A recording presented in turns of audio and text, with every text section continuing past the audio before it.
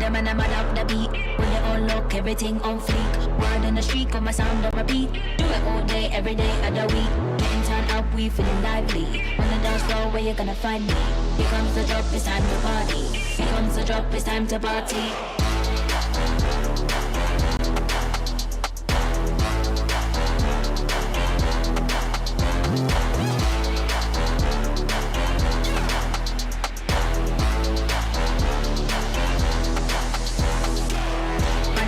Bad up the beat, when they all look. Everything on fleek. Do it all day, every day. Bad up the beat, when they all look. Everything on fleek. Do it all day, every day.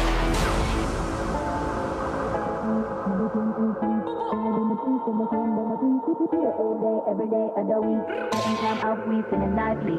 On the dance floor, where you gonna find me? Here comes the drop, it's time to party. Here comes the drop, it's time to party.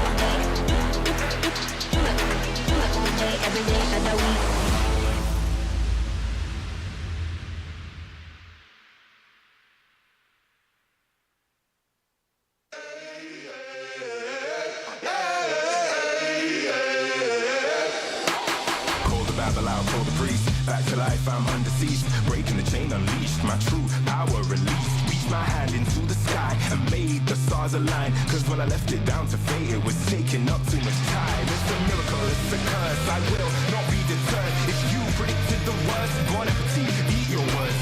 Keep my score, fire the gun. Watch me how I overcome what they said could not be done. I did it, now sing it. Oh, here I go, changing destiny, shaping the road to my victory. I won't admit defeat. I'm making history like it's meant to be. When they send for me, say, get this. Witness the birth of a legend. The past tried to trap me too bad. My future beckoned, I crashed, and yes, I burned. Hardest lesson that I learned was how to take a fall and crawl back out the dirt. Now I'm back from the grave, revived. Time after time, they tried to take my life, and still I wouldn't die. Survive, now come salute him. No man can dispute him. Back and I am biting, street fighting, Ryu Hadouken. What they said could not be done, I did it, now sing it.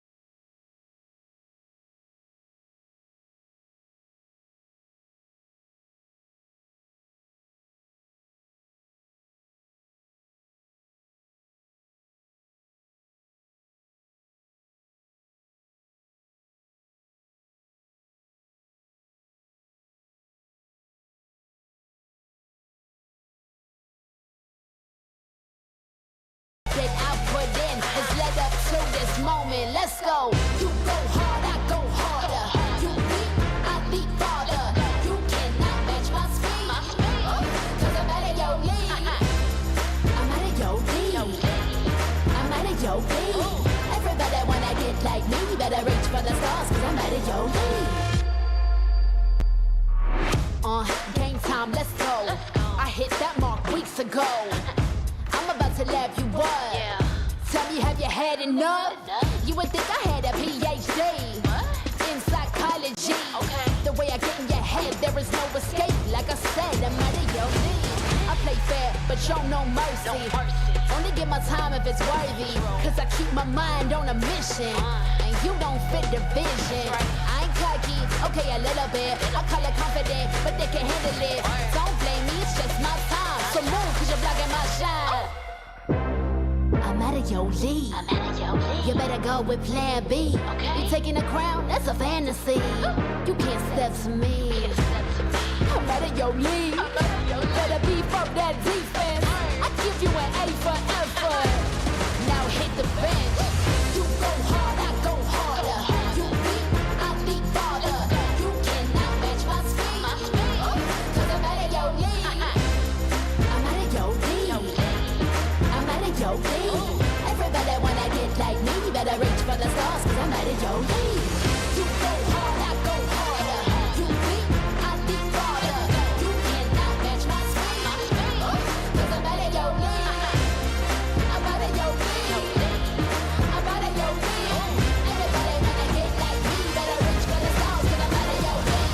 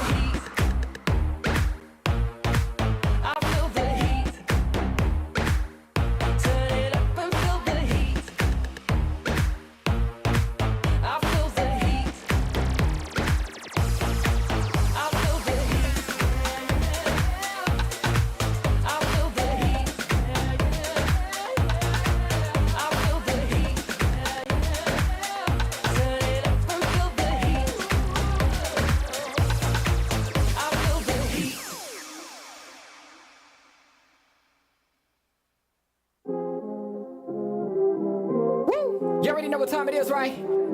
It's your boy Eclipse Darkness. I do this for my people. How I like that? I'm a black, strong man, they can't tell me nothing. What I represent, they try to keep it from me. I done turn a lot of nothing into something. And I'm still out here pushing all they buttons. They can't hold me down, yeah, for nothing. So I'ma stand up. They can't hold me down, yeah, for nothing. I'ma stand up, yeah, for something. Cause they can't hold me down. I done seen it all. Came up from the gutter, baby, now I'm here to ball. I've been talking in my ear, so now they wanna call. They got my line tap, oh yeah, they tryna take it off. Oh no, here we go again. Pull me over, let me guess, it's cause my melanin. Asking questions, me and you both know irrelevant. But I stay cool and collected cause I'm heaven sent. They hate it, I love it, they know that there's no one above it except for God. Instead of be coming with negative energy, I gotta move and die. Give me that back, can't touch my crown, I'm a king and yeah, you know that. Talk about giving it back, I'ma come and take that. Yeah, I'm a black, strong man, they can't tell me nothing. What I represent, they try to keep it from me. I done turn a lot of nothing into something. And I'm still out here pushing all they buttons. They can't hold me down, yeah, for nothing. So I'ma stand up. They can't hold me down, yeah, for nothing. I'ma stand up, yeah, for something. Cause they can't hold me down. Yeah, they know I be about it. I don't do a lot of talking, come and see about it. They gon' try to keep it from you so you don't know about it. I'm a young pharaoh, pick it up and read about it. Here's your opportunity. Telling stories, yeah, to make sure they remember me. Can't hold me down, cause I leave behind a legacy. And don't believe them when they say they who they claim to be. They can't hold me down, yeah, for nothing. Stand tall. They can't hold me down, yeah, for nothing. Stand tall. I'm a black, strong man, they can't tell me nothing. What I represent, they try to keep it from me.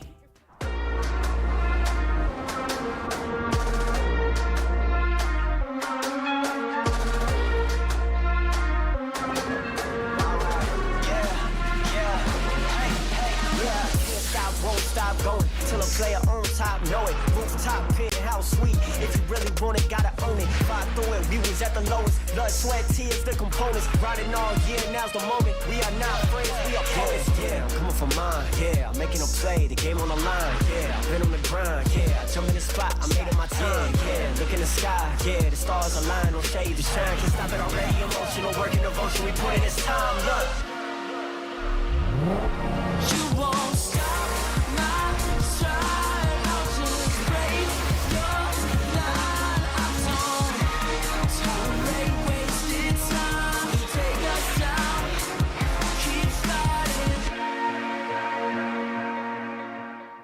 The Snapdragon Pro Series powered by Samsung Galaxy is brought to you by Snapdragon Elite Gaming, Samsung Galaxy S23 Ultra, Monster Energy, and DHL. Welcome to Mobile Legends. What is a winner? Make a promise, then I go and deliver. What is a great? They all amazed. This ain't for beginners. Back in the days, we used to dream, but now we can get it. Work. We gotta push to the limit, then work. Till we finish, then push to the limit, then work.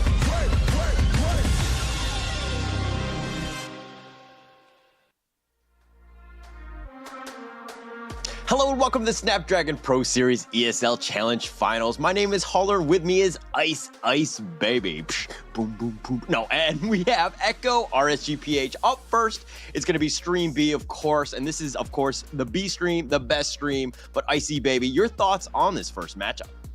You know, this upcoming match, I'm extremely excited to see how one of the best in the business here, especially when RSGPH pretty much won MSC in the previous years here, when they were down in Malaysia. Now they're heading to Indonesia. Can they dominate? It's going to be my question. However, there has been a lot of concerns when it comes to RSGPH in their recent matchup, because, you know, they're not doing, in the current situation, they're not really doing too well. And like we said as well, top 3 pretty much qualifies in towards the finals itself. However, before we talk more about the games here, I would like to thank our sponsor here, Snapdragon Elite Gaming. When winning matters, the chipsets that gives you the best performance to multitask with on your phones. It's gotta be Snapdragon, one of the best chips out there, man. Yeah, and let's talk a little bit about RSGPH. They kind of faltered yesterday. I think that there was, I don't know if there was a bit of an upset. Obviously, you've seen their Udo Red Giants Esports up close and personal in MPLMY, but I mean, the fact that they 2-0'd RSGPH, I mean, that put some respect on their name, right? What are your thoughts on that one, Terrence? You know, that's the thing, right? Like, when we were casting the game against RSG for Udo Red Giants on the first game as in yesterday's B-Stream games, it was pretty apparent that they are very reactive, right? Like, they learn very fast, they kind of pick up details here. There is a lot of growth coming from them, but their result yesterday is what really, really surprised me. And you know what surprises me even more? The mobile phones that they are using to give you the top-notch performance they are playing here on stream here. The Samsung Galaxy S23 Ultra, where they share epic moments and maybe even historical moments for you guys to watch, and I'm pretty sure there are a lot of legendary clips throughout all the C3 streams if you think about it.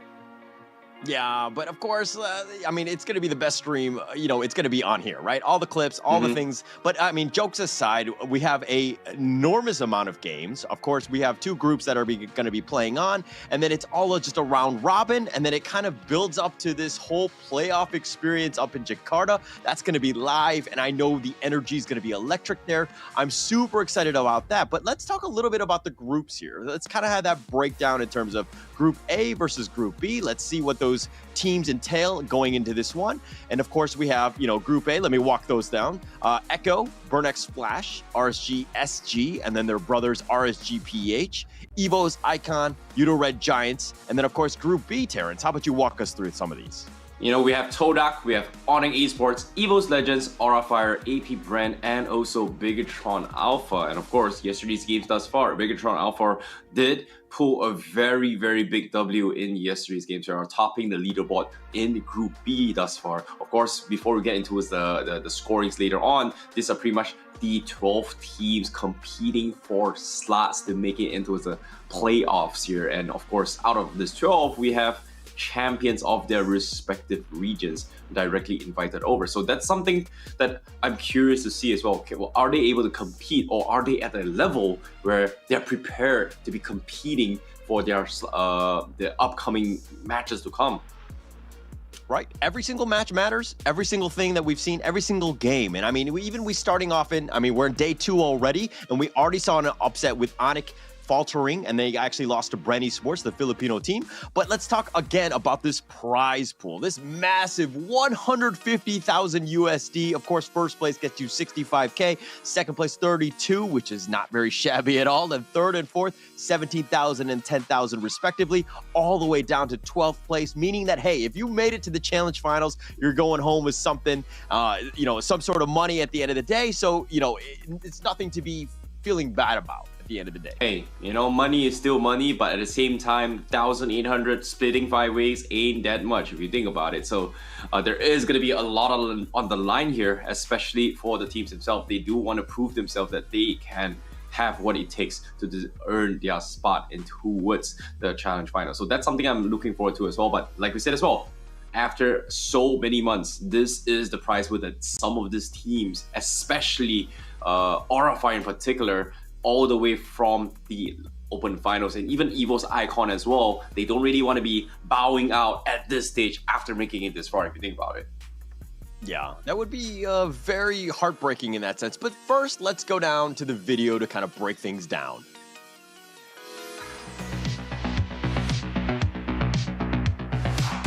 Yesterday's game was by far the longest day in the world. Group A is actually spicier than I expected. Anybody can top 3, anybody can make it through to the finals playoffs. After Burn beat Evo's Icon 2-0, I thought they were back in their MSC form. You know, prime Burnex Flash form. Situation Super Tama with a great spot, locking him down. Doma falls. The feathered airstrike will not be there for Bright. He gets taken out, and Donut is a maniac. But then again, then you cut back to RSG SG, who beat Burnex Flash, even though they lost to Burnex Flash during MSC. They might be able to do this. Oki again unleashing damage. They're going straight for the jugular, and RSG Singapore have done it. Burnex Flash got swept, RSGPH got swept. It's upsets upon upsets. The table keeps on flipping. Let's not forget about some of the upsets that happened on some of the other streams, like Udo Red Giants, for an example. example, You Red Giants. they beat RSG PH with their championship lineup. And that's a big statement in and of itself. Yeah, shows you how much, the team has really evolved. And it's anybody's game. Group A is the land of opportunity. Group B, it's called Jakarta. It is what it is, right? There's just so many Indonesian teams there. I definitely didn't expect Onyx to lose in their first match. And Bren have the chance here, AP Bren, to kind of shut down all the Indonesian teams. And if there's any teams that's actually making a dent on the home court advantage, right? It's AP Bren. And it's too late! AP Bren take the game! They did not disappoint. I think the team right now to look out for is Bigatron Alpha, though. I'm feeling like Bigatron is probably going to be the more stable team. I got to be honest here. Onyx, they're looking up and down. They're going to recuperate, but I don't think they can recuperate over a single day. Onyx has not had a great weekend. I still have high hopes for them. They're going to come back together and only get stronger. Right. So for today's games compared to yesterday there were a lot of upsets. I think Bigatron Alpha versus Onyx is definitely a standout to me. For RSGPH versus Echo, can't wait to see those two titans from the Philippines clash as well. Those are definitely the two matches I'm looking out for the most. I will be keeping tabs on Echo versus RSGPH. Echo is coming in with a lineup that's very different.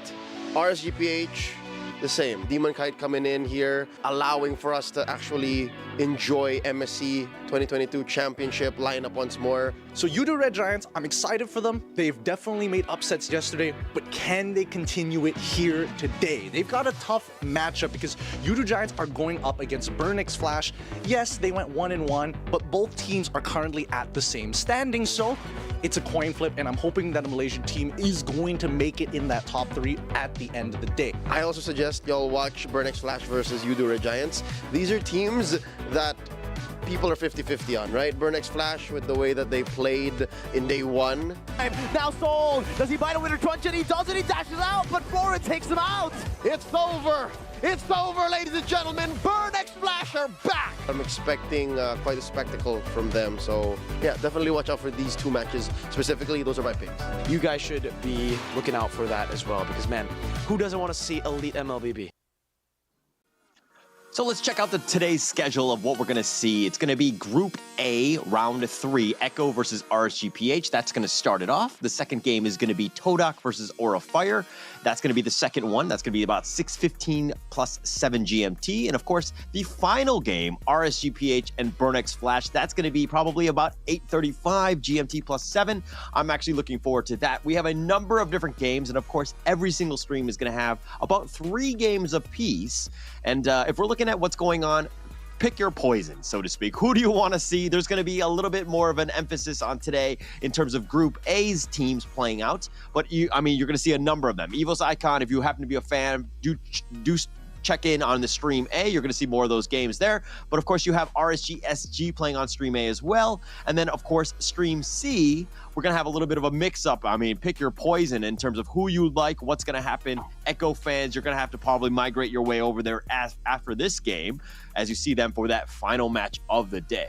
But Terrence, now, I mean, like, what are you thinking about any sort of game that kind of sticks out to you today? You know, obviously, I'm going to be looking forward to the final match for today. RSGPH going up against Burnix Flash. You know, we've seen how RSGPH kind of adapted over the years. You know, they were one of the top contenders for last year and this year as well. And there has been like an integration between rosters as well. Demonkite being played back from the side of RSGPH seems to be a little bit of shakiness coming from them, but hopefully they are going to be a little bit better now after taking some losses here. Maybe they've fixed their internal struggles, etc. So this is something that I want to see. Can they do so? Because their upcoming opponent is not going to be an easy opponent here. And of course, todak is also going to be another team that we are going to be watching out for as well. The newly revamped todak. I think Monshell brought up a lot of valuable points. Well, they're always a surprise factor, right? Like they really thrive in those chaotic moments. But that is based off the previous todak roster. So I want to see how the academy is going to be looking forward to as well. And here's a little bit of outside info, updated news for you guys, and that is that some of the players themselves are pretty much, you know, not feeling well themselves. But of course, you know, to show your support here, why don't you guys get yourself some tickets? You guys can watch the main event on at Istora Senayan, Jakarta on the 21st to the 23rd of July. And you better catch us live in Jakarta. It's a pretty lively event. Yeah, definitely a lively event. And I mean, you know that's going to be off the chain, right? Especially in Jakarta. The energy, again, is just going to be crazy. And of course, the tickets are only 30,000 rupiah. I mean, it's the price of a coffee. I mean, it might be a little bit expensive depending on what kind of coffee you're getting. But it's one of those things that you could purchase. And it's, you know, you hop yourselves in, check out the games. And I mean, the tickets are all there. They're still on sale right now at the URL that you see right below. But I mean, we're getting to the point where it's do or die, right? This is day 2. And of course, it's the groups. It's a round robin. You don't have very many games. If you're 0-2 and you're on the bottom looking up, you got to struggle. You got to fight. You got to make sure that you give yourself a chance. If you're on the fence at 1-1, I'm worried about you, right? You got to fight at the end of the day. And, you know, Terrence, the 2-0 guys, they can kind of just sit back and sip a latte, right? Yeah, probably. But at the same time, when it comes to, you know, chilling right now, I don't think it's the time for chilling, especially in day 2, especially you want to qualify your way through, right? Top 3 is the position you want to be in. And when it comes to this kind of scenarios here, do you want to secure your top 3 first, or do you want to save your strategy? Because there is different approaches here with different teams. Some may be saving up the strategy for the main event. Some would be just, you know, testing out their strategy as well. So there are just so many things actually happening. So yesterday we did see some very interesting strategies. Some may be read, some may be used, some may be adapted. So when it comes to adaptations here, this is the match I'm looking forward to here. Will RSGPH be able to rise up to the challenge and go up against Echo PH? This is something that I want to see, because we are finally seeing a Filipino versus Filipino action. And when it comes to this, I guarantee you, regardless of how they are doing when it comes to their respective region, top or bottom, whatever the brackets is, it is going to be close and it is going to be a jam-packed action. And I hope RSGPH is able to give us a good performance today. Yeah, I mean, they have to, right? This is, I think, do or die, but don't get me wrong. I think Echo is the team to watch, but let's check out the video introducing the team.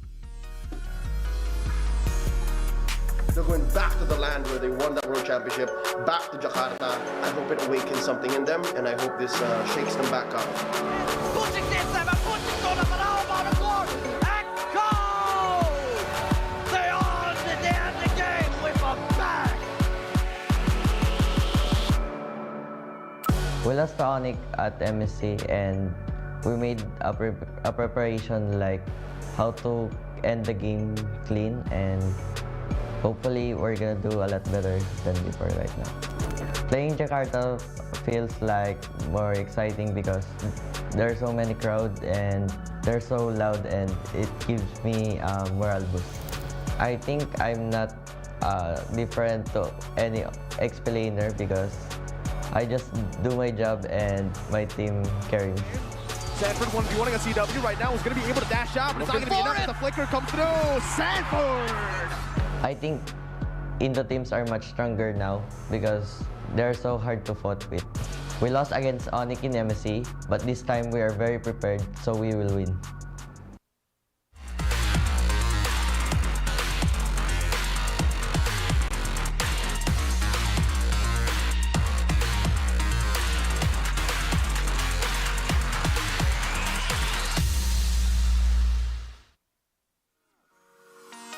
Now, there you have it. Echo PH starting the lineup for today. We have Sanford, Zaida, Sanji, Outplay, and Yawi this time.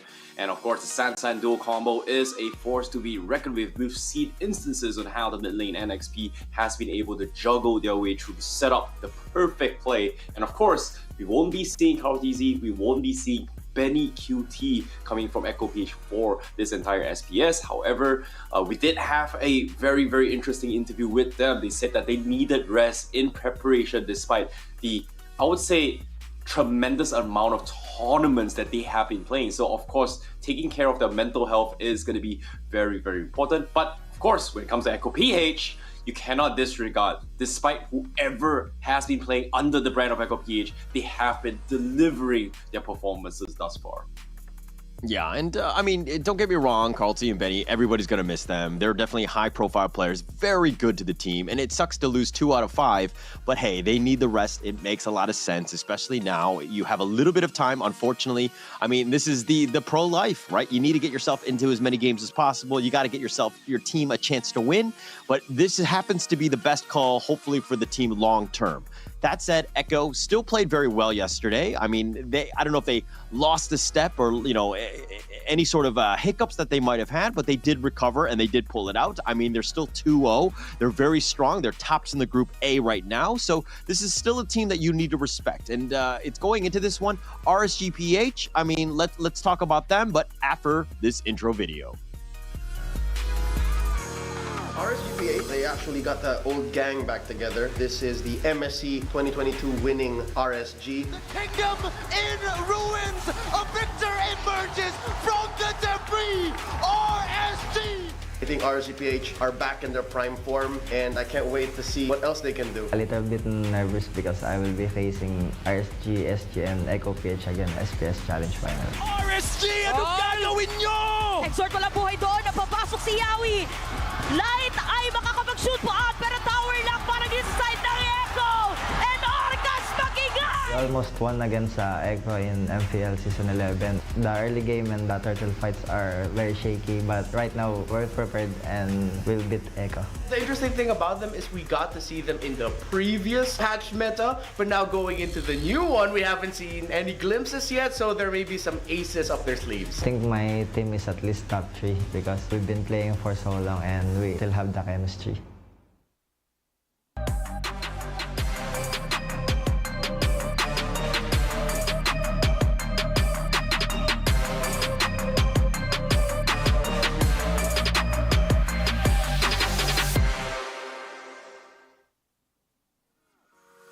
RSGPH is going to be represented by Nats, Demonkite, Aqua, E-Man, and Light. This is a team that's been together for quite some time. We've seen some synergy and some well-played team fights that happened.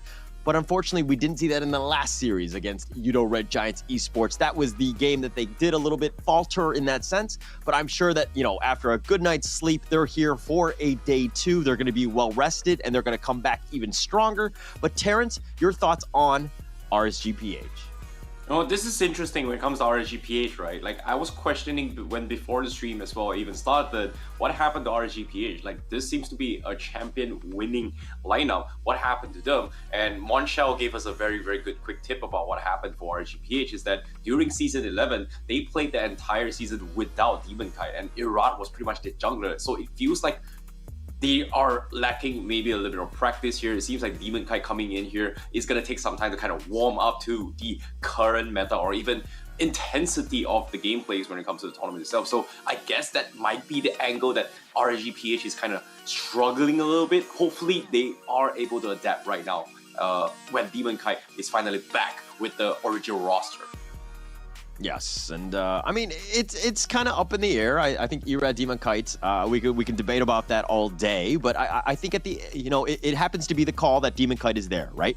We saw glimpses of it yesterday. I think he's been on point. He was very aggressive, but then there were some questionable moments where he went in and the rest of the team weren't on the same page, right? I don't know if it's a communication thing or, just you trust your guys to be there, but they're not exactly there, but something was a little bit off, right? And I'm hoping that, hey, after that series, you went back to the replay, you figured out what you did do wrong, and then hopefully you'll bounce back and have a much better game because they really need it going up against this very strong Echo lineup.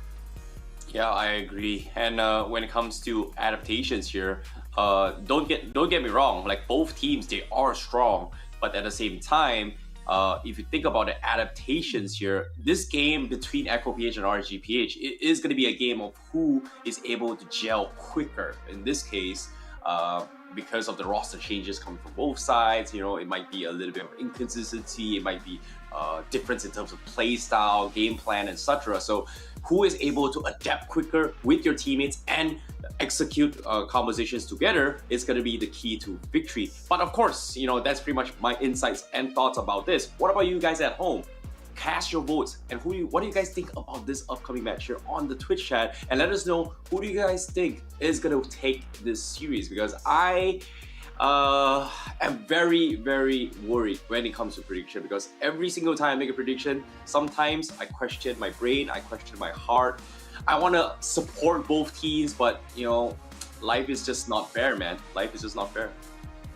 Yeah, and unfortunately not fair in that sense. But let's, hopefully we'll see the head-to-head, get a little bit of an idea in terms of strategy, or at least some of the stats. Maybe this will sway some of the voting. But if we're looking at Sanford and Nats here, I mean, KDA, look at this, 321-9 from Nats versus the 2042-19 from Sanford. I mean, the 55% kill participation is speaking volumes for Sanford. And the reason why Echo might be doing a little bit better, Terrence? Well, obviously, right? When it comes to stats, there's just, in terms of data-wise, it's like, what, 3 to 4 games here. Obviously, Echo PhD have been winning their respective games, so obviously their stats is going to be overinflated. But the one that really brings me a little bit of highlight here is their picked heroes thus far. It is very similar in terms of Terizla as well as Uranus. It is kind of like the meta when it comes to zoning, but I like how they even brought in the Masha to kind of adapt towards the meta to kind of replace heroes such as Hilda that is able to invade jungles rather early as well. So there is integrations of how they prioritize the pre-fall starting rosters or even the starting clashes. So I like how there is a different approach, but eventually it comes down to who wins it. But of course, enough of that analysis. I want to see what your prediction is and my prediction is when it comes to this upcoming matchup. Who is it going to be? What's the prediction like? Who have you voted? Wow. Okay. 2-0, okay. Really? Why? Yes. I just thought they were, a momentum-based team. I think they take an early game one, and then RSG kind of don't know how to react, and then they, Echo just kind of win out that second one. But I would love to see it go that third game. But why, why did you say 2-1? That's the thing, right?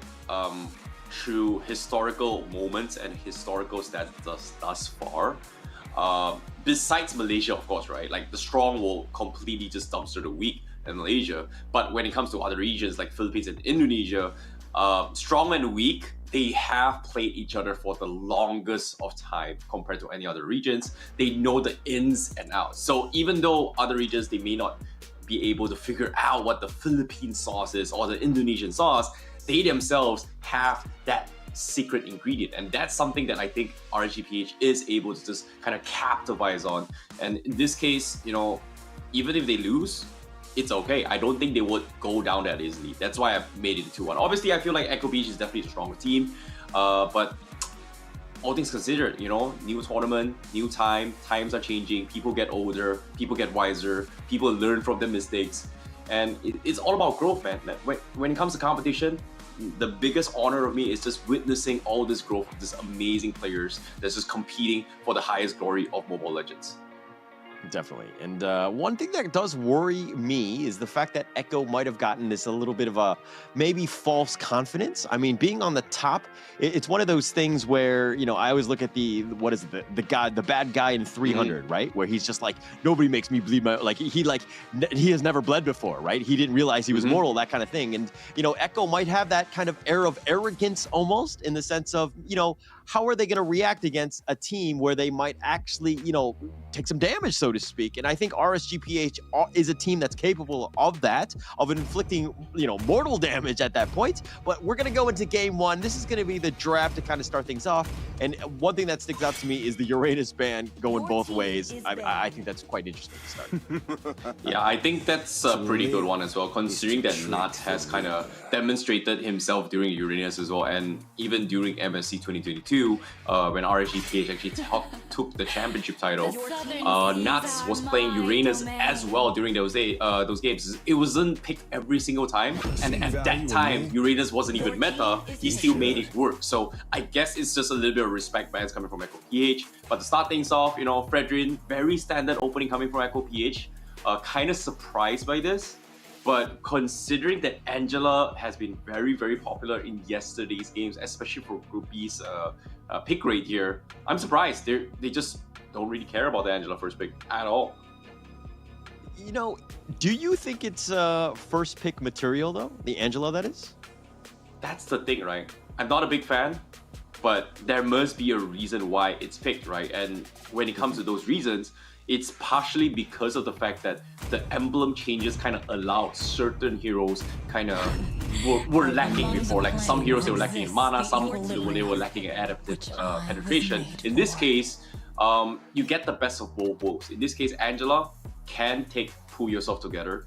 They can take like Impure Rage to a certain degree, or maybe even the final Ignition here to a certain degree. And this 2 and 2 mixed together gives you the best of both a mage and a support, which kind of enables an Angela a little bit better compared to before. So I guess that's the reason why they treat it as a meta.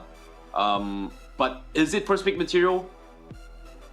I don't really like it. I think it's not, because it's pretty one-dimensional to me.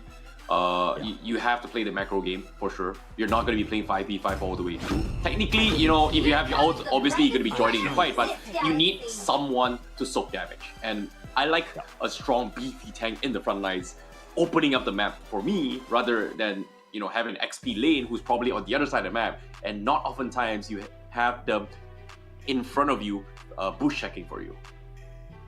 Yeah, I agree.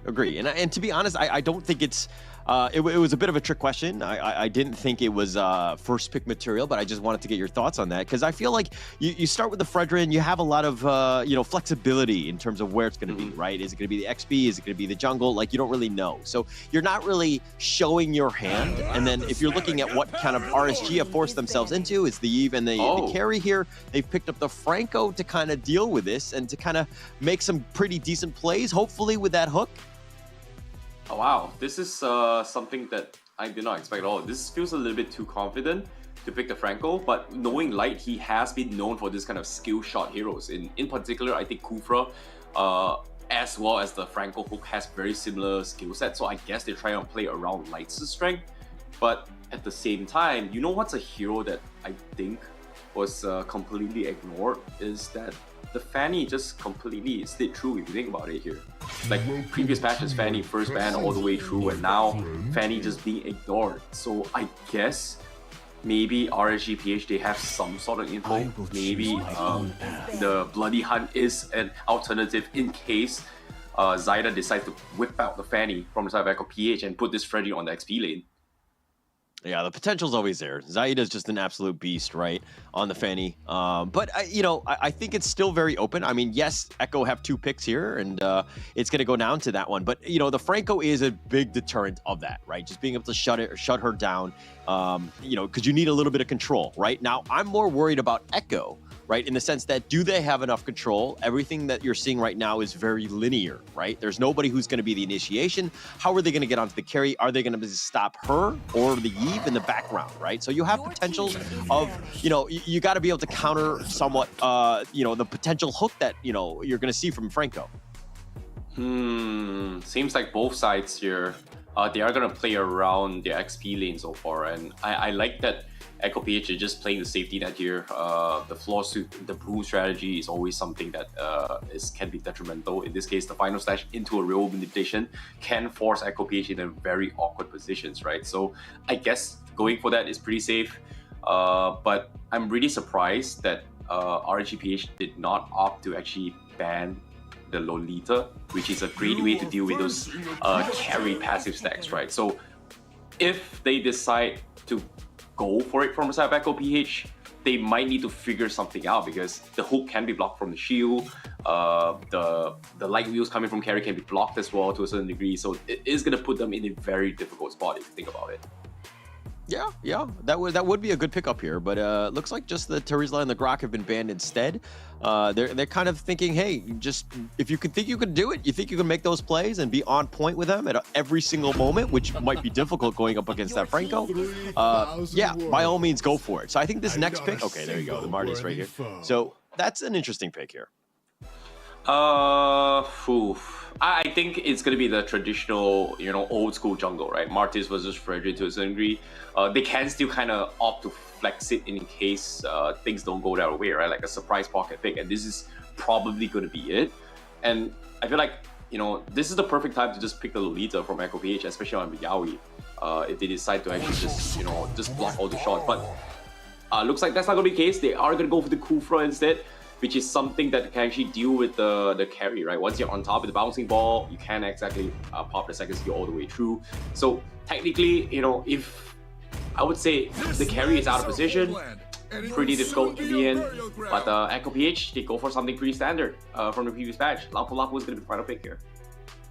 Okay. That rounds out the draft here. Now, if you're looking at that, what as RSGPH are you looking to do, right? You've seen the balance, yeah, the Kufra, you have initiation, you have the Lapu Lapu kind of just, you know, being a menace, just trying to tear things up and doing a lot of damage. But what do you do now as RSGPH? What is that last pick?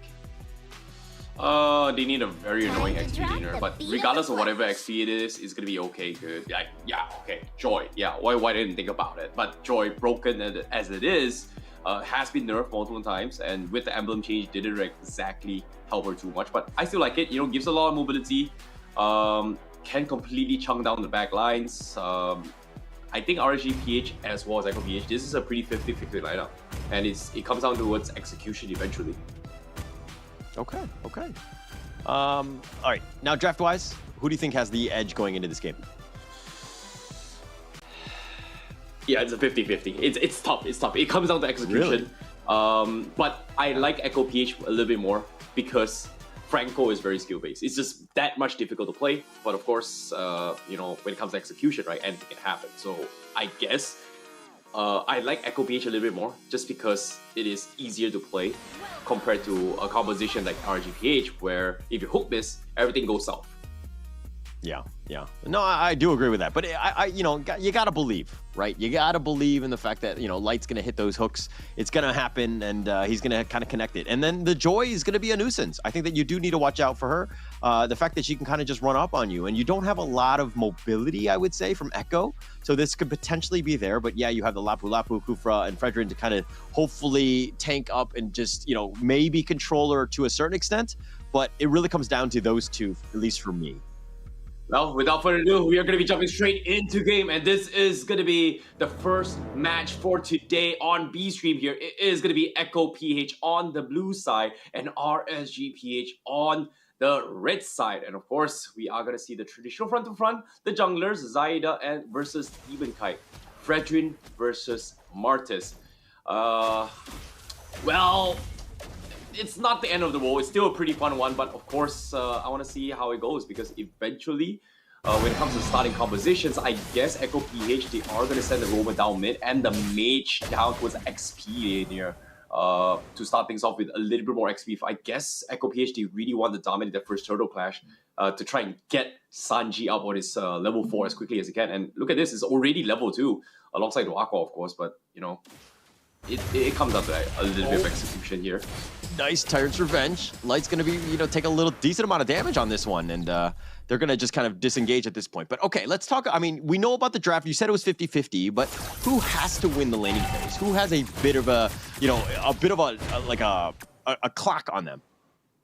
I think when it comes to Echo PH, they definitely need to play this a little bit slow, at least towards the middle stage of the game, right? Like, they need to be able to snowball a little bit in order to kind of prevent Iman from getting super out of control, because Iman is going to tank through Fredrin's shield and HP very quickly here, but in this case, he's going to get caught out here. Oh, Zaida, that's one hook, and he's going to use the Energy Eruption just to get to safety. He dashes over the wall, he's going to be fine. The Tyrant's Revenge a little bit off the mark, but now Yaoi has to flicker, he has to bouncy ball away, and yeah, I guess RSG made them waste some of their cooldowns here, but all in all, no kills. Yeah, you know, as soon as I say that Echo PH should be playing a little bit slow, RSG PH, it seems like they want to try and accelerate Iman's farm, because right now the win condition for them is to make sure that Iman gets the necessary farm in order to snowball on this tanky composition, right? Light, right now on this Franco, does have his nerves despite the previous patch. Franco is not as much strong as he can, but now Turtle Clash comes in, it is going to be important for them. Oh, the turtle! Demonkite will steal it. The fast fingers are on point. Nat's going to be there. They do have the nice suppression. The Bloody Hunt locking him down. And mind you, Joy has been killed. Nats, that is. And they have the flicker from Sanford. He's going to get away. Yaoi had died as well. It's 1-1. Yeah, this is so important for both sides. Like the first clash, you know, as soon as I was talking about it here, they needed to win this 50-50. Yeah, it's a big dub coming from demonkite, but losing Nuts, not exactly a good sign, because that means Sanford will be able to do what he wants as a Lapu Lapu. And Nina, remind you, Lapu Lapu is so underrated in the mid game. Definitely. And you know, you got to harass him, and you got to make sure that he has to fight for his farm, so to speak. Light flickering away, Tyrant's Revenge just on the backside, but the real world manipulation, that's going to be committed. That was the stolen one, but Light is just too tanky at this point. Yeah, Yaoi, you know, if he had the flicker, he would have just connected there, but unfortunately, it was on cooldown.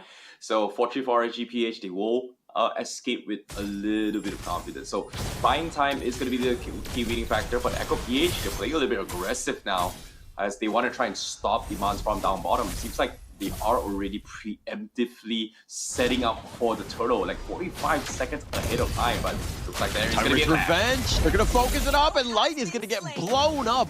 He was just trying to walk through the life of a roamer. Sometimes you just check a brush, and then you just get blown up. Yeah, that was huge. Like, this is like something that RSGPH weren't expecting as well. Like, I think Echo PH going for this early gank, I would say early setup, it was just them getting caught off guard. So that just means that if things didn't work the way it should, like if Sanford just lost his lanes up top, this play right here would have been very costly coming for Echo PH. Yes, definitely. But it looks like they're going to back off here. I mean, the turtle is up in about 7 seconds, so that's going to be the next big engagement here. But Zaida sticking around.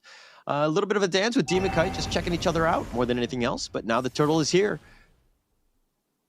Yeah, when it comes to this turtle fight, I think RGB, like, they need Light to get that perfect hook to actually shut them down, but half HP, they got the hook though! Oh, the real world manipulation, they've got him with the Bloody Hunt. The combo is on point. Sanford has been killed, but the turtle has been taken already by RSGPH. Can they get anything else? They use Bennett's Rage, Hiru's Passion, anything to keep Yaoi there, but he's been locked in. He's going to be killed, and demonkite gets a kill. Oh boy, like as soon as I say it, like you know, sometimes I gotta call myself a prophet, but this is very, very important for RSGPH. Like, they have been punished and pressured all this way through. This is go time for them, and can they take advantage of it? Because Iman now is level 7, just barely 5 minutes a game. This is a very powered farm carry, and by the 8-minute, 9-minute mark, if Echo does nothing about this, RGPH is just gonna completely dumpster all the tankiness coming from Echo PH, and even the itemization as well. Zaida, he just got his radiant armor, not necessarily the greatest item to do with the burst coming from Iman later on. Yeah, but RSGPH have done a good job of creating a lot of space for Iman. They got that T1 very early. Now RSG is making an appearance into the mid lane, hopefully looking to push that one in. But again, this is a, you know, RSGPH have played this well. They're up 1.8k. This is exactly how they wanted this game to go. Yeah, but in this case, Iman, look at this, the damage coming in though, and Sanford now getting caught up. Oh, the Bloody Hunt, the real world manipulation. He gets out, oh my goodness. And now Echo PH, they have to fall back with the beat coming in from Nas. They are going to try and zone them out, but this prolonged fight is not helping at all. As RSGPH, they are able to zone them out, but at the same time, they've got bigger pictures here. The middle turret will be taken down though, coming from RSGPH. RSGPH doing quite well. I mean, they killed Sanji, which is a huge one, plus they got that T1. That is actually very huge at this point. Yes, it's only 6 minutes, but I mean, look at that 2.7k net worth lead. The turtle is going to be up very shortly, and they've already pushed out most of these towers. So if anything, Echo have to be, you know, very reactionary to that. They have to counter it. They have to fix the lanes before they can make their way to the turtle. But as I say that, it looks like the heroes are starting to amass around the turtle now. Oh boy, Echo. I don't think they should actually fight this as well. Like, Iman, he just got his golden staff, and Iman is in position to contest this. So Echo PH, this is going to be a risky gamble, but they are going to force the issue though. Light. First one down. He's just walking into that one. He just gets blown up with a Bennett's Rage. Ashura Aura from demonkite. He's going to back off here, but that's one opening. Nats has now joined the fight, and Echo does have that advantage. Mind you, outplayed his top lane. They're 2-10, but they've got 2. The real world manipulation, that's going to be committed. They're going to exit the zone. They're going to be fine. The turtle's continuing to be gone on. It's about half-life. demonkite sticking around. He wants to fight this. He doesn't want to give it up for free, but it looks like with Light just making an appearance, it's too late. Yeah, that was a little bit an awkward start here. Like RSGPH, they had the perfect tools to work with, but they were just not in position. So Echo PH was able to just, pick them off bit by bit. And on top of it all, Echo PH, they were just one step ahead in terms of position. So nicely done coming from Echo PH. They really took advantage of the AoE burst that Outplay can be bringing to the table, which is very, very nice. But once again, RSGPH, like, I'm not sure what is going on with their minds. They're just always setting up for fights right from the get-go. And Echo PH, one wrong move, they are going to get bursted down if they walk into the wrong push right now. I like it. I mean, this matchup is crazy, right? You have like two heavyweights just going at it. They're trading blow for blow. It's not like one guy is just kind of beating up one guy and just letting him go, but they're actually counter-punching, right? Echo knew how to get back in this game. They took a big chunk of that lead down. They got themselves in. Yes, they're still far behind, but they now have a little bit of an opening, right? It's all about the baby steps. Make sure that you do smart things, smart decisions, so you're not sacrificing anything, so that you give your team a chance to win. Oh, the time Yowie going in way too deep. He's going to be left for dead. Aqua will snipe him out. The real world manipulation is just going to zone out the rest of them, but it looks like they want to continue on. Zaida's going ham, and they've got him, and Sanji's on the backside. He's focusing on Aqua, but he's taking a lot of damage. Joy now they've got the bloody hunt. They're locking it down Sanjay. He flickers to safety. Demonkite's already been killed. Nasic's going to take him out. He's going to run away. Sanji's going to be killed as well. Wow, this is huge. This is huge for Echo PH. Like, they needed to slow down Iman's farm. And because of this, they were able to kind of bounce back. But the question here is, even if they got them this, can they get more out of this? Because it's not enough. They're losing so much map control, especially when they lost this early mid-tier 1 to RSGPH. Yes, they're able to stop Iman. He's very close to his DHS, but once that comes in, this is not good looking for Echo PH. But look at this. Nas is going to try and make space for the team, force reactions from Echo PH. But as of now, Echo PH, they know they are in the best position to contest and force a fight right now against RSGPH. Look at the net worth lead. It's like, it's next to nothing right now. It's a 50-50 at this point again. And you see how these two teams are very familiar with each other. They understand the play styles. They know what's going on, and they know how to get back in this game. Look at this Lord now. This Lord dance is actually huge for not only the objective, but to kind of dictate the pace of the next 5 or so minutes, right? It's the 10-minute mark here. Of course, this is the first Lord, and now Zaida is just tanking it up in the front. Yeah, this is tough. This is tough. They need Iman's DHS up right now. You can see Iman, he's trying to the hook. Because but they forced the fight though. Real world manipulation. They got him. And then it looks like life is getting very low, but they're going to look to kill. Sanford kills him out. Sanford now on the back line. Iman's been killed. Most of the damage is in there, but Zaid is going to be killed in return. Demonkite is trying to fight this, trying to get into this one, trying to do as much damage as possible. Yowie misses the Tyrant's Revenge, and it looks like they're going to disengage at this point, but it's a 2-for-1, and that was slightly favored in Echo's way. Oh boy, like the little things that Echo PH is doing is just incredible. They found the timing, and you can see the desperation for RGPH, right? Like, hey, Iman needs his DHS. Like, they're trying to get farm for him, and while he's trying to look for farm, Echo PH punishes that. And this is huge, and now, even now, right now, they're still forcing a long fight, and there's nothing RGPH can do. Oh, they're going in! That's just been blown up! Demonkite has been killed as well, and the Lord is looking to be killed as well, and Outplayed will take that one. Echo win that one in spades. They've got 2 kills in addition to the Lord. That's exactly what you want is Echo. This is huge, but again, Yawi went absolute catch once again, but Light now gonna be a little bit of trouble here. He's gonna be caught out. Echo, they're gonna try and collapse, but fortunately for him, he's gonna be but he pulls them back right on the tower. Zaida's gonna be bursted down. Iman looking for the sides here. Yawi tries to sacrifice his life, but they will lose 2 for nothing, potentially, but Zaida, he actually gets out. Yeah, very tanky. Iman was focusing his attention onto Yowie. Yowie had jumped it, and he was like, all right, I'm going to sacrifice myself. Jumped into Iman, and Iman was like, okay, I'll take that one out. But unfortunately, he wasn't able to kill Zaida in return. So that they're going to back off here. Now the Lord is going to crash in the top lane. RSG will easily take that one out. But it's a bit of a coin flip at this point. But, you know, the 3K net worth lead going the way of Echo.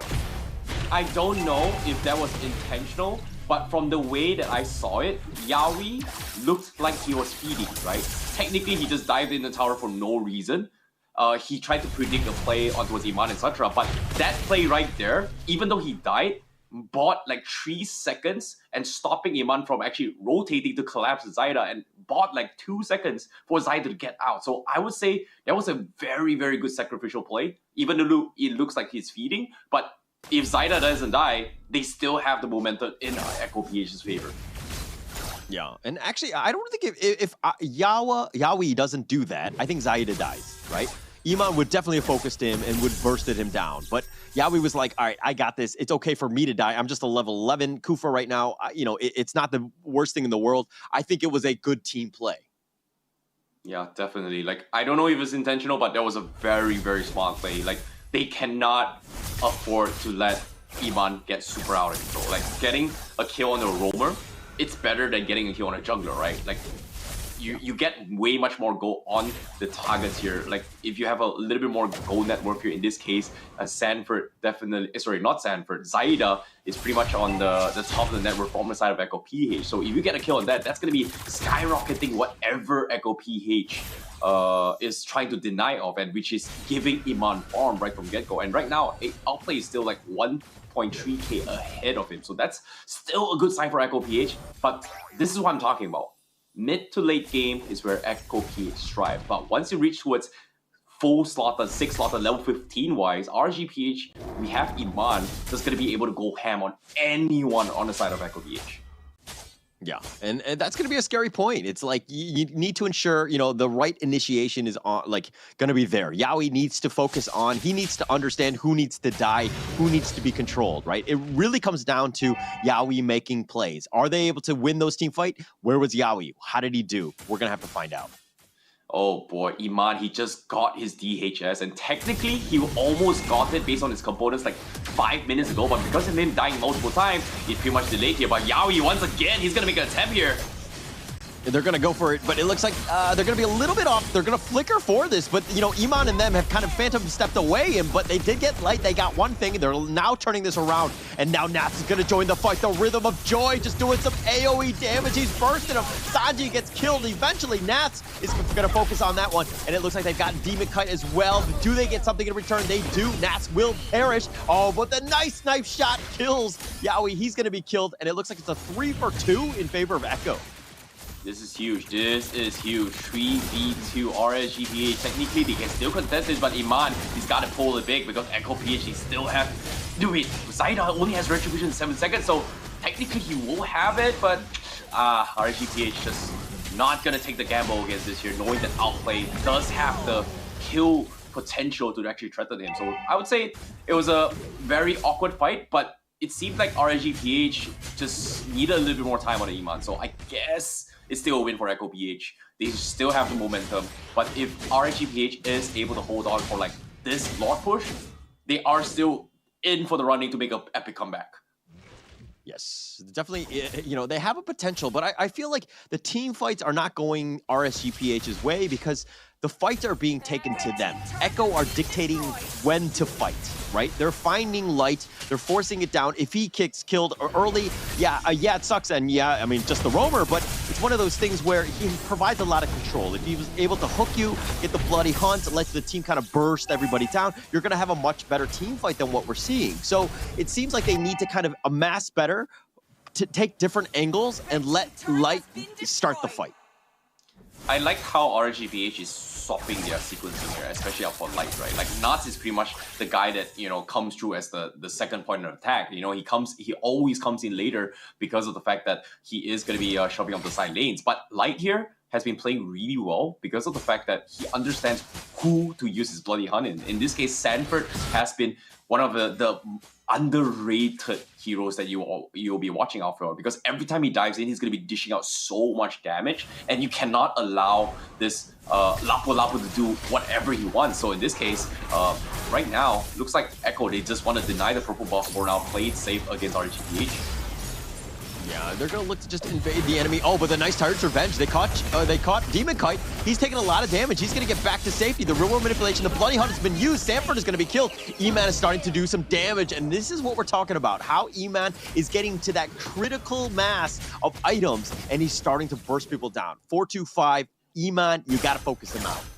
You know, Iman, he's doing the right things. He's definitely, doing what he's needed as a carry player. But you have to give credit to Lightman. He understands who he needs to shut down. And that Bloody Hunt catch, that hook onto a Sanford just completely says, Echo PH, that's it for you. You don't have a space created or it gets completely shut down. And this is finally go time for RSGPH. And, despite being oppressed for so long, I would say the oppressors are now feeling oppressed. I mean, this is the way. I mean, they got 2 T2s in that one, so they won the team fight, but they're still behind. But if you can feel the momentum, and that 2K net worth lead is kind of negligible, right? At this point, RSGPH, I think, are kind of in the lead. If we were talking about just momentum alone, they definitely won it with that team fight, which was huge for them. They're back in this game. Now they back off and take the rest of their jungle.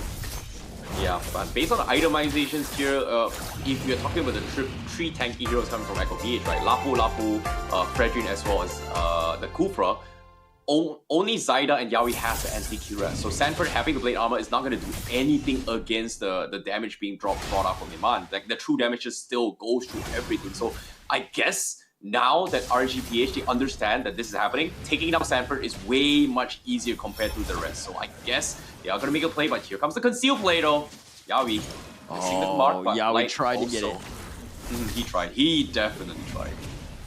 Yeah, I mean, Iman was just trying to push the wave, and then they spotted him out, and Yawi was made a beeline for him, tried to focus it. But if you're seeing what happens is that Outplayed is now going to deal with the minion wave in the top lane. They have a small opening, RSG that is, to kind of, you have a little bit of an advantage in terms of numbers, but as I say that, it's evened out now. Yeah, but as soon as I say this, though, this Lord Pit coming in is going to be a little bit different as well, because it is going to be a stall match here. Whoever gets control of this Lord Pit right now is pretty much going to take, I would say, the fight into their favor. And in particular, Echo needs this aggression because they need to set up for Outplay's wombo combo AoE damage. So if RSGPH dives without, taking that into consideration, they are going to get completely obliterated. All right, I'm worried. Sanford is all the way in the bottom lane. He's been shown. The Lord is so low at this point. The real world manipulation, but Saida takes it. Oh, he steals the Lord. He gets on out. That's going to be life number 1 for Yawi, but it's all worth it at this point. Iman will ensure that he gets that kill. Sanford is now there, but they've gotten the Lord, and that's a win for Echo. Yeah, that's huge. That is huge. Like, they got the right catch coming in, but as of now, Saida, he's going to make an attempt here. He's going to go for this one, but the Lord has taken most of the brunt of the RSGPH damage, and it is just an early one in that sense, but Demonkite, can they get any sort of follow-up? The hook has already been used. It's on cooldown. Now they're just chasing after them, and Echo are like, all right, I'm out of here, bro. Okay. We finally got to this stage. This is exactly what RSGPH wants. Echo, they realize the fact that, hey, you know what?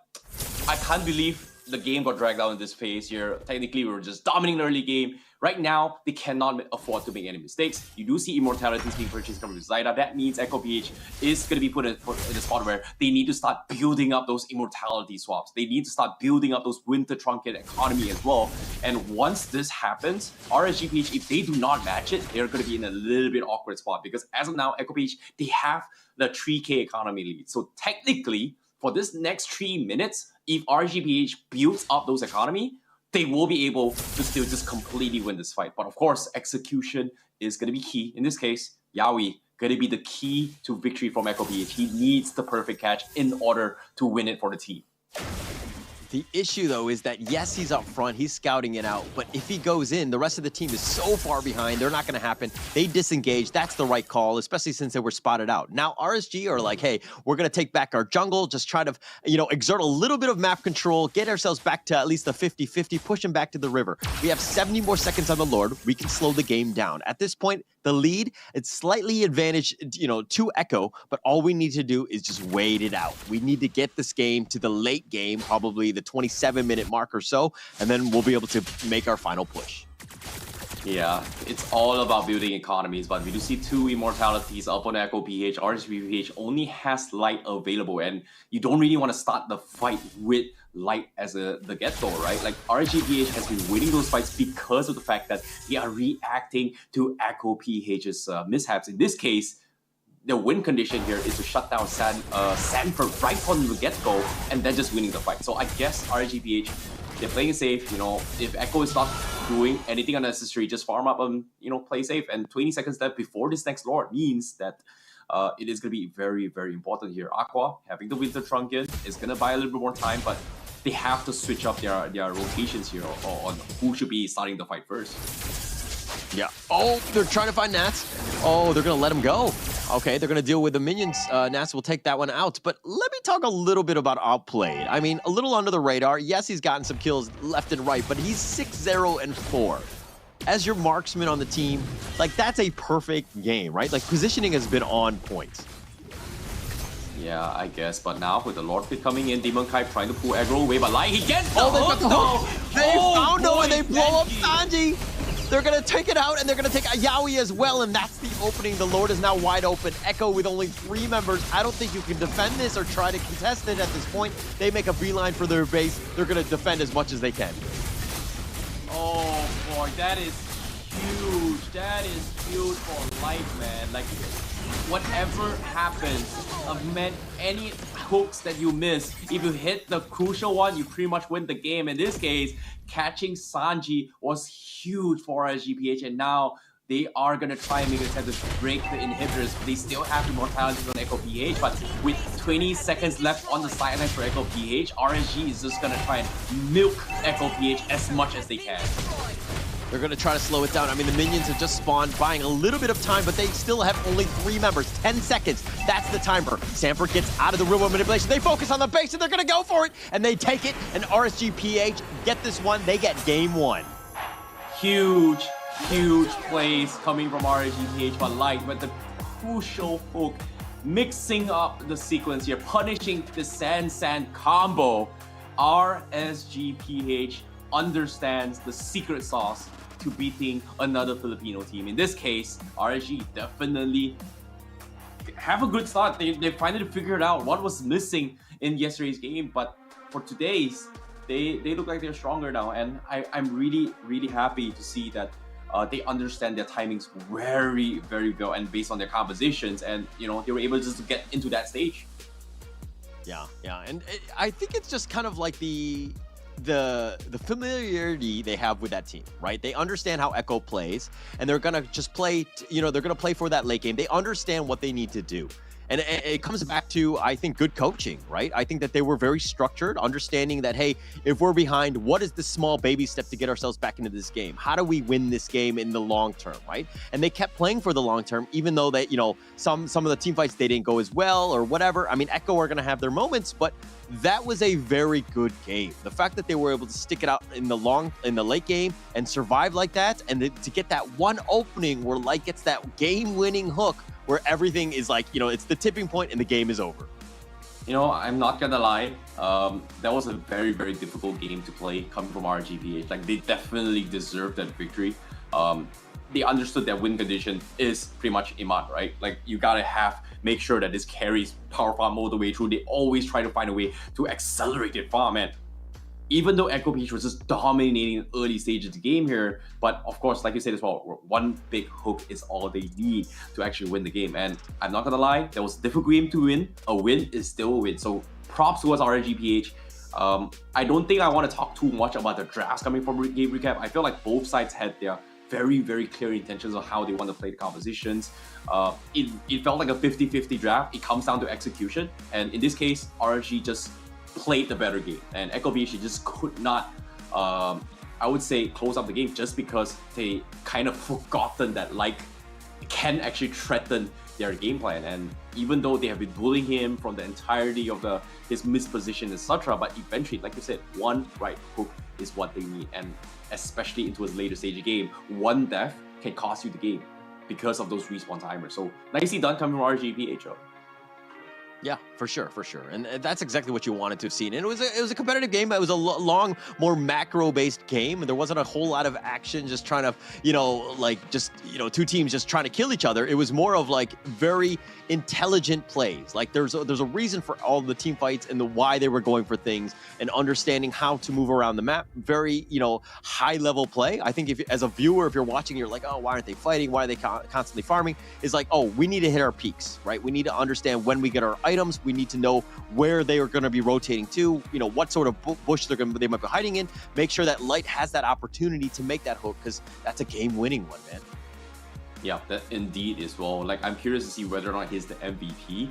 But at the same time, it feels like both teams, in terms of junglers here, they have very, very different ideas on how they want to play the game. But in terms of understanding positioning, I feel like both demonkite as well as the Frederick player here, they do play this really well. In this case, they understand that they need the Lord in their position in order to set up for bigger fights. And in this case, having a Beatrix that relies on, you know, close space defensively gives him the maximum value in just dishing out damage. And every single time this happens, RSGPH stops that. And that's something that I really, really like, how RSGPH understands to make the best out of the worst situation in their favor. So positioning is going to be key. The fights that you play is going to be very, very important. And in this case, you know, both Zaida and demonkite, even though we don't see too much flashy plays coming from jungler, but they're thinking of the bigger picture, setting up a fight that is favorable for the team. And both sides, I think,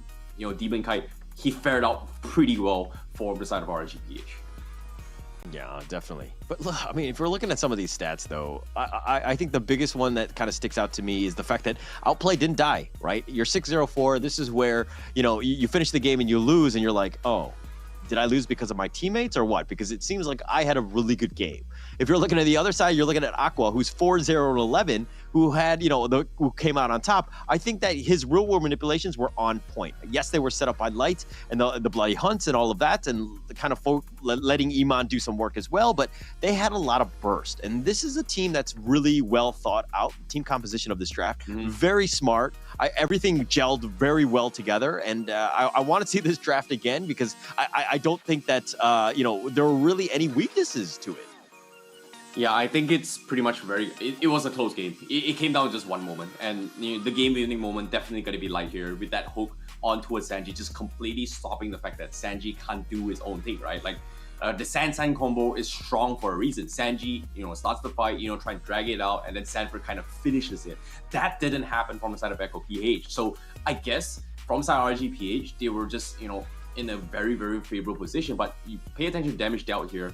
Of course, you know, it is going to be very inflated against RSGPH because of the final clash, but of course it is because of the fact that Iman is carry, right? Like, he is going to be able to do so much damage because of the fact that it just does true damage. But what surprises me is Nats is able to match that as well, which is crazy on this droid. Yeah. And I mean, like, you saw how RSG would take the fights. They would have somewhat, you know, kind of front and center. They were kind of, you know, letting Light to kind of focus things in. demonkite was there. And then you would see Nats on the flank just focusing on, you know, the Sanji, the Beatrix, the Outplayed. I mean, just trying to just make them move, right? And make them uncomfortable, where they can't just focus on the same guys that everybody else on the team is doing. And you saw what was happening with that Joy. That Joy was very underrated in terms of the team fight and the impact that it had throughout the game. Yeah, I agree. And, you know, when it comes to the plays as well, like damage to tower, obviously RSGPH and Outplay, they were doing pretty okay. Echo PH, they took advantage of their early aggression, taking down towers, etc. But in terms of damage here, Sanford just couldn't do anything. Like, RSGPH had very clear intentions on how they want to shut down, right? Early game, Echo PH, they want to shut down Ima. They want to stop his progression, kind of let Outplay do his own thing. Like, Outplay was just, even though he didn't die, he was doing the necessary things. Whereas RSGPH, their sole focus was pretty much shutting down both Sanford and Sanji, and they don't really want the fights to be very, very much prolonged. And what I mean by prolonged is that all 5 heroes are standing. They want to close it out with Iman's burst potential. So I guess the sequencing from both sides are very unique.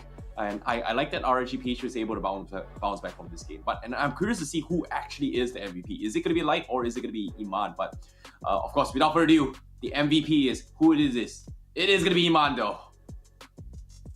I I mean, 626, like we talked about the fact that Iman had to have had a good game. And at the end of the day, Iman was that carry, right? He was the reliable one, the old true, the tried and true, so to speak, who was able to make sure you were there when you needed him, right? He had that farm. Yeah, he had a couple deaths very early, but towards the end of the game, I mean, he was almost unkillable, right? 80% kill participation. The damage, the DPM was off the chains to 3,102. The DPM might have been a little bit higher, you know, that's what I would want in my own marksman, but you know, it is what it is in that sense. But I think he played very well. But let's check the highlights to kind of break down some of those Iman plays. Yeah, and even though he's got 2 deaths in this place here, he definitely deserves an MVP, right? He understands when he needs to get those kind of farms. Like even this highlights here, you can see Echo PH, every single time they force a fight, they do understand that they need to be shutting down specific core heroes. Starting here, they shut down Yaoi. Later on, they kind of dominate early aggression, which is something that is in their favor. And what was interesting was that despite RSG knowing that, hey, it's, you know, technically they should win the early game. How about we just outmatch them, try to set up an ambush and kind of slow down that aggression. And those little things kind of scale into the middle stage where Echo PH just lost the momentum they were given to. Even though, like, technically these are all very, very high risk plays coming from RSGPH, they forced and bought so much time because of the fact that they're just here in your face, means that Iman won't easily be taken out right from the get-go. Yeah. And I mean, like, rewatching some of these fights, you're just seeing RSG kind of just running ham at them. I think their target priority was on point. You know, he got killed a lot early, right? And that's why kind of Echo did very well with some of the team fights, because they didn't really have that control.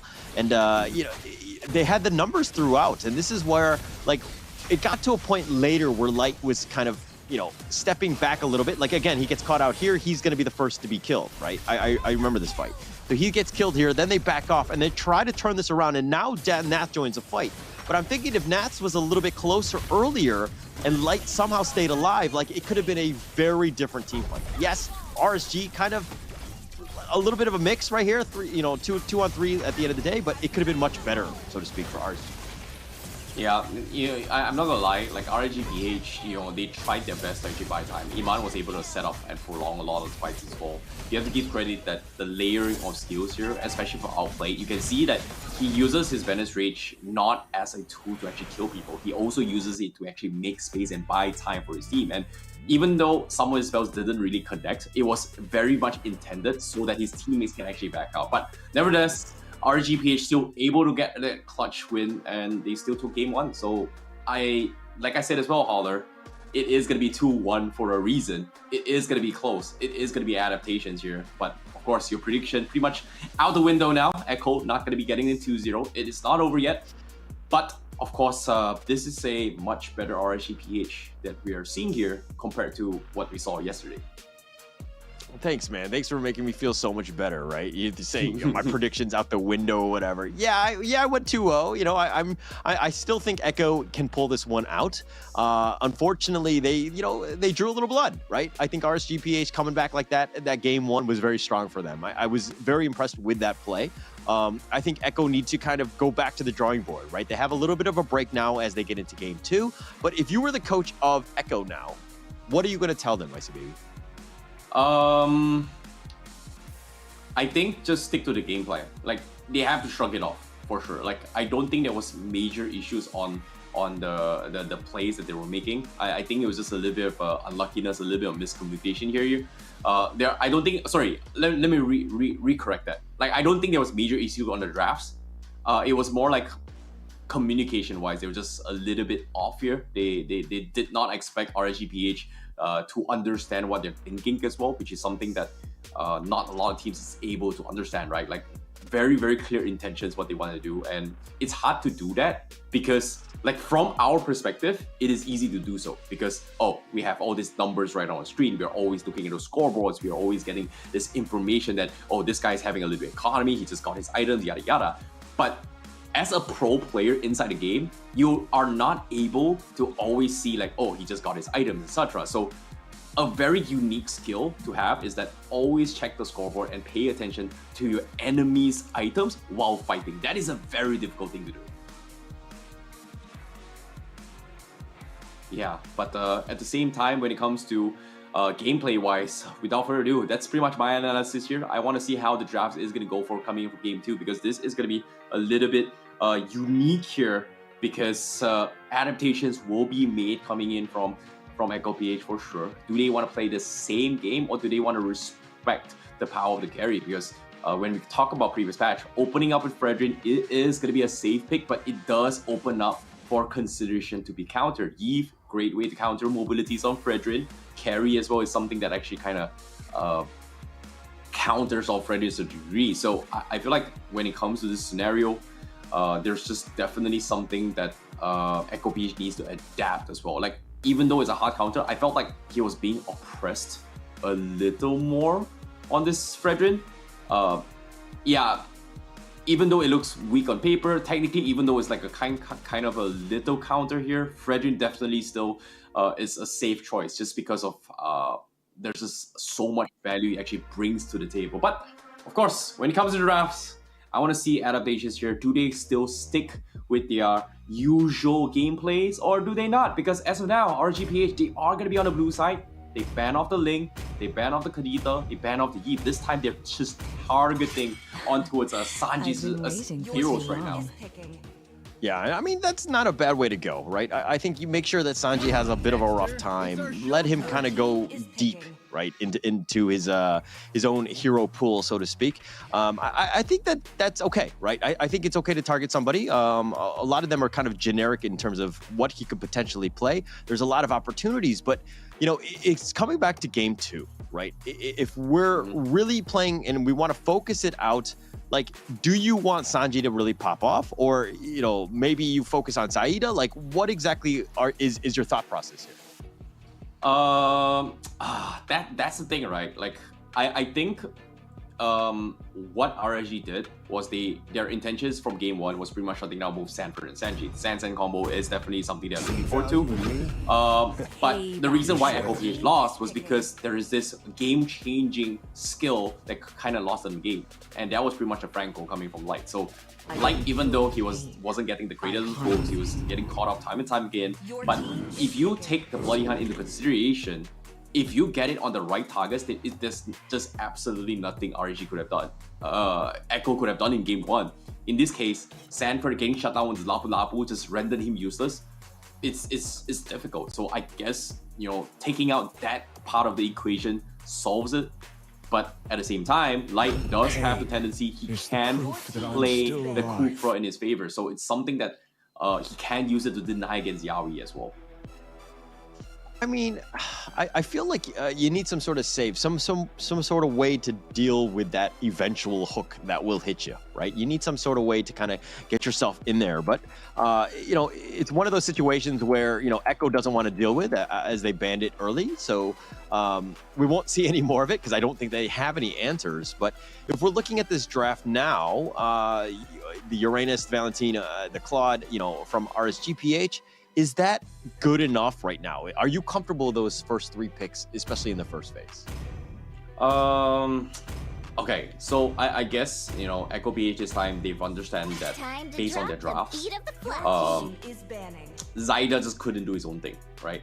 First game, Eve as well as Carry just completely shuts down a Fredrin. It's kind of like a semi-counter, not really a hard counter, but it's definitely a counter where they can, you kind of take away what makes Fredrin strong, which is being very tanky, soaks up a lot of damage, can threaten you with just one big abrasive wrap. Apparently, 2 of the heroes from the side of Echo PH, which that based on the ban is the Franco, the carry, just stops you from going any kind of combo. So I guess they just want to make sure that Zaida has a little bit better gameplay rather than Sanford and Sanji. Whereas RSG PH adaptation is that, you know what? I'm just gonna play the meta. In this case, Claude, you know, Uranus are pretty much standard metas coming from RSGPH. Now taking away assassins, I'm personally not a big fan of this, but they do have a good idea that What's your command? if they ban off Assassins, it pretty much stops Echo PH and forces them to play the Frederick in the jungle rather than flex it into XP. Okay. I think it's also interesting to see how Echo is banned throughout, right? Like you see all the Franco, the Carry, the Joy, all of those have been banned. And now the Dareth and Hayabusa from RSGPH. But, this is a very focused ban on both sides, right? They're just trying to get themselves into a new game. You're going to see brand new heroes, so to speak.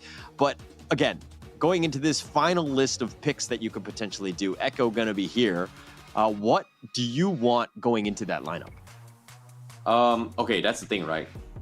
Before we talk about Echo PH, this Dareth ban coming from RSG is very interesting because it forces Echo PH to think a little bit open, right? Angela is something, I was about to bring up Angela. Do they go for Esmeralda or do they go for Angela? Because as of now, Angela being opened up means that the Angela Uranus is a force to be reckoned with, but because they ban off the Dareth, that means it forces Echo PH to play this Angela around this Frederick. And right now, they need another tankier hero on the XP lane. So they need another hero that can utilize this. And RGPH can't really take the Esmeralda away. Echo PH, if they go for the Esmeralda, it isn't too bad of a matchup against the Uranus. But, Baxia. Okay. Did not expect it, but I like it. This is definitely a good one. But the question here is this jungle Baxia or jungle Uranus? Because I don't want to see a jungle Uranus no more. We did see one yesterday though. But Kufra, okay, very, very tanky heroes now coming from RGPH. I like it. Okay. Is that enough to counter what you've seen? I mean, they're way tankier than Echo right now.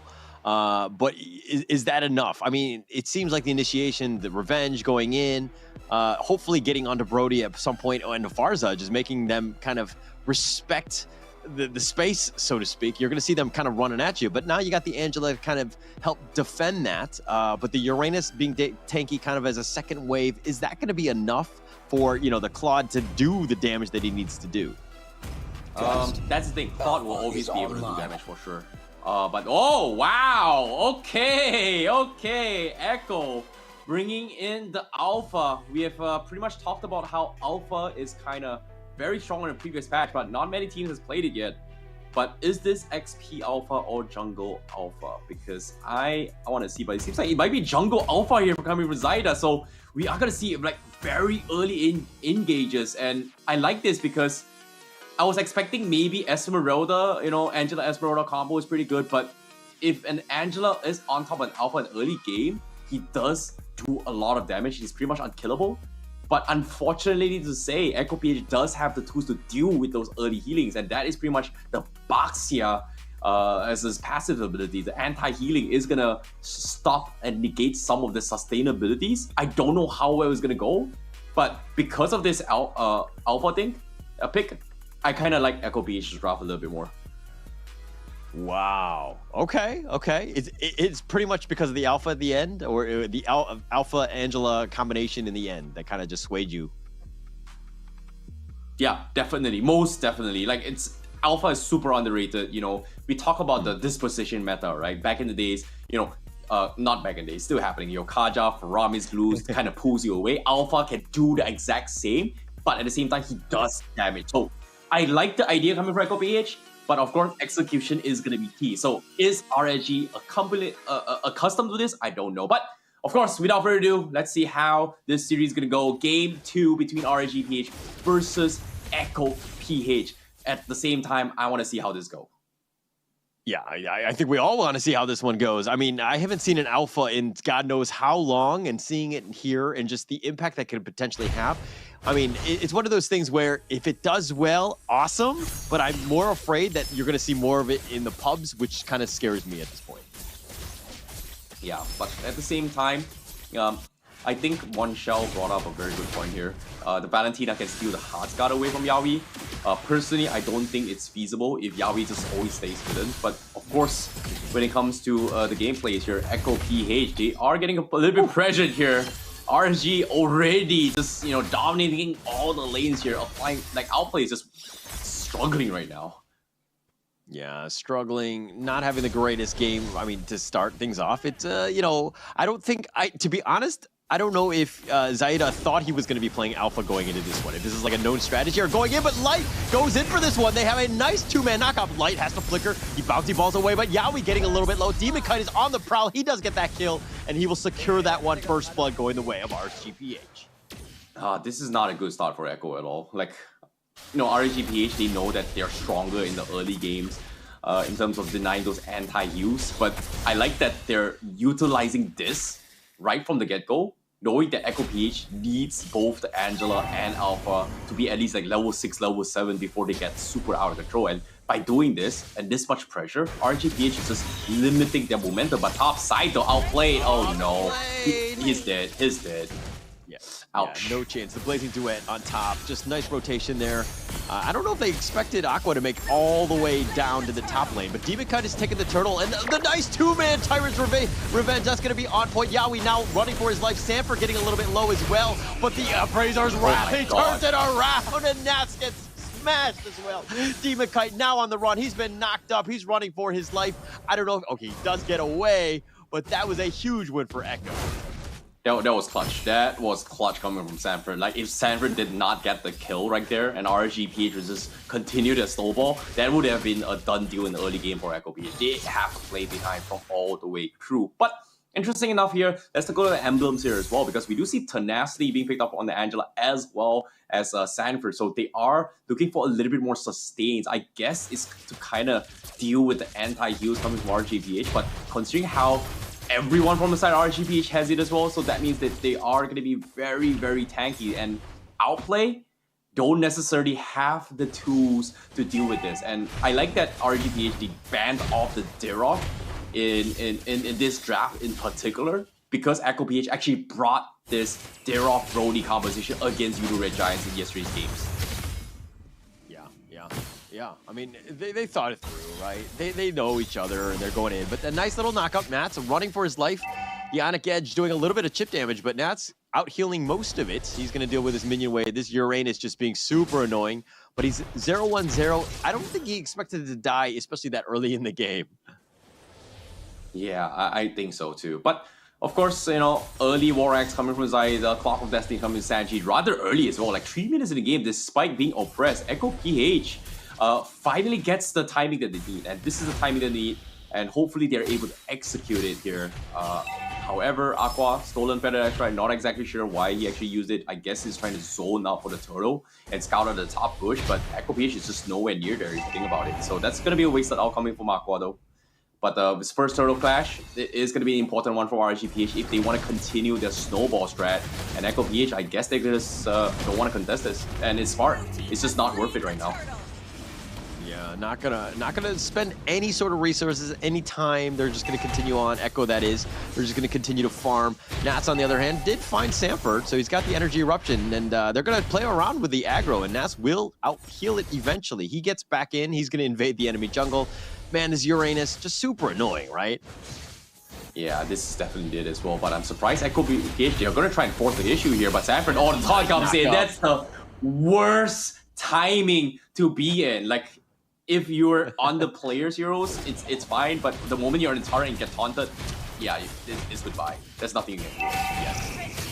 I mean, there are 3 members there, but now demonkite, they're turning this around. They're doing a little bit of damage there. The Feathered Airstrike is going to be used. They do have the Brave Assault doing a little bit of a knockup, but demonkite will be fine. And Sanford just invading the enemy jungle, making it difficult for RSGPH. But Light, oh my god, the Tyrant's Rage blind in the bush, but Sanji, what? He gets out just like that, and at the same time, they are gonna regroup here with the Hearts Guard to try and extend the fight, but Echo PH, they need to get out. Sanford, an awkward position, demonkite still thinking if he wants to go to this, but Echo PH, they won't be able to keep him alive. So I would say big clutch here coming for Echo PH. Yeah, that's what you want your Angela player to do. Yawi on point with that, making sure he did have the save. But again, you know, the next turtle is going to be pretty huge. It's going to be up in about 25 seconds or so. But Nats now does need to be careful. He's going to get gangbanged by 4 people. They're coming out from all different angles. They focused it out. And, you know, the Uranus, we're talking about the tankiness, but not against 4 at this point.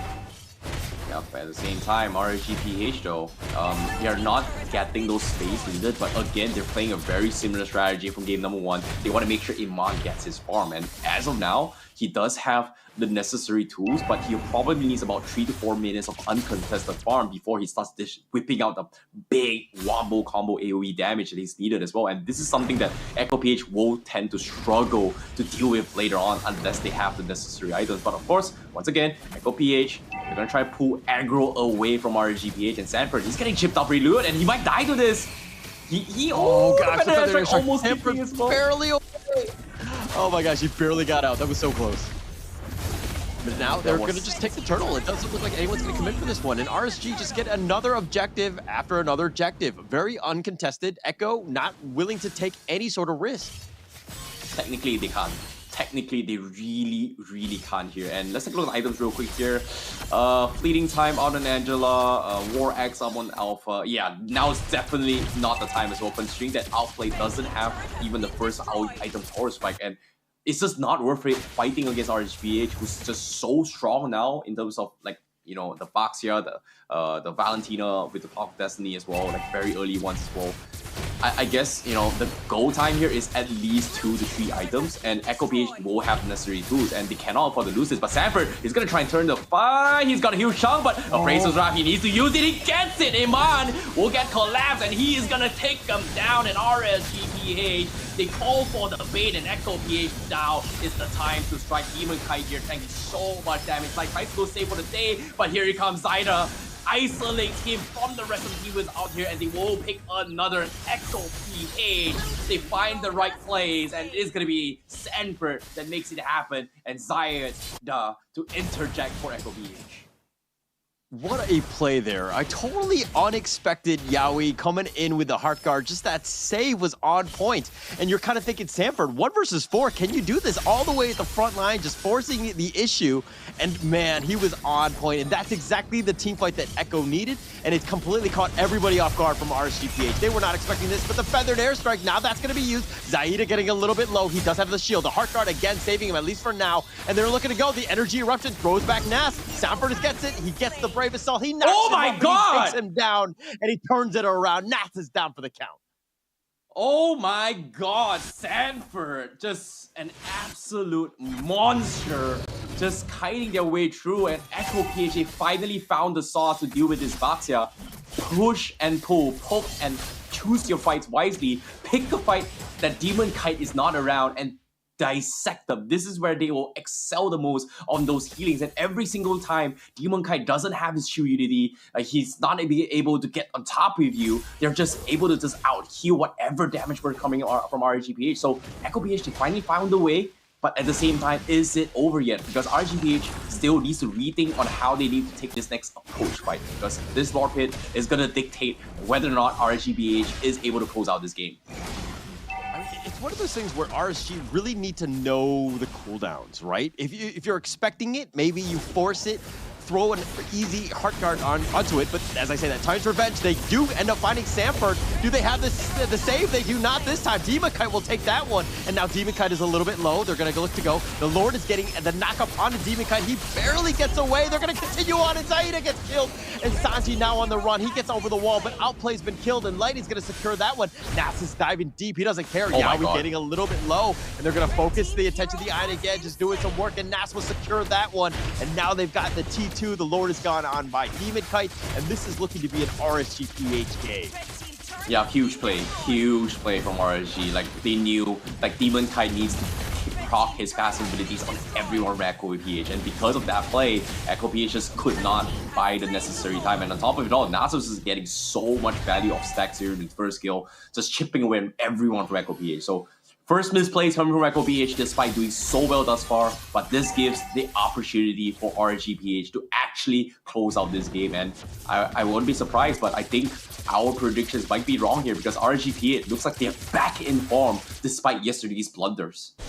Yeah, they're back in form. I mean, this is a very good game. I mean, the kill count says otherwise, but they're up in terms of, you know, objectives. That's the biggest thing, right? They have a Lord. They're playing this very objectively, systematically, right? Understanding what they need to do. And look at this. Lord is just crashing in this. This is going to be a huge fight. Sanford is up front, going to take out most of this damage here. The Lord is getting down. It's about a little bit less than half. Appraiser's Wrath will end up securing that one. They've kind of backed it off, and it looks like T3 has taken literally no damage.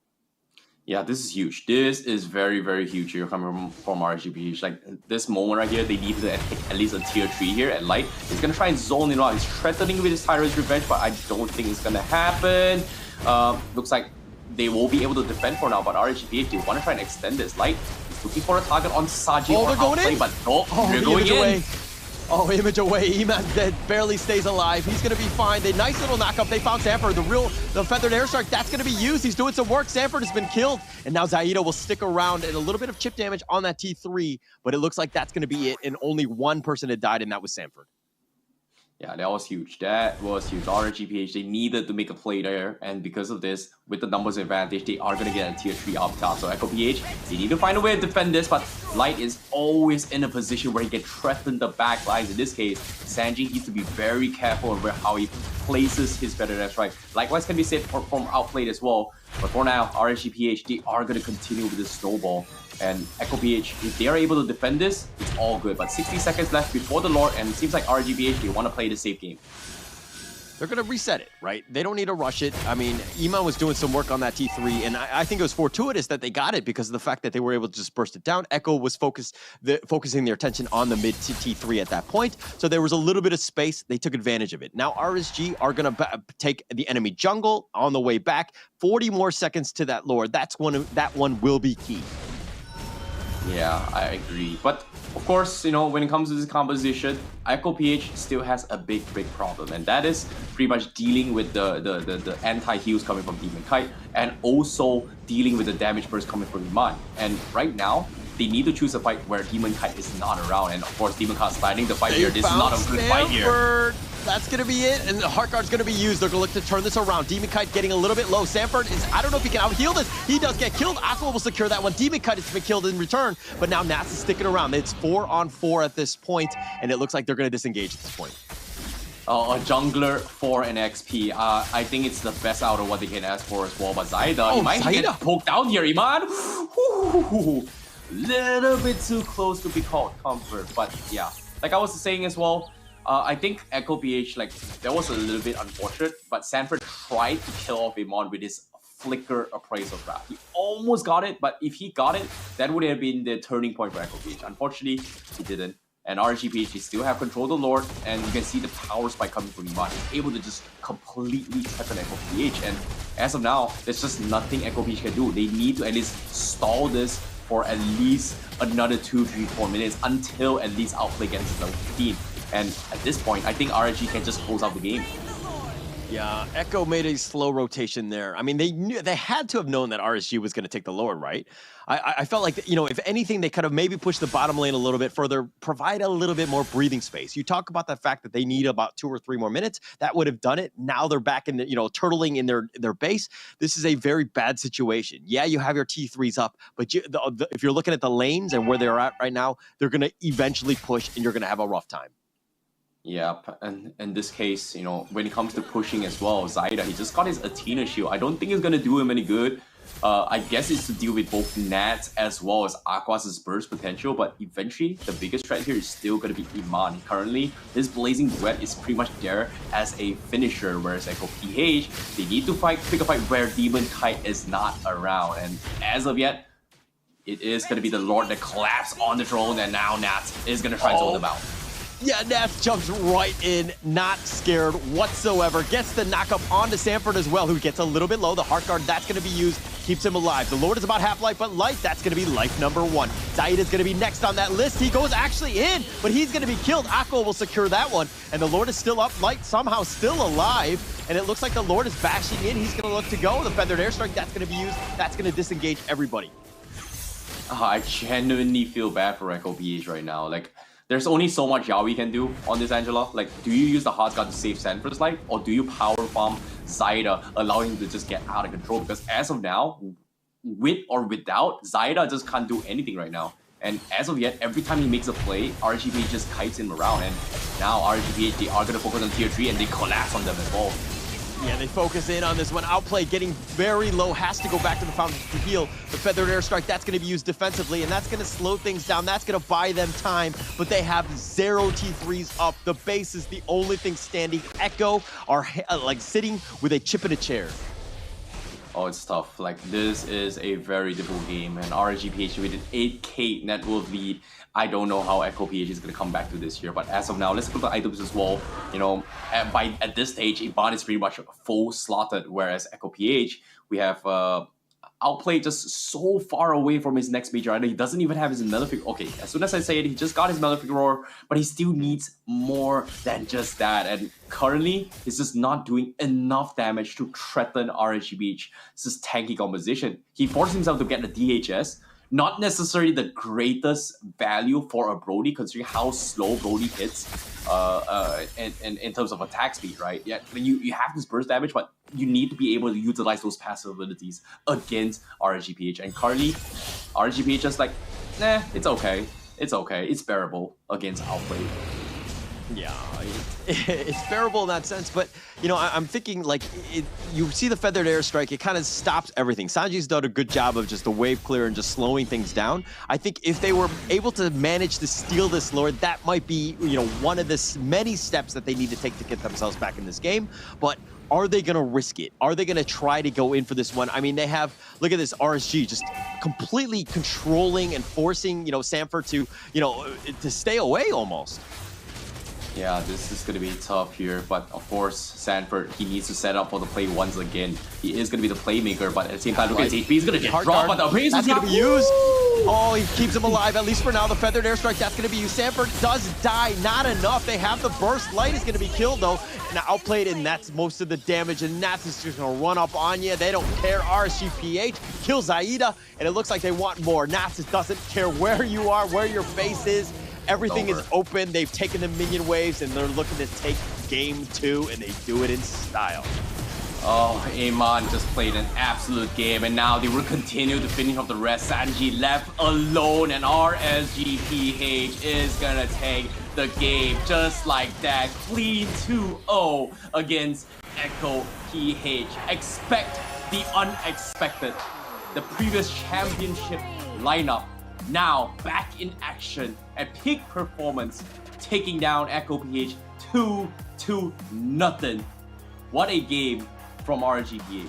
What a game. What a game. What a series. RSGPH really bouncing back. That's exactly what you want to see out of a top tier team, right? They had some major hiccups and we were kind of questioning them in yesterday's games. But after today, you're like, this team is back. They're back in form. They're scary. They understand the limits. And I mean, they were almost in full control. Echo really had no ways to get back into that game. You know, based on these drafts as well, I felt like RSG, they definitely messed up this draft a little bit more. Even though I liked the Angela Alpha in the early stage of the game, but of course, you know, they just couldn't make the space that they need. And because of that, it just completely destroys the intention of what this Alpha is able to do. So I guess Echo just played a better game. Like this box here just completely destroys the Angeli's I would say ability to kind of be strong in the game with those healings, the sustains from Alpha. Everything just didn't work out. And even Sanford as well, he's tried his best to utilize his only toolkit from the side of RGP, from the side of Echo. Actually, if you think about it, the hero pools, like RG is on the left, yeah, the RG on the right. No, yeah, RG is on the left and then Echo on the right. So the logo is kind of flipped here, but when it comes to heroes here, it feels like they just could not win the game. Like the only winning factor from the side of Echo PH was pretty much picking a fight where demonkite on this Baxia is not around, and that was the only fight that they won. And from then point onwards, RG just said, you know what, demonkite, do your thing. We'll play around you. We'll force a fight. There's nothing absolutely nothing Echo could have done in that scenario. You know, I think it goes back to the draft for me, and I don't mean to, you know, to bash somebody who's trying new things or older things by bringing back the alpha. I'm just not a huge fan of that, right? I feel like if you're going to go with the Angela, you need the Ling, you need the Fanny, you need something that's kind of, in the back lines, blowing things up, and then all of a sudden they have the control, then you have the heart guard coming in, right? You have that save, and that's kind of how it would normally be played, as opposed to the Fredrin, who's kind of up front. He's tanky anyways, right? Why do you need the Angela on top of that when he's just kind of taking more damage? Like, you need somebody, again, to just that have that assassin, that burst, so to speak, and they're kind of lacking that as a draft. Yeah, it was difficult here coming from the drafts, but of course, even though I liked it, I want to see alpha work, but execution-wise, just RSG played a better game. Like, this triple tanky composition is just so strong, so much sustain, so much heals, and even if I think if you get like a necklace of Divrez or even a Halberd up on Echo PH on that game, wouldn't have changed anything. But nevertheless, draft's definitely an issue, but GG well played from RSGPH, because when it comes to Philippines versus Philippines, I told you it is going to be interesting, it is going to be difficult, and they definitely know what the secret sauce is to take down Echo PH. So well played coming from RSGPH though. Yeah, and I mean, we okay, you bashed me on the predictions. You said 2-1 Echo, but I mean, the 2 technically it's the 2-0. It doesn't matter. I got the 2-0 right on the other side. It's just on the other side. Yeah, whatever. That's minor detail, okay? I was still correct in the 2-0, but no, but all jokes aside, obviously, like, I think they really showed up, right? I think we're both shocked by it. I don't think we were expecting this going into this today. Really, RSGPH really bounced back. That's what we want to see more of. They're still in contention. They only lost one series yesterday, so it wasn't like the end of the world. But having them step back up into this one speaks volumes about a team, right? There's a lot of learning. There's a lot of things that you can do to get yourself better. Sometimes you fall down, right? And they did kind of fall down yesterday. And it's nice to see them bounce back up like that, because they did it in style and they were very strong. Yep, I agree. But of course, when it comes to this play as well, I want to give it a little bit more details here. I want to see what kind of items that they pretty much brought out in that scenario here. Let's take a look at Echo's composition. We don't see any Halberds. We don't see any Necklace of Dragons. Okay, we do see Yawi getting a Necklace of Dragons, but there's only so much you can do in terms of sustainabilities. Whereas Light has a Dominance Ice, Nats has a Dominance Ice, Baxia didn't go for it because he has his in-game build kit of a Dominance Ice or the anti-healer on his passive ability. So I guess with that being said, Echo PH just needed to choose a fight where they needed to utilize the heals, and it just didn't work out. So I would say Echo, they tried their best, both Sanford and Sanji, they tried their best to make something work, but there's only so much they can do considering how they were countered. So like game 1, I felt like it was 50-50. Game 2, even though it was a difficult composition, I really wanted to see this alpha work, but definitely a very, very difficult draft to play. Yeah, very tough. And I mean, it's one of those things where I'm sure they had some reps with it. They had an idea of how it was going to play. I mean, I conceptually, I can see how that game would be done, but I just felt like RSGPH knew what to do, right? Nothing kind of caught them off guard. They understood. I mean, there was a couple times I think the Angela Heart Guard pulled them out into places that they didn't want to be.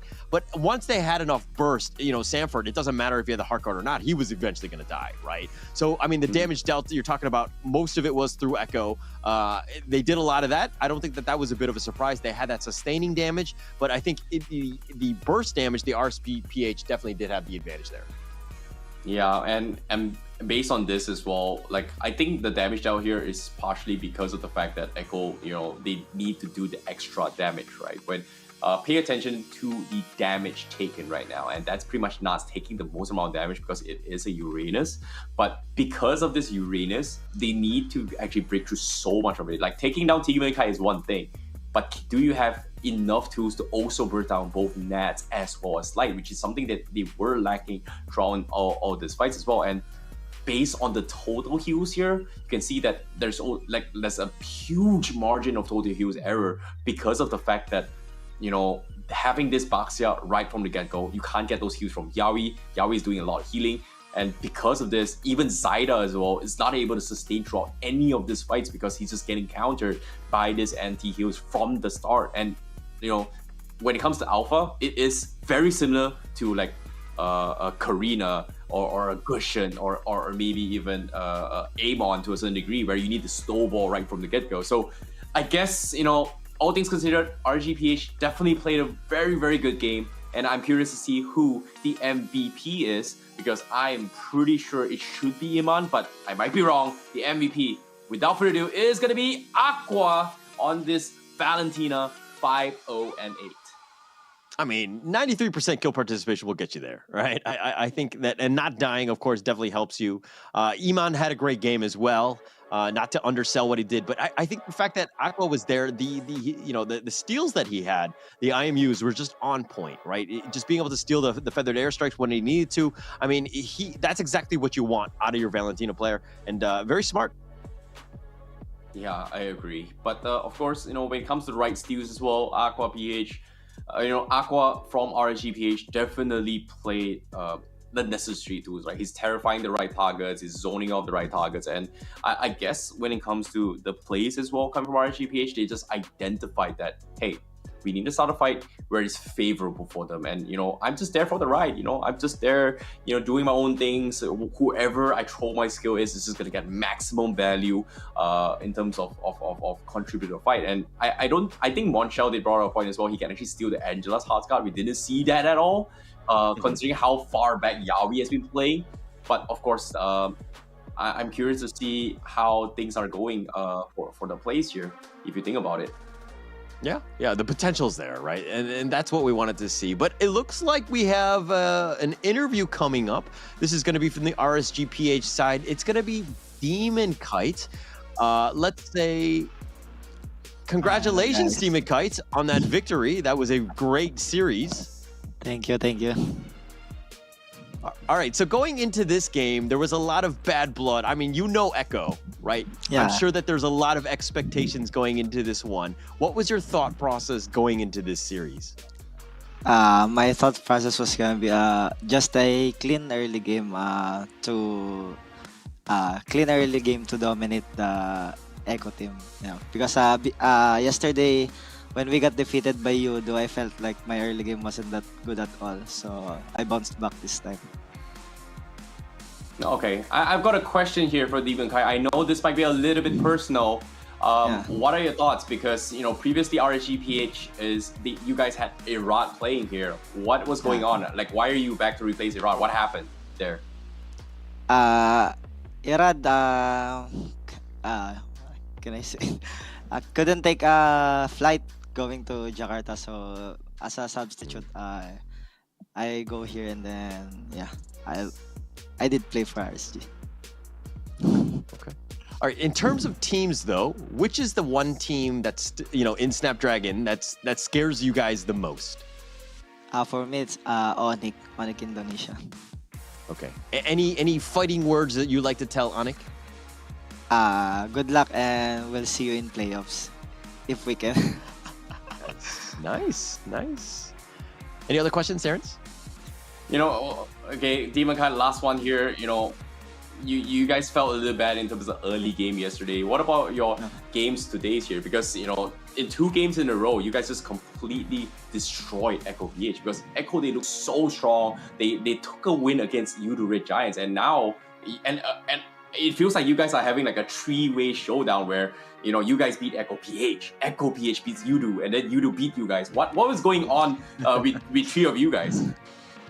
I think we're so eager to bounce back when we got defeated by Yudo. That's why right now we have so much energy to fight against anyone. Awesome. Well, congratulations, demonkite. Very well played. I mean, the team was on point. Any shout out that you would like to give out to the fans, to the team? Any final words from you, demonkite? Can I say Tagalog? Yeah, sure. Okay. Hello guys, salamat sa lahat ng sumusuporta sa RSGPH, tsaka abangan nyo pa yung mga susunod na laban namin, and gagalingan pa namin ng sobra. Okay. Thank you so much, demonkite. And let me translate that for you, Holler. He supports his family, he supports you, and most importantly, he loves Holler, he loves Terrence, he loves ESL, he loves Snapdragon, he loves his teammates, and because of that, they were able to win. Yeah. Okay. Thank you, demonkite. And thank you for the translation, there. Thank you guys.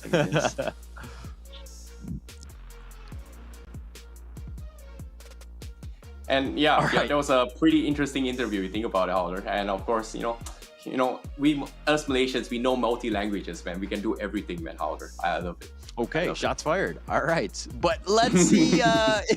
Let's talk a little bit about the highlights. Let's check those things out. That's going to be coming up right now, and see exactly how RSGPH ended up pulling that one out.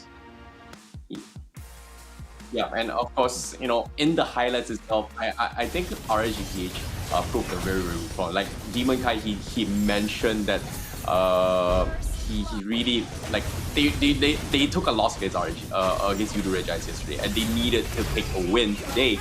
And of course, they're hoping that they are able to qualify the playoffs. And currently in this game so far, it feels like they needed a little bit more time to adapt the situation. Like their strengths is obviously playing around demonkite, and for him to actually replace Iran in this situation as a sub is going to be very difficult for him. But he made it work.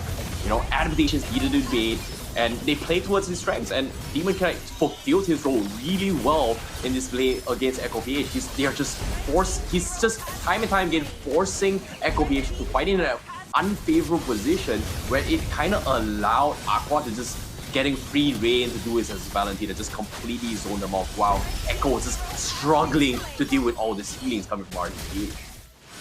The sustain was just on point throughout the entire game, right? It was just a very, you think that you have the Fredrin up top, and then, you have your Angela Hearthguard, you have so many different options that can deal with it, but you really can't deal with this RSG lineup. They came in, they had a plan, they knew exactly what they wanted to do, was to extend things out, focus on the squishies, and just let Nats just kind of run at you. And they did a great job, just made it, almost a convincing game, I would say. The scoreboard says 14-9, but it seemed much bigger than that.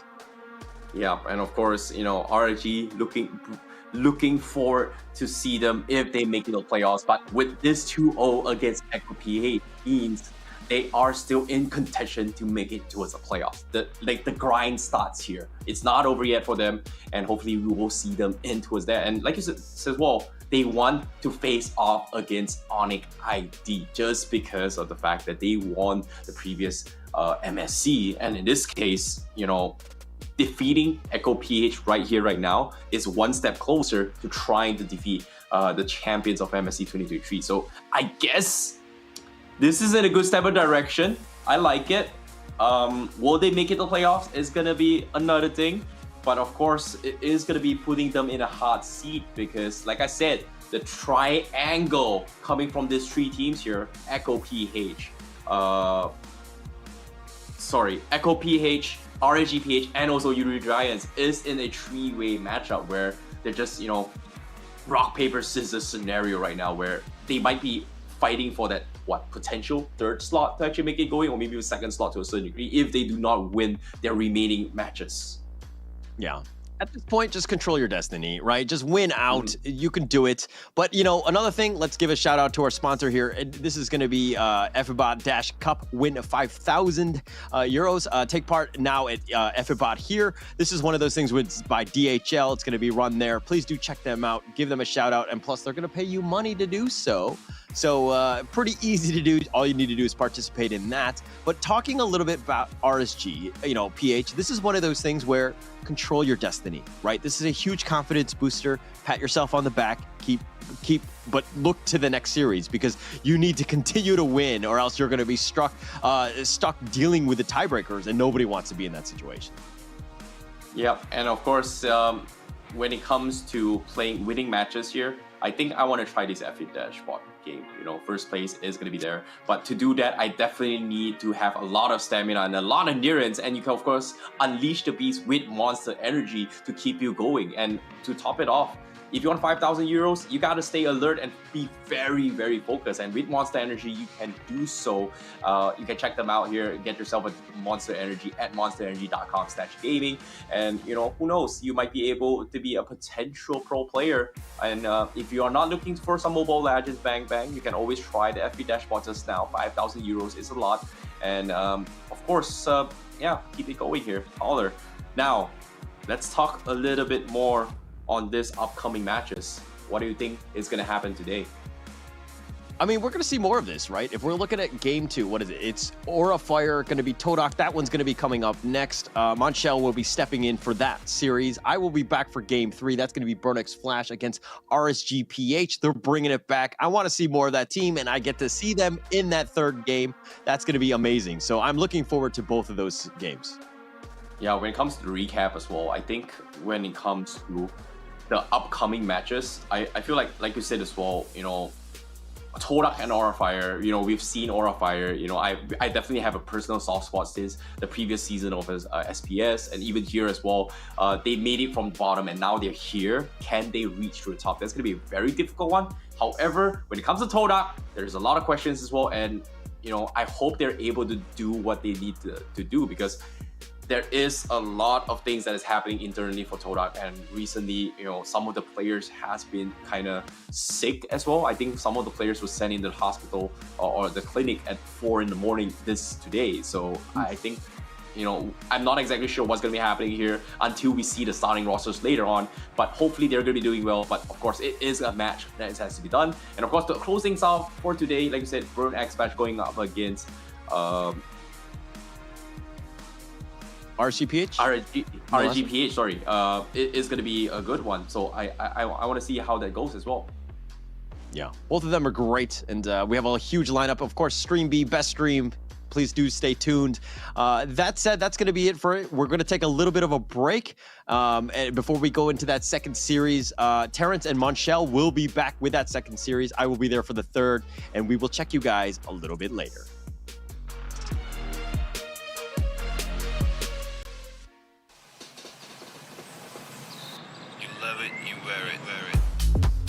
Wear your passion. Share your passion. Wherever, whenever. Gaming is a lifestyle. Get your merch at shop.eslgaming.com.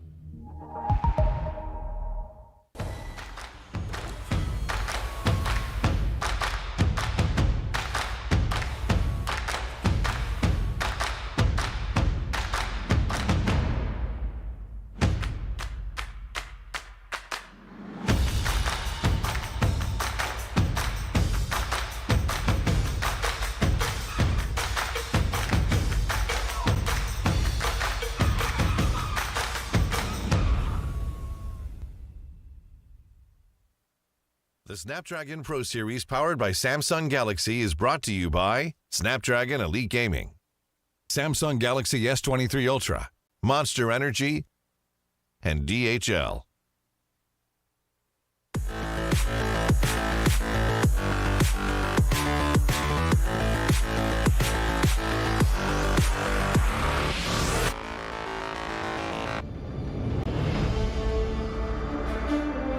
When upgrading your emblems, you will unlock talents at specific levels. Different emblems will unlock different talents. You can choose an emblem by role and use the talents it unlocks directly as your default setup, or you can freely mix and match different emblems and talents to create a custom emblem setup. We're going to show you how to create your emblem setup for your heroes. Emblems. First, let's take a look at the revamped emblem system. There are now 7 emblems in the game, 1 basic common emblem and 6 role emblems. Different emblems can provide different attribute bonuses. It is recommended to use the emblem that matches a hero's role. Standard talents, Tier 1. After selecting an emblem, you can then choose from 8 standard talents at Tier 1. These talents provide mostly straightforward bonuses to heroes. Of the 8 talents, Thrill and Swift are good on almost any hero, while other talents are more catered to certain roles. Standard talents, Tier 2. At Tier 2, you will also have 8 standard talents to choose from. The Tier 2 talents trigger or work under different circumstances. We still recommend choosing one that matches the role of your hero. But if you're an advanced player, you are free to choose any of the talents to fit your playstyle. For example, if you're playing the core hero on your team and want to focus on gearing up fast, you can choose the Bargain Hunter talent regardless of how your hero deals damage. And heroes who rely on their skills for sustained damage, whether it be a mage or fighter, can use the Festival of Blood talent for more spell vamp. Core talents, Tier 3. Finally, let's talk about the most important talents, the core talents. There are 8 core talents available in the game, and each provides a unique and powerful effect. We recommend choosing the core talent to match your hero's role and only use core talents from other emblems for advanced or unconventional tactics. The revamped Weakness Finder talent is no longer reserved for ranged heroes. This talent is now a viable option for any hero that relies on basic attacks and wants better laning and the ability to slow enemies. The Lethal Ignition talent now deals adaptive damage, making it a prime choice for any hero that has heavy-hitting combos. While the revamped emblem system still uses the existing talents, we have removed the restrictions between emblems and talents, opening up new possibilities for many heroes. We look forward to seeing players discover new ways to play their favorite heroes on their way to becoming a legend.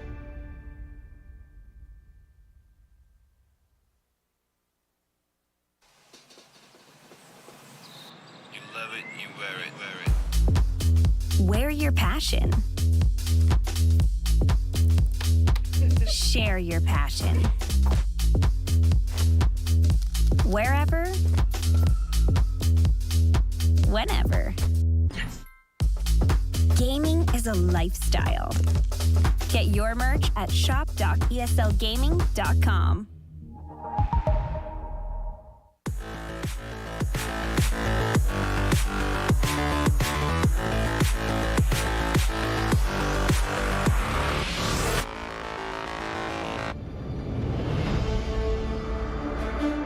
In the previous guide, we learned the basics of the new emblem system. This time, we will take a closer look at the core talents unlocked with the basic common emblem, tank emblem, and fighter emblem. Core talents unlocked with the basic common emblem. By upgrading the basic common emblem, you can unlock 2 core talents, Impure Rage and Quantum Charge. Both are suitable for most heroes. The new Impure Rage talent now deals adaptive damage, making it a good damage-enhancing talent for a variety of heroes, such as Eve, Nathan, and Diggy. Eve is a hero with great poke and control abilities. She can use the extra damage and mana regen from Impure Rage to constantly wear down enemies. The new Quantum Charge talent now restores HP based on the hero's level and not their physical attack bonus, making it viable on more heroes that want HP recovery and mobility, such as Edith, Leslie, Layla, etc. When equipped with Quantum Charge, Edith in both forms can use the movement speed bonus triggered by her basic attacks to keep a safe distance from the enemy and the extra HP regen to stay in the fight. Core talent unlocked with the Tank Emblem. By upgrading the Tank Emblem, you can unlock Concussive Blast. Concussive Blast works the same as before, providing an extra source of AoE damage for high HP heroes, such as Johnson, Baja, and Hilda. Hilda is a high HP hero who can tank a lot of damage when equipped with a full set of defensive equipment. The Concussive Blast talent will not only enhance her survivability, but also boost her damage. Core talent unlocked with the Fighter Emblem. By upgrading the Fighter Emblem, you can unlock Brave Smite. Brave Smite is no longer triggered by inflicting CCs. It now takes effect upon dealing skill damage and is suitable for most fighters and tanks that need more HP regen. Ruby, Lapu Lapu, Tigreal, and similar heroes can choose this talent. Ruby can trigger Brave Smite repeatedly by casting skills, and with her own regen abilities, she'll have even greater durability in teamfights. Choose the core talent based on the strengths of each hero to maximize their effectiveness. We look forward to seeing players discover new ways to play their favorite heroes on their way to becoming a legend.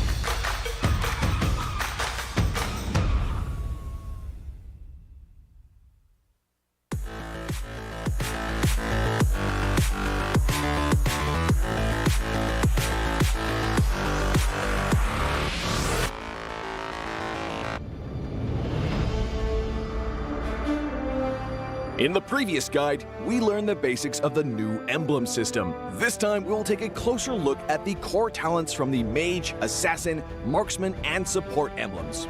Core talent unlocked with the Mage emblem.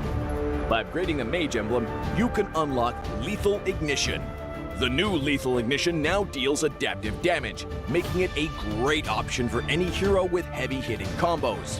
With the change to adaptive damage, heroes with high physical damage can now use this talent to enhance their damage, such as Saber and Natalia. Saber's first skill and ultimate combo can easily trigger the effect from Lethal Ignition, dealing much more damage to enemy heroes.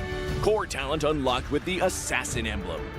By upgrading the Assassin emblem, you can unlock Killing Spree. Now that the talent is no longer reserved for the Assassin emblem, it becomes a good choice for any hero who can perform chain kills.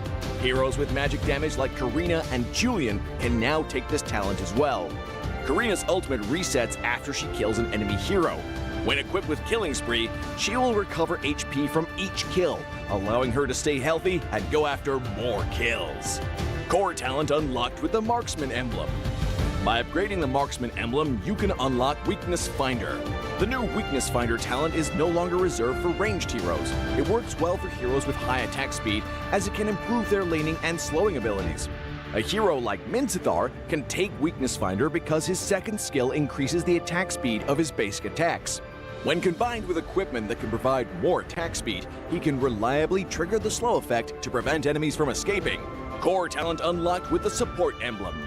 By upgrading the Support emblem, you can unlock Focusing Mark. The Focusing Mark talent works the same as before. It allows support heroes to increase the damage their teammates can deal to the target enemy. Kaj's ultimate can be used to drag key enemies to his team. When equipped with Focusing Mark, the ultimate will also increase the damage the target takes, allowing Kaj's team to quickly burst down the helpless target. Choose the core talent based on the strengths of each hero to maximize their effectiveness. We look forward to seeing players discover new ways to play their favorite heroes on their way to becoming a legend.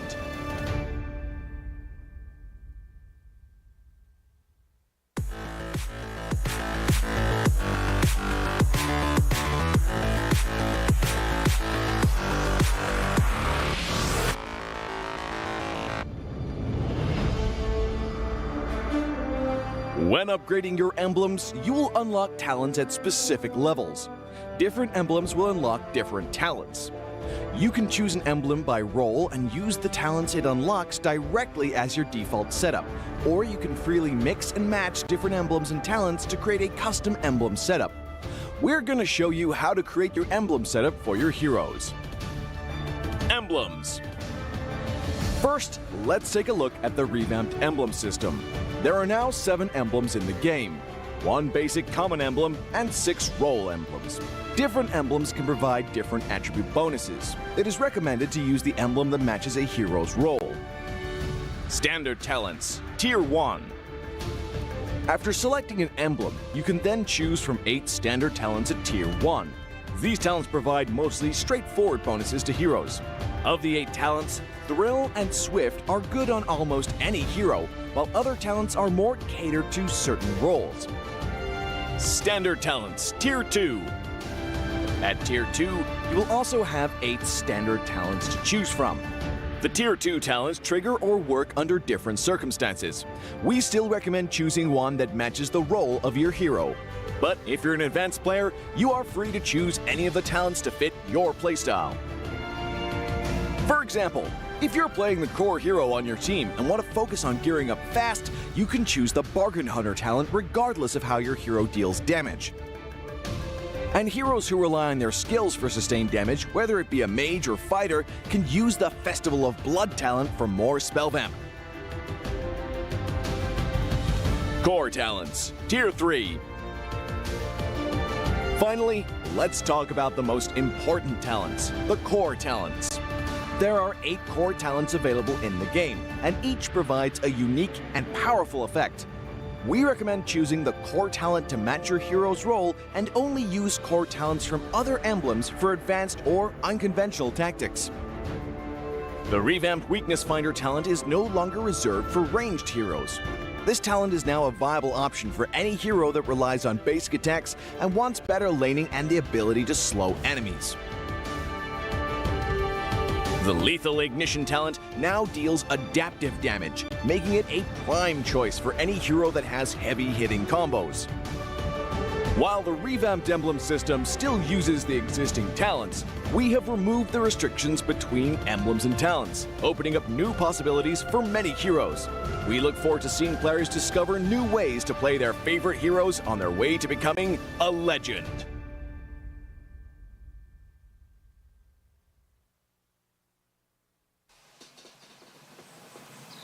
You love it, you wear it. Wear your passion. Share your passion. Wherever, whenever. Gaming is a lifestyle. Get your merch at shop.eslgaming.com.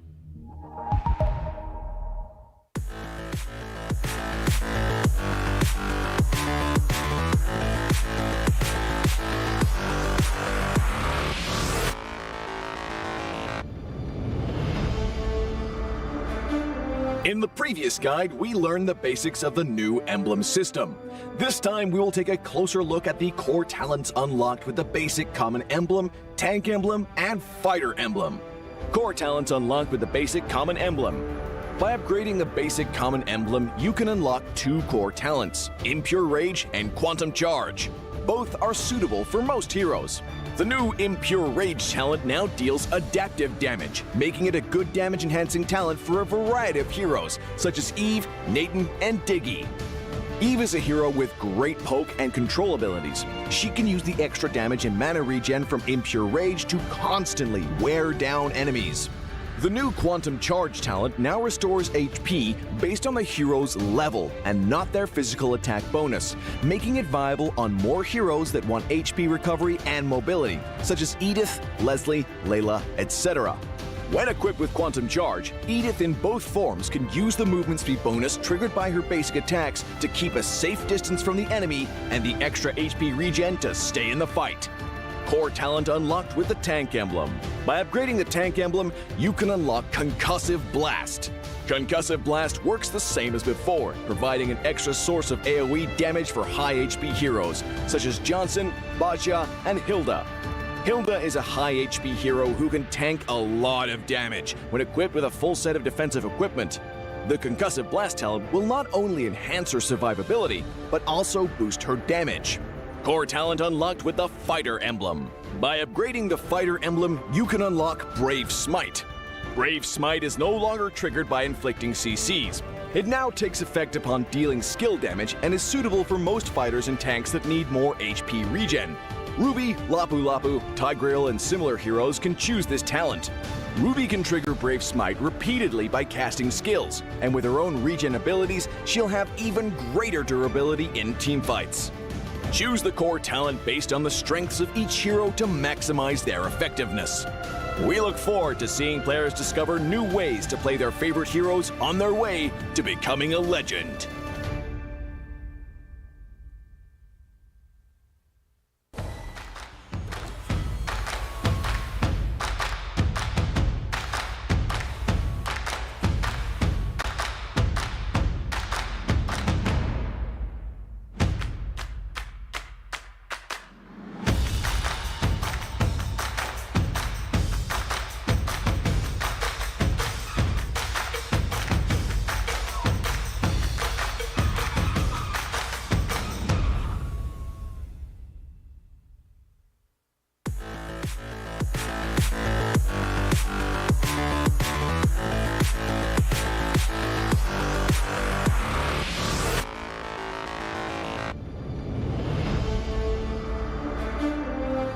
In the previous guide, we learned the basics of the new emblem system. This time, we'll take a closer look at the core talents from the Mage, Assassin, Marksman, and Support emblems. Core talent unlocked with the Mage emblem. By upgrading the Mage emblem, you can unlock Lethal Ignition. The new Lethal Ignition now deals adaptive damage, making it a great option for any hero with heavy-hitting combos. With the change to adaptive damage, heroes with high physical damage can now use this talent to enhance their damage, such as Saber and Natalia. Saber's first skill and ultimate combo can easily trigger the effect from Lethal Ignition, dealing much more damage to enemy heroes. Core talent unlocked with the Assassin Emblem. By upgrading the Assassin Emblem, you can unlock Killing Spree. Now that the talent is no longer reserved for the Assassin Emblem, it becomes a good choice for any hero who can perform chain kills. Heroes with magic damage like Karina and Julian can now take this talent as well. Karina's ultimate resets after she kills an enemy hero. When equipped with Killing Spree, she will recover HP from each kill, allowing her to stay healthy and go after more kills. Core talent unlocked with the Marksman Emblem. By upgrading the Marksman Emblem, you can unlock Weakness Finder.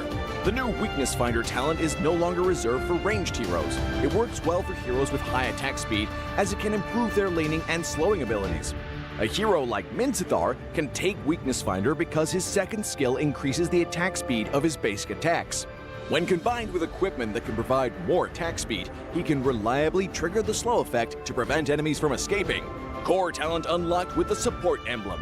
By upgrading the Support Emblem, you can unlock Focusing Mark. The Focusing Mark talent works the same as before. It allows support heroes to increase the damage their teammates can deal to the target enemy. Kaj's ultimate can be used to drag key enemies to his team. When equipped with Focusing Mark, the ultimate will also increase the damage the target takes, allowing Kaj's team to quickly burst down the helpless target. Choose the core talent based on the strengths of each hero to maximize their effectiveness. We look forward to seeing players discover new ways to play their favorite heroes on their way to becoming a legend.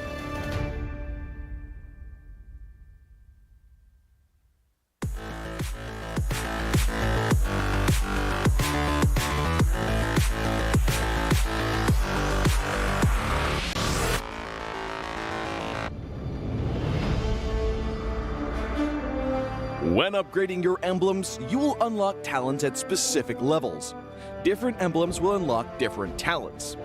You can choose an emblem by role and use the talents it unlocks directly as your default setup, or you can freely mix and match different emblems and talents to create a custom emblem setup. We're going to show you how to create your emblem setup for your heroes. Emblems. First, let's take a look at the revamped emblem system. There are now 7 emblems in the game, 1 basic common emblem and 6 role emblems. Different emblems can provide different attribute bonuses. It is recommended to use the emblem that matches a hero's role. Standard talents, Tier 1. After selecting an emblem, you can then choose from 8 standard talents at Tier 1. These talents provide mostly straightforward bonuses to heroes. Of the 8 talents, Thrill and Swift are good on almost any hero, while other talents are more catered to certain roles. Standard talents, Tier 2. At Tier 2, you will also have 8 standard talents to choose from. The Tier 2 talents trigger or work under different circumstances. We still recommend choosing one that matches the role of your hero. But if you're an advanced player, you are free to choose any of the talents to fit your playstyle. For example, if you're playing the core hero on your team and want to focus on gearing up fast, you can choose the Bargain Hunter talent regardless of how your hero deals damage. And heroes who rely on their skills for sustained damage, whether it be a mage or fighter, can use the Festival of Blood talent for more spell vamp. Core talents, Tier 3. Finally, let's talk about the most important talents, the core talents. There are 8 core talents available in the game, and each provides a unique and powerful effect. We recommend choosing the core talent to match your hero's role and only use core talents from other emblems for advanced or unconventional tactics. The revamped Weakness Finder talent is no longer reserved for ranged heroes. This talent is now a viable option for any hero that relies on basic attacks and wants better laning and the ability to slow enemies. The Lethal Ignition talent now deals adaptive damage, making it a prime choice for any hero that has heavy-hitting combos. While the revamped emblem system still uses the existing talents, we have removed the restrictions between emblems and talents, opening up new possibilities for many heroes. We look forward to seeing players discover new ways to play their favorite heroes on their way to becoming a legend.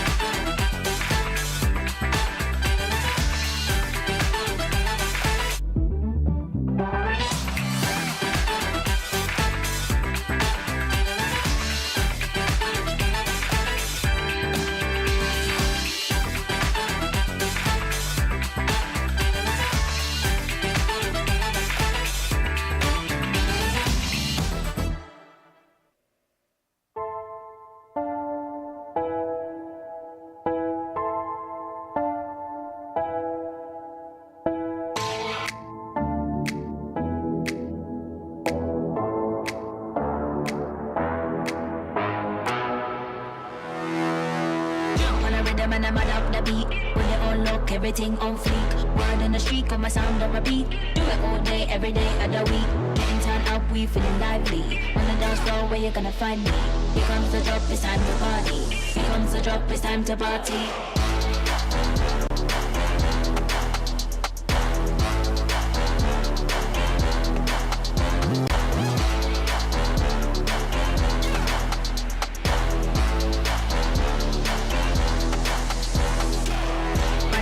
Bad up the beat, when they all look. Everything on fleek. Do it all day, every day. Bad up the beat, when they all look. Everything on fleek. Do it all day, every day.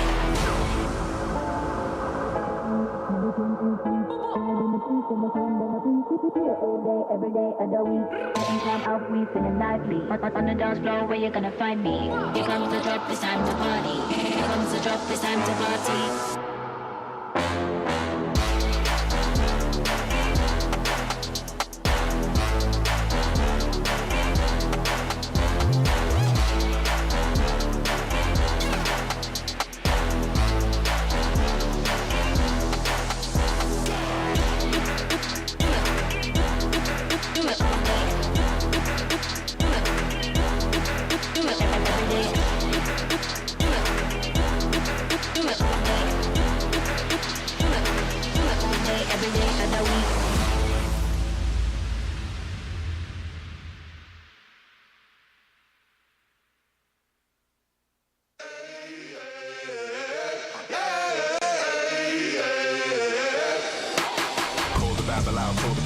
Back to life, I'm undeceased. Breaking the chain, unleashed. My true power released. Reached my hand into the sky and made the stars align. Cause when I left it down to fate, it was taking up too much time. It's a miracle, it's a curse. I will not be deterred. If you predicted the worst, bon appetit, eat your words.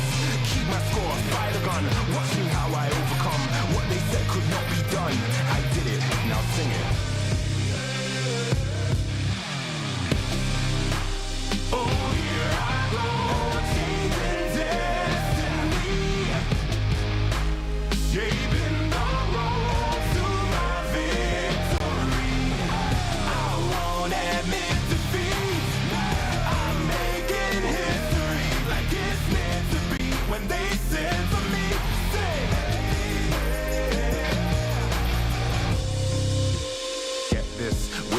The birth of a legend, the past tried to trap me too bad. My future beckoned, I crashed, and yes, I burned. Hardest lesson that I learned was how to take a fall and crawl back out the dirt. Now I'm back from the grave, revived. Time after time, they tried to take my life, and still I wouldn't die. Survive, now come salute him. No man can dispute him. Back and I am biting, street fighting, Ryu Hadouken. What they said could not be done, I did it, now sing it.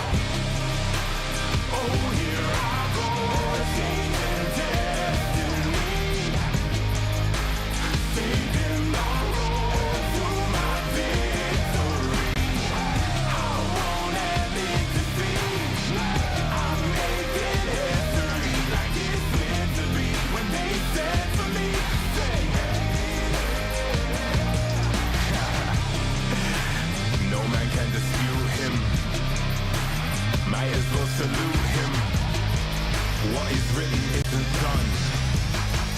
Watch me how I overcome.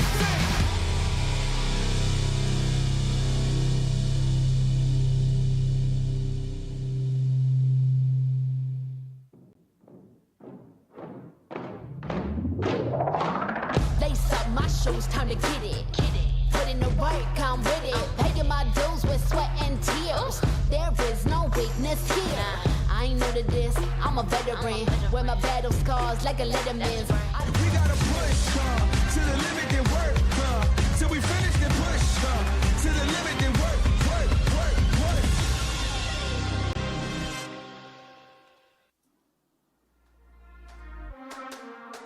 Welcome back to Welcome back to the Snapdragon Pro Series, and we are currently in the finals challenge stages. The Snapdragon Pro Series, and we are currently in the finals challenge stages, and of course in the group stages here. My name is IceBaby, want to join me 31 showers to take this, and of course in the group stages here. My name is IceBaby, want to join me 31 showers to take you through the journey of Bay Street, the best street, and of course when it comes to the true journey of Bay Street, the best street, and of course when it comes to the best street here, it always starts with B, not A, not C, but B. And of course the street here, it always starts with B, not A, not C, but B. And of course, Monchel, what are your thoughts on this upcoming match here, especially for day 2 so far? Monchel, what are your thoughts on this upcoming match here, especially for day 2 so far? It's definitely looking quite rough for our Malaysian representatives, and it's definitely looking quite rough for our Malaysian representatives. And turns after this, I want to have a little discussion about maybe getting a bit of color. Turns after this, I want to have a little discussion about maybe getting a bit of color coding tomorrow. But afterwards, back to the discussion. It is looking really rough coding tomorrow. But afterwards, back to the discussion. It is looking really rough. And also heads up, I think we see over social media that some of todak players are feeling under the weather. So we're actually getting some subs in. Todak players are feeling under the weather. So we're actually getting some subs in. A little bit more of that inside information afterwards. But first, let's talk about Snapdragon late game. I mean, without them, like, you wouldn't have this amazing Snapdragon late game. I mean, without them, like, you wouldn't have this amazing, like, how many months has been Terrence, like, you've been running this show? Like, how many months has been Terrence, like, you've been running this show? It's been about 3 months now, which is something that I think. It's been about 3 months now, which is something that I think it is a long journey here. So I like that you actually brought it up because all the way from the previous. It is a long journey here. So I like that you actually brought it up because all the way from the previous season had to play.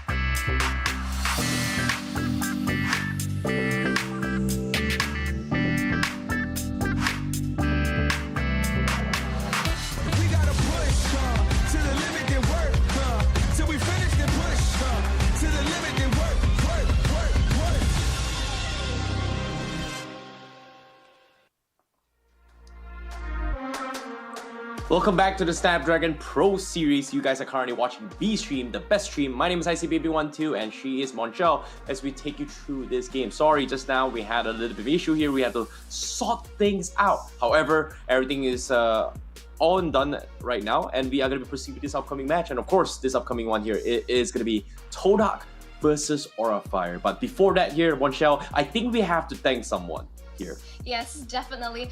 As I was saying, we have to thank Snapdragon Elite Gaming, where winning matters for this amazing tournament, as you say, running for the past 3 months, which is really insane. And you recap that Aura Fire played in since the Open qualifiers up till now, which is what an amazing run. Yeah, I agree, and hopefully they are going to be able to continue the journey because of their recent upsets as well, because they didn't actually do too much. But of course, before we talk about the needy details of the teams here, here's a little bit of fun fact. You guys want money? Who doesn't, right? Oh, Yeah. You guys want a chance and walk away with 5,000 euros? Here's your chance. Take part in the FVBot Dash Cup by DHL, and you can log into esl.gg/FVBot and play a game.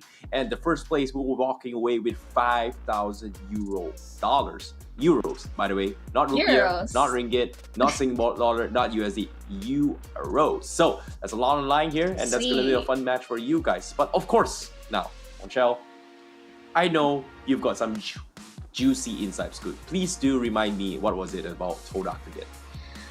Well, they're in a bit dicey spot, as I say, over social media. The fans know, everyone knows that a few of their players are under the weather, which is really unfortunate, and they'll be getting subs in. So with todak already, they're looking really shaky, and if they do not adapt as soon as possible, a lot is riding on this, because so far I don't think they have taken a single game from the past few matches since day one, right, Terrence? Yeah, it is very, very unfortunate for them here. But of course, to get a little bit more details on what's happening here, here's a little bit of an insight video of what's happening with todak. Korang tak boleh pandang rendah dekat kita orang walaupun kita orang bawa player-player baru, sebab kita orang akan tunjuk the best performance kita orang dekat sini. But no, it's over. Todak, ladies and gentlemen, they are your MPLFY Season 11 Kalau tengok dari segi statistik, diorang semua strong, and semua tim-tim besar lah kan. So kita orang, walaupun kita orang tak lawan dengan dorang lagi, tapi kita orang dah kaji gameplay dorang macam mana, and harap apa yang kita orang kaji itu akan memberikan hasil lah dekat tournament nanti. Todak has always been one of those teams that you can never really anticipate what's going to happen. This one, it's more or less the same. In fact, in the Philippines, they have a saying: when you're a fan of Todak, it's a gamble. Unpredictable. Maybe kita orang sometimes kita orang akan buat draft yang pelik, and sometimes kita orang akan guna hero-hero yang pelik juga. I think for my team is the preparation is quite good for now. So kita orang rasa kita orang dah ready untuk Snapdragon ni lah.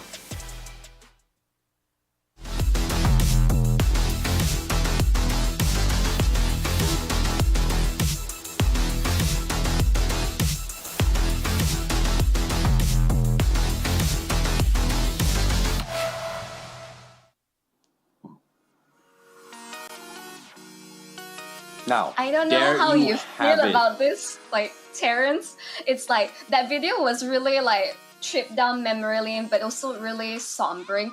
But this is the lineup from todak. We got Formes, Malik, Amoy, Martizi, as well as Ashi. So as you can see, these are the two sub-ins, which are unprecedented times where the players are unfortunately out of action. And let's see how the manager and the coach on the side of todak would prevail in this matchup.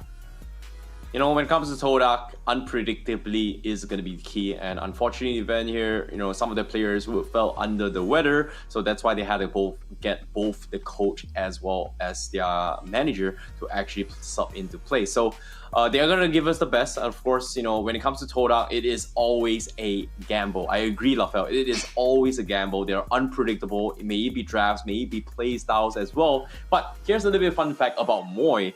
Moy was once the main roster for todak during Season 7 or Season 8, I do remember, and he has been playing under the banner for todak for the longest of times. He has been subbed out as the 6th player also for the longest of time, and we finally get to see the action coming from Moy. Back then, his main roster was played as a roam position, and that is a time before Yumes was discovered. So that's something that I'm curious to see. Can he live up to that expectation? But as of now, like we said as well, they're bringing in a manager. Archie is also going to be playing in, and hopefully it doesn't really affect the performance of todak, considering that this is a newly revamped todak we're talking about, the first time ever after so many years since the beginning of MLBB.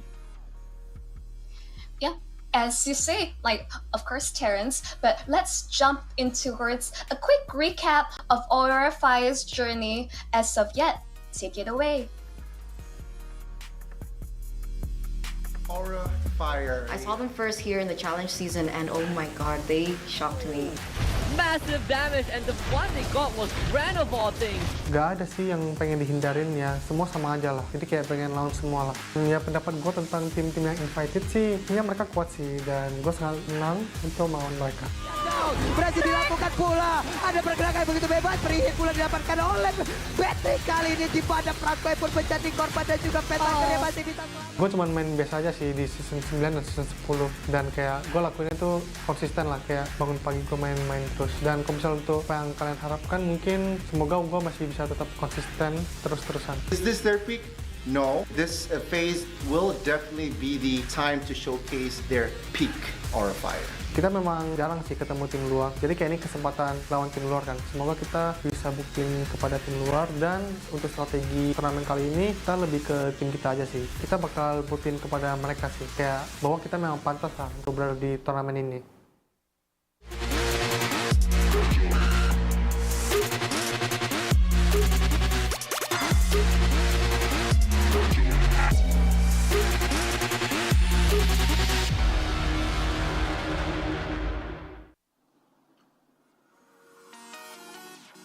Well, there you have it. Aura Fire, starting things off with Kimura, Van, Sin, Kabuki, and Hai.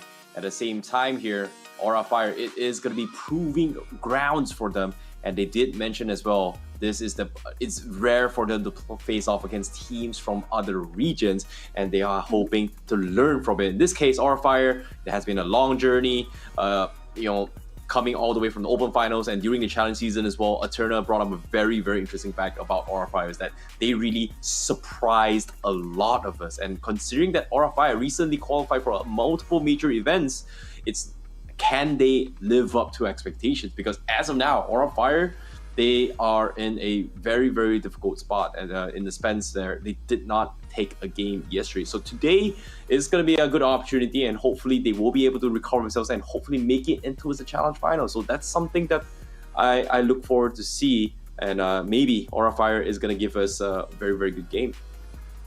I mean, I have to agree with Terrence, like, we all love a good Cinderella story. Like, what an amazing run from the very bottom to now in the Challenger finals. I think this is like making waves across, even though like quite lackluster performance in their MPL. But hey, I mean, overall, in looking at todak, all smiles. I think they're going into this with the open mind. Like, yeah, instantly you can see he knows how to work the camera. I would say just overall, go in, have fun. I mean, we all know and love this game.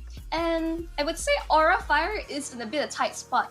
They known to be a team with really interesting picks, but considering this is the most flexible meta we have yet, it seems like things are not looking too hot for them.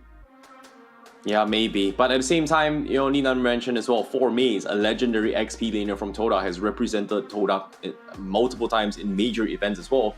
But what surprises is that 4Maze was actually subbed up in the previous season, and ever since then, season 11, they were champions in that regards without 4Maze. But of course, this is something that I think it is going to be a power struggle. Of course, now he is taking the captain position here. Hopefully, he is going to be able to deliver and live up to that expectation. However, due to the circumstances, I don't know, because I've seen what Moy can do, but I have not seen what Ashi can do. Can he still play at a professional level, even though he's been under the management role for quite some time? So that's going to be a big question mark. Of course, as Lafel says, sometimes in life you got to take a gamble, and who knows that, you might actually hit the jackpot in this case. As you say, definitely it's been a while, and I would say maybe he's not too rusty. All I know is like we're passionate about esports. I'm not surprised the coaches still play with their players on a day-to-day basis, because they gotta know like the ins and outs of the meta as of yet. And we're going to be showing the players head-to-head in a couple more moments. Yep. And just cue right in. We're looking at Martizi versus Kabuki. You can see Martizi is going in towards the gold lane role. And of course, Yep, and of course, when it comes to the head-to-heads right here, Kabuki obviously having very, very difficult stats as well, considering they took a loss yesterday alongside with todak here. But Martizi does have a pretty decent one as well. He has been a little bit more participating in terms of his matchup as well. 95% he has been played as well. Kabuki, obviously the goal laner, not going to be in fights all that often. So we are going to be seeing the playmakers coming from both the sides, right? Kabuki, obviously the fallback plan coming from Aura, right? Like if things don't go the way they want, like if Van doesn't deliver in his early stages, he doesn't make space for him, Kabuki is going to be the backup plan coming from Aura Fire, whereas Martizi, he is going to be the one that dictates the tempo to stop Aura Fire. So it's going to be a different approach in how they actually win the game, but this is a very, very good head-to-head because of what kind of angles that each respective teams kind of prioritize in terms of playstyle. So, when it comes to Aura Fire, pretty straightforward, but of course, when it comes to todak, it is going to be very, very unpredictable. I say this now because sometimes, because of the fact that Martizi is going to be playing as well, he does play mage roles as well as Kadita. They might switch him up as for a roam role because Moy, based on what we're seeing so far, from what I know, Moy is a role position, but based on today, they have announced that Moy might be playing the mage role instead. So I don't know how it goes, but that's why it's so annoying. Okay. Because todak has built in this culture since the beginning of time that everybody needs to play any other roles. And why I say this, let me give you the best example. Tell Shiku, me. Marksman, jungle, gold, tank, coach, analyst. Which player does this? And only todak does this. And even then, Yums played mage, Yums played rogue, Moon played tank, Moon played mage, Momo played XP, Momo played marksman, and almost every single of their player are not just forced to play the dedicated roles, they are forced to play multiple roles. And look at this, Ashi, a manager, now a player, a sub. And the thing about todak, expect the unexpected. And of course, that's just my insights to you guys. What about you guys at home? What do you guys think about this upcoming matchup? Cast your votes in the Twitch chat and let us know who do you think is going to take the win for Aura Fire versus todak. I mean, show your supports to your respective. I mean, it's Malaysia versus Indonesia. Like, show your national pride. And of course, back to todak, it's a love-hate relationship, right, Terrence? It's like they're so flexible, and yet even the fans, the casters, we're having such a hard time predicting their drafts. It's like kind of like tic-tac-toe in this situation. But let's look in terms of our predictions for who will come out on top of this current match. And of course, when it comes to the predictions here, I feel it is going to be a difficult one, as both of us are Malaysians as well, to support todak this time.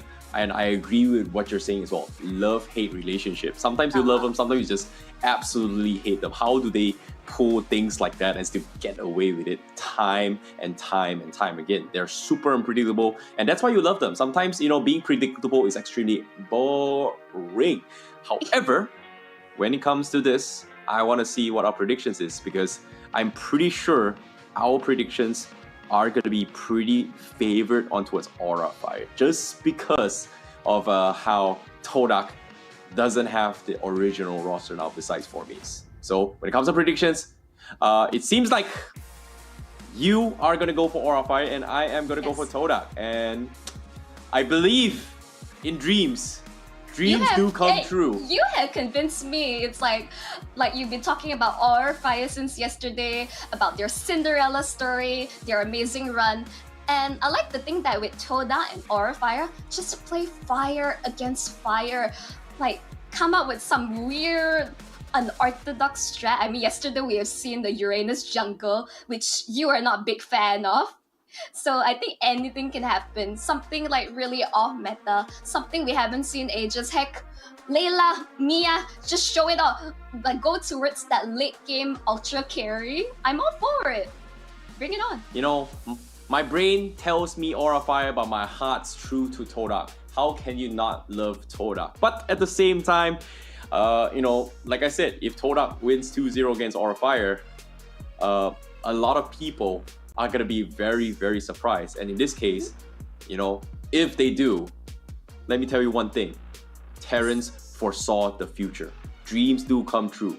Sometimes in life, you gotta hope, you gotta believe, and you gotta strongly, strongly believe, even though other people tell you you cannot. You cannot do this. You cannot achieve your dreams. You cannot this. You are gonna have so much negative impact. You're gonna suffer so much hate. Terrence. You gotta believe in yourself and pray and hope that you can do it, because only you yourself can make things happen. And when that happens, and you become a champion, you have earned it.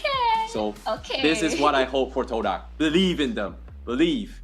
Even though the Coach odds are against them. Terrence. Yeah. You're really giving this motivational pep talk for everyone in the chat, for todak. Hope you're listening and you're feeling like the fire burning in you. But here's the thing, it's always like we know the caster curse, right? We don't really want to vote for certain teams because it could be a curse, it could be a bless. So far, all my predictions from yesterday have been wrong except for the last match. So anything Don't can worry. happen. Today, my predictions has been wrong thus far. First game wrong, second game, I hope I'm right. Even though my heart says otherwise, my brain says otherwise, I believe miracles do happen. And the beauty about competition is that you don't know what will happen. And sometimes those Cinderella stories do happen. And you know, in most of this case, it has happened multiple times. So I'm looking forward to see how this upcoming match is going to go here, todak versus Aura Fire. And then obviously Aura Fire is going to be the fan favorite here coming in. There's just so much talk, especially when it comes to home ground buffs as well. Like, who doesn't want to represent your own country? Who doesn't want to be playing in front of your fellow citizens? You know, in this case, the hype is what kicks you through. Some people thrive of this energy. Some, they crumble under the pressure. So there's just so many things that I want to see. But of course, you know, if you guys are interested, you guys always get yourself some tickets. But now, when it comes to this matchup here, who do you think is going to play where here, coming from todak? Do you think Moy is going to play role or mage? I'm giving up in terms of predicting where everyone is going because I feel like at this rate it's just a free-for-all. We can just hope that, you know, they just go for comfort. I think that's one. For someone who has not been playing in the professional scene for this long, I think you just go for comfort. Go for what is safe. Play around your, I would say, your winning composition. You go for your win conditions, and then that's the name of the game. I won't be too upset if todak lose the first game because I think we all know, we Malaysians, we all know todak for reverse sweeps, like they down one game and then they reverse their competition. That's the trend, that's the todak langgar way. But I mean, of course, right now, todak's performance have not been the best as of yet. I would say even harshly on the disappointing side, but let's have faith. This is day 2 of the group stages. Overall, Terrence, what do you think they need to do coming into this? Believe, hope, believe in themselves that they will win. They are fighters and they will win. And in this case, That's the most important thing. Drafts, strategy, sure. That's the todak way. Play a very, very weird draft and win game. And they have proven it multiple times in Malaysia. And guess what? They won MPL Season MY like that. Play off meta heroes and still win games. Guess what? It worked out in their favor. And I love it. But this time, will Aura Fire be able to read it, or would they just stick to their comfort here? Because Aura Fire, Van, we have to be talking about them during Challenge season, and I think they have been doing so well until their recent MPL ID debut. It just didn't do too well for them. Maybe because of the fact that they have been showing their cards a little bit here. A lot of people have been watching their playstyles, patch notes coming in. There's just a lot of things that actually changes the dynamic of the game. So I really want to see whether or not are they going to be using todak as a testing ground to actually get back their original form. Because Van, I've seen him never miss retributions, right? Like even against Homeboys, who's arguably a strong team with Chibi, especially a legendary retreat god, he was able to go head to head against them. And even though they lost against Homeboys during their match with Kohai Championship, but during SPS, they were able to match head to head. So I want to see whether or not, is Van back in shape, or is he still down on the weather?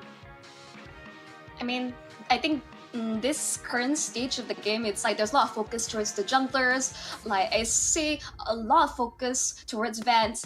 Like all our MPL ID casters, they really highlight how this is a rising star in the ranks, a lot to prove, but at the same time we see instantly when he's not given out the space, if he's going to be back in corner pressure, doesn't have the best early game, he does struggle to come online. So it's really going to come down to Aura Fire, especially High, to really like create space, like just chaos across the map, to ensure that Van is able to scale up towards the game.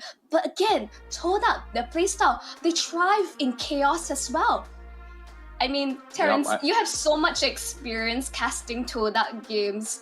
What are things that we really need to look out for? Do we still see signs of life of the original todak?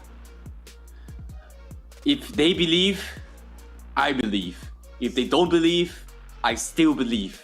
In this case, praying and hoping is gonna be helping them a little bit more, and in this case they have to just go all out. So I guess in terms of strategy, they definitely have done their homework against Aura Fire, but when it comes to execution, I feel like it is going to be a little bit difficult because of the fact that no matter how much preparation they have made, if they have not spent enough time training together, that's going to be an issue, especially like some of the players are pretty much going to be cited because of health reasons. So I guess they have to pray for the miracle, and this is my brain telling you that todak might not be able to execute it, but of course, like I said, sometimes miracles do happen, and hopefully it is gonna happen. Well, I do like to believe and pray, but of course, like we really got to come down to, because as you say, Formace has stepped up to become captain, but now Moy, their coach, is in their ranks. Who is going to be the shot caller? Who are they going to listen to in terms of draft, in terms of the in-game like shot calling overall? How is this team going to sync? What are their dynamics? There's just so many questions in my head that can only be answered once we jump in towards the draft as well as the game. And I'm so anxious, Terrence. I just want to like sink my teeth right in towards this game. I'm just hungry for some action right now. I think you brought up a good point when it comes to shot calling, right? Like, let's give you guys a little bit of history lessons on how todak back in the days, right? They always swap around their captains, and when it comes to shot calls as well, they usually juggle between Chiku being the shot caller for the team, and occasionally they have more Formace that actually does it. So I guess in this scenario, it is going to be Formace that makes most of the shot call. And normally, shot callers, we do tend to have roamers or junglers kind of make that play, right, in order to actually to make the final call. But there are some occasions, gold laners are going to be something that we are going to be looking forward to as well. And I believe Aura Fire, Kabuki does make that a lot of those shot calls coming from them. So I think in this scenario, like I said as well, Aura Fire, they are have a very, very clear game plan. Van makes the space, kind of allow Kabuki a little bit more room to farm, and then just win games with Kabuki closing out the game. Whereas for todak, they are gonna be heavily reliant on 4-Maze leading and making space on the XP lane rather than the Joker. So there is gonna be a difference in terms of approach for their playstyles. But of course, when it comes to the drafts, let's talk about the strategies here. Is todak's preparations enough to actually take down Aura of Fire? Because right now, we did see Vance's weakness in yesterday's games. Van, first time ever, did not get too many retribution battles in yesterday's game. So I hope this time they have kind of, sleep it off, shrug it off on their bad games, and then now bounce back. And so far, just today itself, it's all about bouncing back. RSGPH was able to bounce back just today with demonkite in his earlier interview. So I'm curious to see if this is going to be the bounce back moment for Aura Fire. But for now, Fanny, Kadita, Eve, as well as the Paquito being banned off. I mean, just a quick throwback to the previous match, not to take any attention away from the current, is that RSG, they adjusted in a way where there was like, they don't reveal the EXP lane so early, especially in the first match. They left basically Nut's hero for last, and maybe that's the strategy that todak needs to go in. They can't reveal 4-Main's hero just yet. Leave it towards the second to last pick to ensure that he has a winning lane, because instantly, like even in yesterday games, the amount of focus other teams place on towards 4-Main's lane, shutting down, making sure that there's not a chance for him to even play the game. Maybe that's the strategy that todak needs to consider. Play around 4-Main's. I'm curious to see what Aura Fire thinks about this strategy. Like, do they ban meta heroes or do they ban comfort heroes? And so far, Paquito is definitely a comfort hero coming from 4-Maze. He's also known for his Benedetta in terms of space creation as well. So that's something that they may consider. But of course, even though we haven't seen too much Benedetta in the tournaments thus far, so it's something that it can be taken into consideration. But no, they are going to play the standard route. Valentina being banned, Eve as well. That means that is going to be the Link and Angela being stayed off. But todak, they go for the standard opening here. Personally, I don't like it, but there have been teams that have been prioritizing this, so they don't really want Van to play this lane. So drafting the Angela, it's fine, but that's the thing. Kabuki will get his plot instead. So that's something that Aura Fire wants, but they deny it with the Angela. So no Angel-Link combo right now, apparently. Yeah. Here's a fun fact. Did you know that? Here's a fun fact. Did you know Angel-Link is actually a monster from a different game? Oh, okay. It is. Interesting. It is. It's a love child between these two. Anyways, back to this. I think just it makes sense for the coaches to deny the Angela Link combo away. And right now, one that easily can be flexed towards mid, roam. And I think overall with Sin and High, they do like to play this double mage kind of strategies, just run the enemy down. And the fact that Kabuki is allowed to play his god is just absolutely terrifying. And we're seeing the adjustments coming to play. We have Faramis locked in as well as the Kufra, and because they're seeing that Valentina has already been banned out, indicates no call altar will be available to be stolen by Aura Fire, which I think overall really great. Give enough space for Malik to farm up. I think this is a smart play coming from todak. Personally, I'm not a big fan of this composition, but if Ashi is the one, I would say, no pun intended, right? The weak link of the team from todak, giving Faramis to him is going to be the easier hero to play, just because of all you gotta do, just if you get caught up, boom, Purify, caught out, back the heck out. So I guess that's going to be the safety net they're going to be going for as well. But in terms of mage department, they are going to be lacking a lot in terms of magical damage. And currently, if we were talking about the draft as well, Aura Fire did have this near identical composition, but instead of the Faramis, they had the Angela on the side. So they don't really have a lot of magical damage. So if they decide to take a page off their opponents yesterday, they can bring in the Kadita the Karina for Van to actually play this, to actually deal with the physical damage coming from Link. Really spicy stuff. That was the first time we saw Karina the other day, which was interesting. Instantly see one of these other old meta junglers slowly coming back. But I think if they're lacking in terms of magic damage, I think Esmeralda, we're just going to see the classic Esmeralda versus Uranus in the EXP lane, not killing one another. Oh yeah, the team was actually Beacon Alpha. They actually played it yesterday. So yeah, of course, now when it comes to this scenario, Uranus also one of the very few heroes that actually, you know, allows XP to do decent amount of magical damage. Esmeralda is okay-ish. It's not the greatest now in the current patch. I don't think it's going to get a lot of value. But of course, todak playing it safe as well. They are going to try and deny and minimize some of those annoyances that can actually invade the jungle. So Hilda's going to be one of those. They've shown their hands with the Uranus, so I don't expect early aggression from Uranus in the jungle. That they may or may not be bringing in a Masha, even though it's a little bit unorthodox for Aura Fire to draft Masha in the pool. But Leslie being banned, it's something that todak is very comfortable with. I guess they don't really want to do it.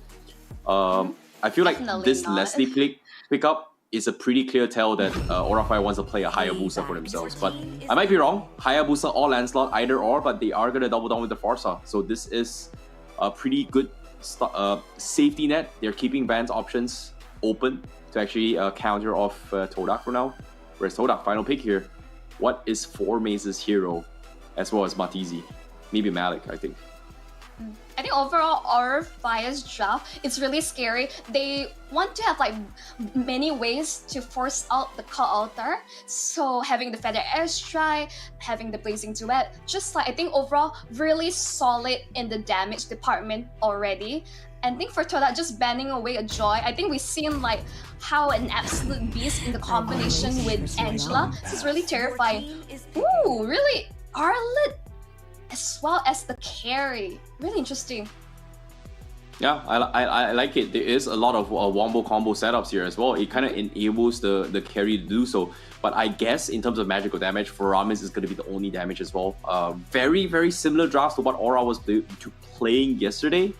In terms of like 4 physical, 1 magic, but you know the Faramis does hit up a little bit more if you are clumped up. But of course, Aura Fire looks like they're not going for the assassin composition. It's just not worth it. They are gonna try and double down with the tanky ones. In this case, Mortis Jungle coming in from Aura Fire. I like the drafts coming in, and you know both have very, very clear win conditions. But of course, Aura Fire are going to be doubling down in their eggs in Van's position to kind of snowball in the early game. So that's going to be the win condition for them. Whereas todak, all they got to do is just buy time. Definitely buy time. I think with todak's draft, they have really solid late game with the link and the carry. Of course, I'm really concerned about how much pressure the Aura Fire will be placed on towards the carry. There's so much like dive potential from their side. Really terrifying. But overall, like we all like said and done, all the pieces have been locked in. Before we jump in towards the Landon, any final thoughts on this, Terrence? Pray, hope, believe, support your team, you support your favorite team, you know, support the casters, support your tournament, everything you support. But most importantly, it is going to be very crucial for both supports in this game to actually clutch it out for the win. In this case, Kufra and Angela is going to be the biggest highlight here in for them to win this game. But without further ado, the second series for today in B stream, the best stream. This is going to be todak versus Aura Fire, game number 1. And you guys are currently watching the Snapdragon Pro Series. All right, let's get into it. As like Terrence preaching, eat, pray, love. I would say all is fair in love and war. Let's see how these two teams duke it out in the Landon. Instantly, Sin. Oh, force the flicker. Oh, Malik taking a fair bit of damage. Is he going to? He's going to survive for now, but he's taking a bit too much damage already. Oh my goodness, todak, like they are so unpredictable. But with this play, it is gonna set Malik apart because he did not get the kill on with Sin. So it was a very risky approach, but at the same time good attempt thus far. But it seems like Moy is gonna be playing on the Metro and Ashi on this Kufra. So the manager getting extremely aggressive here. Aura Fire just getting hammered in the mid lane thus far. So mid emphasis coming from todak. But at the same time, I don't know if this was the right play because as of now, todak, they're winning the mid lane control, but it's still rather early in the game. All this aggression and harassment is not gonna do them any good if they don't translate it into anything else, if you think about it. Okay, in terms of Malik, he's a bit bad. He's unable to get a kill because it slowed down his farm, almost taking his life in return. Ashi already decimate will finish it off. Van secures first blood. Yeah, it's a little bit unfortunate considering that Malik is only level 3, so it's a little bit far-fetched as well, and easy decimation coming from Van. So this is where the snowball begins. Van getting an early start. This is exactly what Aura Fire is banging on. They want to double down on Van and then just pray tell. But now Turtle gonna be up contestation. Aura Fire already in position, and todak obviously not gonna be contesting this at all. They just cannot. But what's interesting is that why is Kimura here? Because technically Kimura shouldn't be this far deep into the jungle, but at the same time, they're okay with this. They're really okay with this. As long as they slow down the lane, todak is not going to be able to get the traditional farm game if they expect as well. But here comes the catch. Moy will be forced to flicker out though. Yeah, better airstrike has been popped as well. Not getting too much out of it. I would say both teams, they're just trading like crossfires all across the map, I would say. I do like their signs of life from todak being aggressive. As long as they don't die too much towards early game, Malik, he's easily instantly, constantly being invaded. Van, hard guard on the ready. Ooh. Final slash there, putting Van in a very awkward position, but they are still going to contest for orange buff as well. todak, they're going to try and duke it out as well. Can they win the retribution? They force the count also to try and prolong this fight, but the Feather airstrike is there, and Van still has the decimation. He gets the kill on towards Moy, but they do one more. Malik forced to escape out of this, but Aura Fire definitely in the victors in this battle. Yep, definitely. Instantly, RFI is aware of the win conditions from todak. You have to just crawl under Malik's skin, make sure that he's unable to comfortably farm, and that's the problem. It's good that he has not died yet. I'm holding my breath on that one. I don't want to jinx anything. But for now, you can see Kimura on this lane is just being so annoying. He doesn't care. He's just clearing out these lanes fast. Formace can't really do anything against him lane, so I was really concerned about this early pick. And Van steals it away. No. Oh no, you hate to see it. But of course, that's the power of what the Martis can do, right? You give him enough lead, he is going to snowball his way through. He is going to be in your face time and time again. But this play, look at this. Because of all this space that is being made by Van on the other side of the map, Kabuki is having a fantastic lane. And on top of it all, he's one level away from Mortizi. And even then, forces a flicker out of it as well. Ashi missing the stun, almost catching the catch as well. So Kabuki, can he get out? Yes, he will. But he has done significant amount of damage on the tier 1. Not even level 5 yet. That was a full gold plating in the hands of Kabuki. Dream start for any marksman thus far. But of course, Malik for the retry. Does he get it? Oh no, Van just a little bit better and more precise in this. Malik didn't even try the retribution. In he case didn't. he's just keeping tab. He saved his retribution because for situations like this, Kimura making Malik's life a living hell. Oh, big catch, Sin. But Heartguard will keep this Farsa alive. Halter been forced out as well, huh? Yep, seems like todak, they're just being reactive to this. Aura Fire is just getting so much value, just baiting out all these spells and just getting away with every single thing. And again, Aura Fire just finally regrouped themselves and they're just winning all their lanes. Top side as well, Kabuki, even on the macro aspect as well, he's intentionally freezing the lane just so that Mortizi is not getting any kind of farm on the top side. And wow, that is actually happening. Bottom side is also zoning out a lot of lanes. Then Formace is nowhere near to actually help todak at all, whereas Van continues to try and pummel and zone todak out in all these fights. Right now, todak does not have the tools to unlock Formace from his lane so that he's able to join in all these massive team fights. And this is really unfortunate. You can see, even though there are not a lot of kills across the board, but Aura Fire whopping 4k cold lead in just like less than 6 minutes to rest the game. Instantly, you can see the gap. Yeah, indeed it is. But of course, now again, bottom lane uncontested as well. Malik a little bit too far off, forced going to be shoved the lane to match it up with Kimura. That means there is not going to be any turtle pressure coming from todak, while Aura will continue pummeling on towards the towers here. Van also level 10 as compared to Malik's only level 7. Ooh, not a good game here coming from todak. Like, I don't know how they're going to be able to bounce back from this, as Aura Fire just, winning all the macro aspect here and just finding farm. And now with the lane swap as well, turtle contest coming in, Formace already in position. But do they have the damage? Because it seems like there's only so much Moy can do. In this case, Kimura is going to be having an assist of the Hearts God. Amoy is always going to be there as well. But Mar, easy. He needs to back out. But Uranus, they just don't have what it takes to take him down. They force the counter to keep him alive. But eventually, the Ionic Shield and the waves coming from Angela is going to be able to take him down. So todak, they'll lose one member. Ashi find the zone of Sin. So it looks like they are going to try and capitalize on this situation. But Sin going to be able to get out the safety. They missed the combo. And now todak is left out to hang to dry as Aura Fire picks him apart with Kabu. As a Farsa main, you know that Sin is unthreatened by anything that todak has in their lineup when she opts for Flicker over Purify any day. todak doesn't have any consistent CC from their side.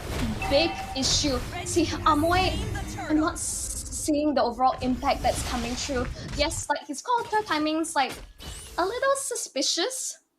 But I would say at least that Malik has not died, because right now I think todak, what they need to do across map plays, do split push, don't get caught out, drag this game out as long as possible, because they gotta start finding farm. Like, just get scraps, anything you can get.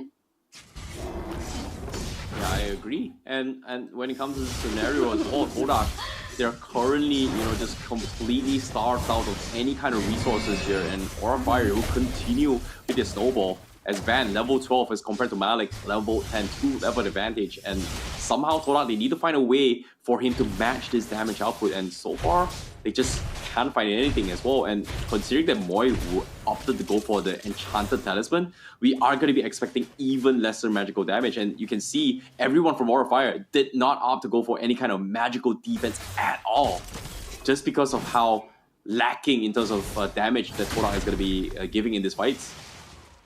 I mean, the real threats, the two cores from side todak, it's going to be Ling, it's going to be Carry. So for Aura Fire to build like more physical defense makes the most sense. Because as I say, Amoy, even though he's going for Lethal Injection, for that just a bit more damage, he is more of a support style of play. Yup, at the same time here, Van looking to close out this game here. Kabuki chipping away tier 2, but they are going to force a fight. But Ashi with the Tyrant's Rage here, flickers forward, next on Sin. They caught him off surprise, but where's the damage? They don't have the damage to do so.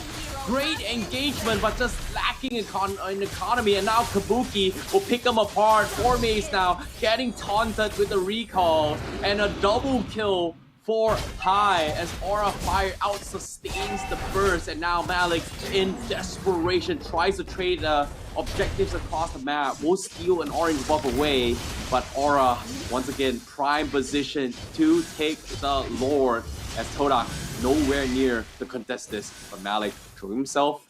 Can he steal this? But it seems like it is going to be very difficult to do so. I'm actually okay if Ashi threw his life just to get his hands onto it. Sin. The Formace dying there definitely just evens out in terms of trade. Aura Fire in the driver's seats. The first door gotten, no contestation whatsoever. And now with the Corrosion Cypher and Kabuki as well, this is going to be even hard as well. But Aura Fire, they're going to steal the purple buff. Do they get it? They force the Retribution up on Malik, so that's huge. But at the same time, the Lord is going to be clawing in very, very soon though. Well, with Grand Theft Auto not successful, at least Malik can do stuff across the map. You can see that wave pushing against the Lord. At least this buy time, but create space for todak to farm up. As I say, they do have win conditions. Martizi has only died once, Malik none. They just need to farm up, they need time. todak, the timers need to come and play. Aura is well aware that they get to close out this game as soon as possible.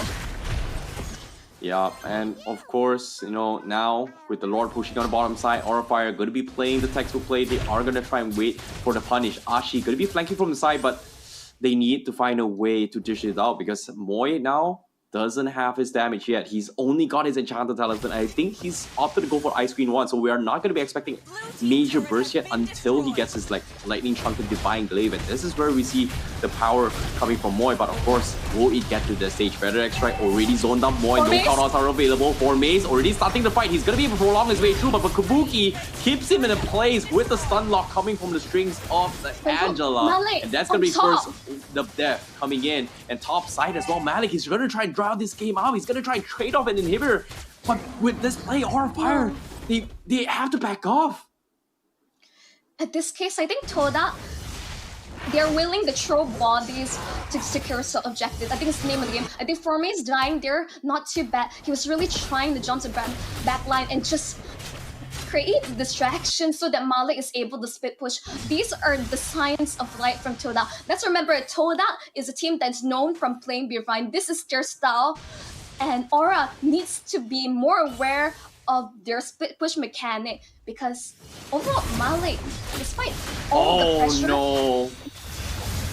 Ashi, he tried to make the play, but because of that, now they have to back off, and Aura Fire, they're looking to capitalize on this. Martizi won't finish off Vandal. That's huge to get one kill, but it's only one kill at what cost? A jungler for a roam and marksman, and now 4Maze in an awkward position. No one to help him. They're calling in Malik to save the day, but well, Aura is just too healthy to do anything now. Malik has no choice but to clear the lanes here. He's gonna buy a little bit more time, but Aura Fire says to defend the minions while Kabuki makes work on the tier 3 down bottom. Now tier 2, a tree in the middle is gonna be exposed as well as todak.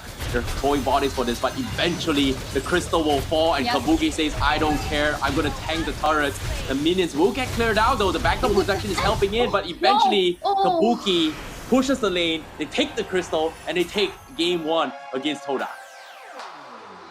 GG, well played for Aura Fire. Instantly, you can see the domination from, I think, start to finish. Even though we saw signs of light compared to previous games with todak, it was still a really massive goal lead favoring Aura Fire. But I think, considering everything, it was a really good effort. But I think necessary adjustment needs to be made. You need to give Formes like more playmaking heroes. Arla is just not cutting it anymore. Yeah, I think Arlo is good. It's just that in terms of, you know, taking those fights as well, it feels like it's very difficult for them to actually pull off what they kind of composition, right? Like, you know, Aura is just playing the macro game a little bit better compared to todak, whereas todak, they're looking to just be very, very chaotic. And, you know, I like the idea that they were able to bring chaos, but you have to give prop towards Sin, because time and time again, if Sin were to die early game, I'm pretty sure this would have been a completely different game from side todak. So in terms of the drafts here, I say, you know, the drafts here is going to be obviously favoring towards Aura here. They have a balanced amount of damage from physical as well as magic, but for todak, the only magical damage was pretty much from the Faramis, and every single time Moy comes in, he's forced to play a defensive role, so he can't really chip away at the HPs of Aura Fire. The biggest issue, of course, you know, the sustains coming from Uranus, the heals coming from Angela was a big problem. And I think, you know, when it comes to this scenario, RSGPH did a very, very solid number on how to deal with Angela composition, which is bringing in the box here. So I guess draft-wise, obviously, Aura Fire definitely, you know, played this a little bit better because, you know, the drafts from todak was just very hard to execute.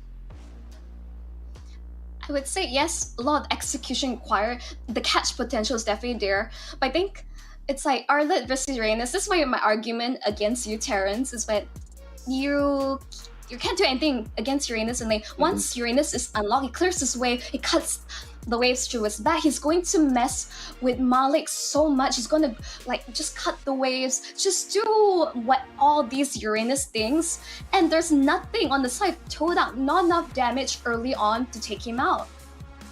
Yep, and very, very clean game coming from Aura Fire. They've got their basics done, they've got their textbook plays done, and communications was all-time high as well. Everybody knew how to, you know, get a little bit greedy and take advantage of the lead that they had. They snowballed this game, and there was just absolutely nothing todak could have done. So they definitely need to rethink this draft and figure out whether or not can they bounce back for game number 2. But of course, Aura Fire, very, very clean game thus far. And I like how things has went in their favor. Even though they have switched up a little bit drafts here, I know todak wants to just deny the link away from Van, right? Like, even though on track record wise he didn't win a single link game in yesterday, but of course Van playing against the link is not exactly easy. Playing with the link is also not exactly easy because in the macro aspect of the game you have to be constantly communicating. So I guess todak took a very risky gamble. They tried their best. They almost made a little bit glimmer of hope down the top side where Malik was almost able to trade off tier 3, but almost is not enough. However, let's talk a little bit more on the post-game stats as well. In terms of itemizations here, Moy opted to go for the Genius one. Not exactly sure what it's intended for as well, because the Genius one reduces the magic defense of your opponent, but there's just no one from the side of todak that kind of can able to utilize the Genius one properly. I mean, the usual Clock of Destiny build, the Morpher, which works well with Lethal Injection, is not really cutting out. todak can't really go for scaling anymore at that point. I think Amoy just thinking either, Genius or Divine, either way would have worked out fine. Just a bit more damage, able to clear out the waves. But I think overall, it's like Martizi, even though he wasn't really punished very much because so much focus was towards Malik as well as Formaze, I think it's difficult, like this overall changes in roles from mid towards goal. It's a lot of pressure on towards him. And we did see like he did play quite aggressive. He was able to get killed, but instantly Aura punished. Like they bang on the fact they're on the lead, they're aware of the win conditions, and they just, I would say, steamroll over todak. Yeah, GG, well played. And of course, damage dealt as well, skyrocketing on the Aura favor. Kabuki, 43k damage output. Kimura as well, 32,000 his favor. Everyone is just doing a decent amount of damage, and even High is able to just do more damage than Malik. And who could blame todak, considering that, they just couldn't pick a fight in their favor. Like, every single time Ashi tries to start a fight, it was just completely outclassed by Sin, if you think about it. And there's just, it was very difficult to do so. But of course, they tried their best. But of course, game number 2 is going to be a little bit different here. Hopefully, they are able to switch up their drafts. But in terms of the damage dealt so far, damage taken, I guess, obviously, todak, they are going to be the ones that get sandbagged as well. Ashi, Kufra is the type of hero where you go in, you miss, that's it. You're not getting out. It's almost impossible to get out and without the support of your teammates. Damage towers obviously favoring towards Aura.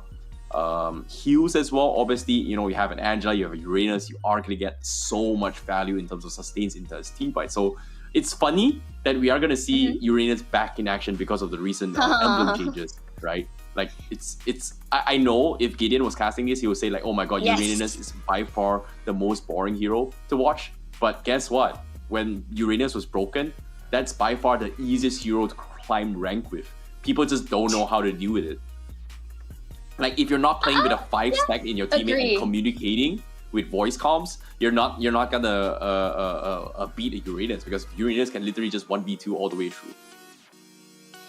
Yeah, I mean, you see in many games how many members it took to take down a Uranus. Instantly, you can see how Aura Fire just played this really well. And we're gonna jump into it. Who's gonna be MVP on the side Aura Fire? Honestly, it's like it's gotta be Van, right? No, and Yeah, okay, Kabuki. All right. Well, it is going to be Kabuki for sure. He played his lanes very, very well. In the gold lane as well. He was able to isolate his farm ahead of the carry as well. His freeze lane. He was doing a lot of macro aspect as well. And when they need him the most, he delivers. The blazing duet coming in, it was clutch. Taking objectives across the map, just leaving no room for the side of todak to actually bounce back despite the constant pressure coming from Van.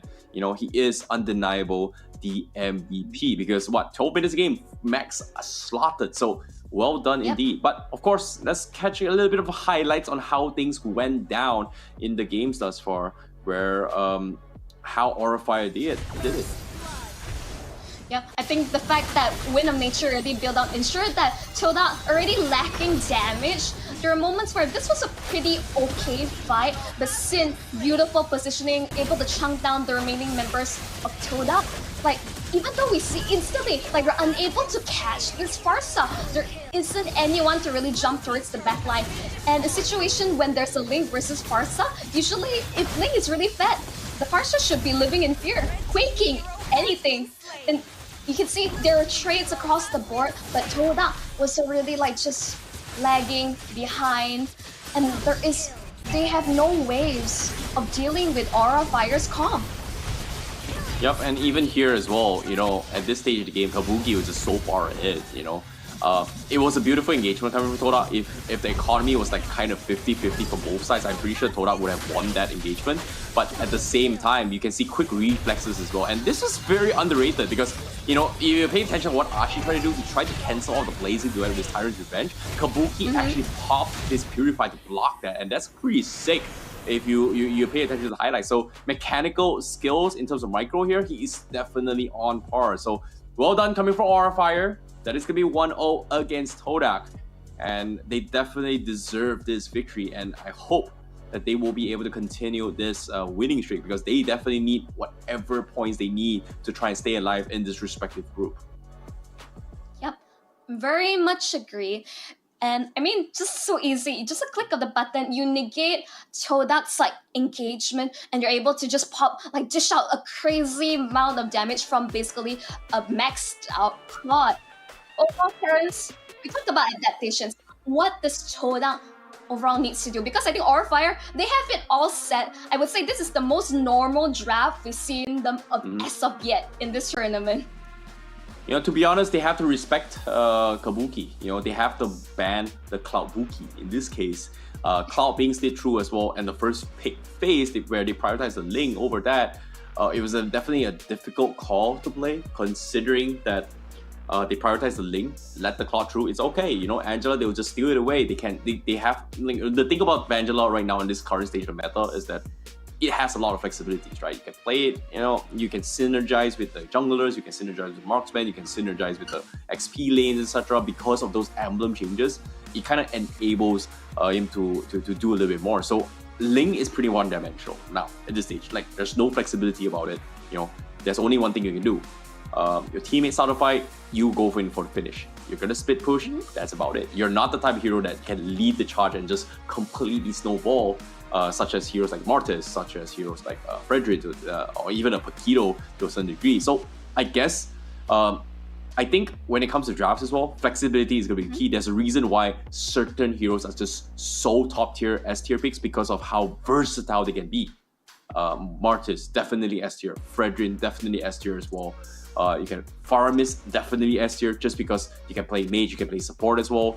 Digi, maybe, yeah. Kadita also going to be a little bit flexible. So I guess in that direction, they definitely need to rethink their opening drafts a little bit more.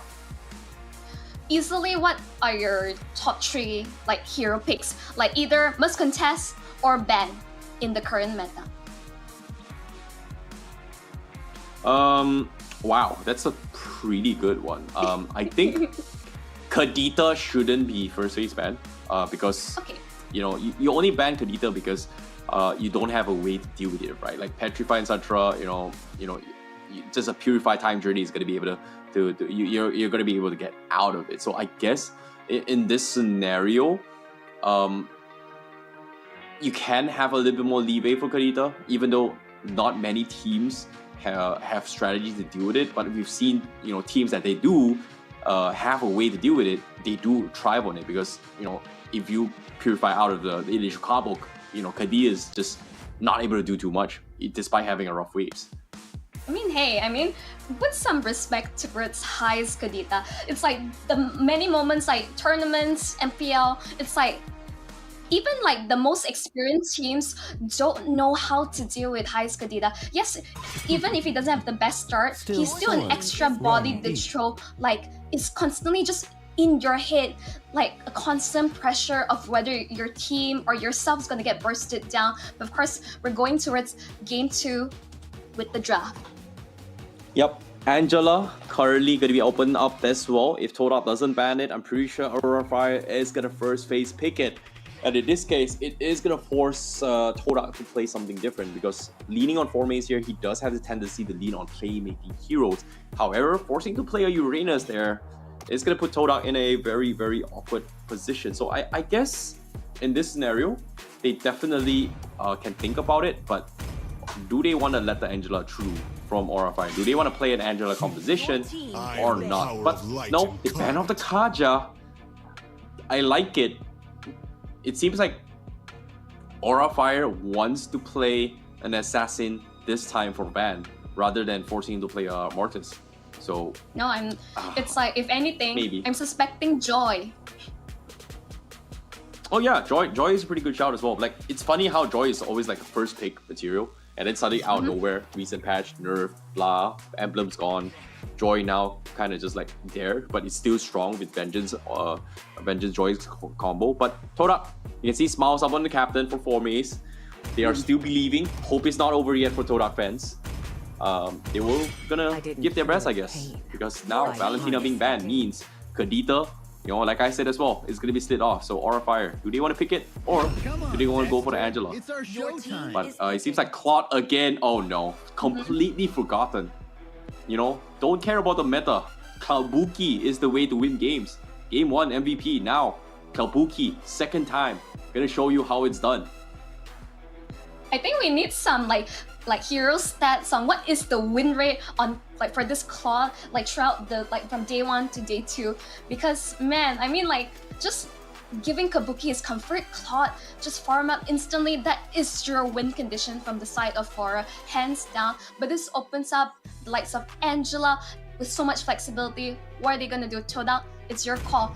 Do you really want to give Aura Fire Angela again? Yeah, and at the same time, you know, looks like they are not gonna. Oh, I was about to bring up the Novaria though. I'm really surprised that Novaria has been ignored in these past 2 days. We saw a few games here in the other streams, but I feel like Novaria is still relevantly strong. So I like that Oda is taking that approach here. Can be flexing support, can be flexing towards the mid lane. I want to see if that's going to be the case. Are they going to play a double mage composition? Because as of now, Kadita is also in the pool. So technically, they can go for Kadita and Novaria at the expense of losing out frontline controls, crowd controls. I think it could go either way. If like Aura Fire, Kadita, Farsa is just a signature like pairing. Everyone has seen this throughout like all their games. This is one of their most terrifying combos. As for Novara, I have concerns. She wants to be basically scanning the back, like landing those Star Shadow, providing vision for the rest of Toda. For these, I would say, big team fights. This is where the strength comes true. But I am very worried. Yeah, I agree. But yep, I like this adaptation from Toda. Like, you know, I guess this is in their notes as well, because back in the days during Todak days as well, like the original roster and past history, Claude is a good way to deal with Grok is a good way to deal with Claude. Like, whenever the Claude comes in with Blaze Duet at the wrong time, you can actually wall charge him and just cancel off the Blaze Duet. All you need to do is just surprise him, cancel his Blazing Duet, chain stuns him, and then burst him down. So I guess this is the idea that Ashi is going to be going for. But they do ban off the Angela. That means this is going to be a Novaria mage coming in from Moy for Todak. No, I think if anything, they just don't want to give Kabuki like that safeguard. Overall, it's just like, yes, you know, wild charge in, but with a click of button, purify Kabuki, just like BMI out of there, like sayonara. That's it. Yeah, I agree. You know, it actually can happen here. In this case, when it comes to the playstyles here, I'm surprised Aura Fire has banned Leslie twice now against Todak. You know, maybe they have some sort of inside information. Martisi is just that good at playing Leslie or something. But, you know, I think going for a carry here isn't too bad. But Eve being banned, Valentina being banned, I'm more curious to see what else and how they are going to tackle this Frederick now. But Todak, they ban off the Uranus. Very, very annoying sustains here. They just don't want to deal with it and play against the healing compositions coming from Todak. But Interesting. This is very interesting that RFI actually banned off the Franco despite showing the Grok. Is this an XP Grok though? No, here's the thing. Like Interesting. Franco, really great to catch out the Clot. You want more ways to force out the Purify, or basically any of his skills that enables him to escape. Why I don't like Carry in this situation. Yes, a great counter for Fred, but with the threat looming of the Feather Airstrike getting bursted down, it's just too big of a risk. I'm not sure if they'll still go for it, but Lunox! Ooh. Yeah, okay. I like it. I like this. Maybe a bit biased. Come on. Okay, the reason why I'm at a loss of words is that is todak living up to their expectations? Is we're all thinking the same gonna thing. be the unpredictable theirs? Is this a Lunox jungle? Yes. Like, whenever Lunox jungle comes into mind, it is Or gonna be goal todak. lane. Like, nobody does this. Like, there are some few teams that get away with it, but nobody doubles down on Lunox jungle every single time and Oh, hopes you to gotta go be away kidding with me. it. And todak, they're bringing in, but of course, the Fredrin and Lancelot being played from Aura Fire, they still have healings, they still have feelings, and in this case, it is gonna be XP Fredrin. Yes, I believe that neither teams are cold-blooded. They definitely do have feelings. And this is a hero that I mentioned a lot. It's like if Angela is banned now, you have Florin, global healing with her ultimate. Really annoying. And this is really gonna negate Amoy's Star Shatter. It's like you think, oh, I got my target. Whoop, just heal. And whoa! Toda! What? What am I? Okay. I see where they're going. You know, what marksman? You know what? Gold lane Lunox, you know, somewhere along the lines, I think no one saw this coming, except for Zaze. You know, if you guys know who Zaze is, he was the former coach for Evo's Legends. You know, the one that actually brought Evo's Legends all the way to their first M1 championship. And he always makes like a draft tier list over the years. He puts Lunox as an A tier, almost close, A tier in gold lane. And not many people believe that. And in this case, I think, you know, todak taking the gamble says that, you know what, we didn't have enough magic last game. This time we give you so much magic that you cannot resist me. And in this case, Lunox is a perfect hero to deal with tanky compositions because of his skills to actually penetrate high HP heroes. So it's kind of like a magic version of carry, but not as much damage as a carry, of course. I mean, overall, it's like, I think the idea is to, with so much magic damage early on, it's just you want to win out early on, burst your opponent down, and we're back in the land of Dawn. It's game 2, it's do or die for Toda. Let's see what they have with this recent adjustment. Let's just jump right into this game. Whew, Aura Fire on the blue side and todak on the red side. Will todak be able to bounce back with this interesting creative composition that they have been known for? But as of now, Ashi gonna be starting things off in the bottom lane here. He's gonna try and support 4 mains, try and zone out this play, but Moy getting some serious damage in, and Sin now forced to back out. So again, very similar approaches. Todak wants to try and zone Sin out as much as they can. But is it going to translate to anything? Because now Malik going to be playing the Mortis. I feel like Todak has a very, very good chance this game compared to the previous one.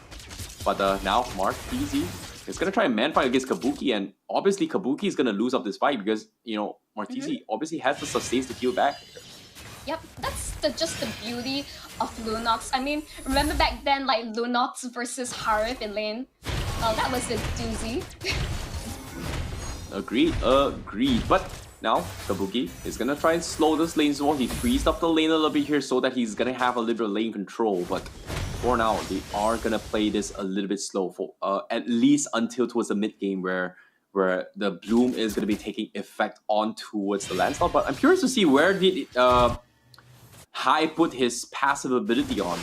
I think it's on ban, I guess, or is it going to be on the gold lane? So I'm not sure.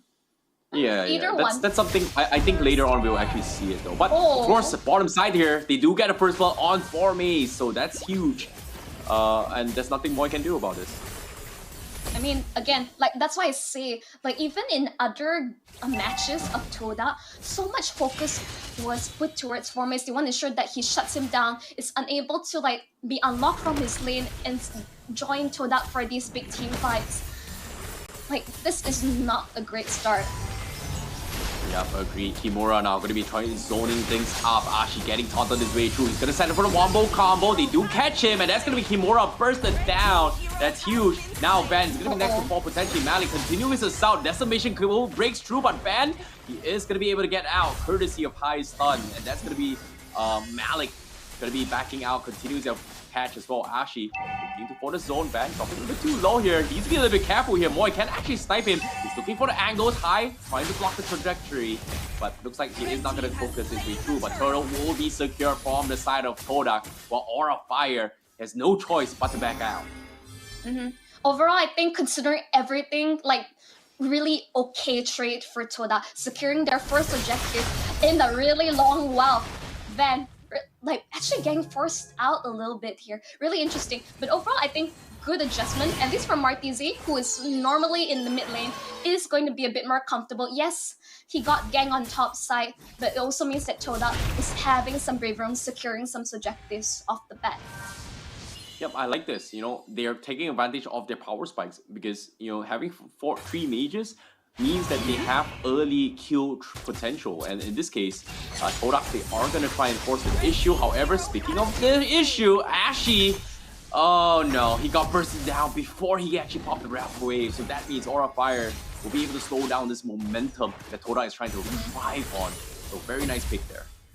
It's really unfortunate. It's all about those timing. It's an Aura Fire. I mean, come on. They play so much Kadida, roam, or mid. It's like they know. They're aware of the limits of this hero, and they definitely know how to time their stuff perfectly. Martizi getting the poked out. Like, I would say he's alright, but he's definitely stuck under tower. Ashi is walking into an ambush. Oh no, Ashi just, you know, could not tank the burst coming in, and now Malik is gonna try and pick up high as well. He's gonna be zoned out, and Flori needs to make a get away, but he's not gonna be able to do so. So that's gonna be a very nice trade-off coming from Malik. Meanwhile, todak, they want to try and extend the fight, and Kabuki gets bursted down by 4 Maze, and now this is what I'm talking about. Todak action, when you least expect it, they hit you hard. However, Aura, they're gonna try and trade off the bottom side. Kimura, no, it is a lost cause, but we are gonna try and find farm across the map. Overall, like Malik having a really good start, good amount of farm. I was really worried that Florence healing would really mess with the decimate timing overall if timed well. But I think Malik is not too deterred. As for Ashi, you gotta be careful. Aura Fire, they're just camping for you. They are aware.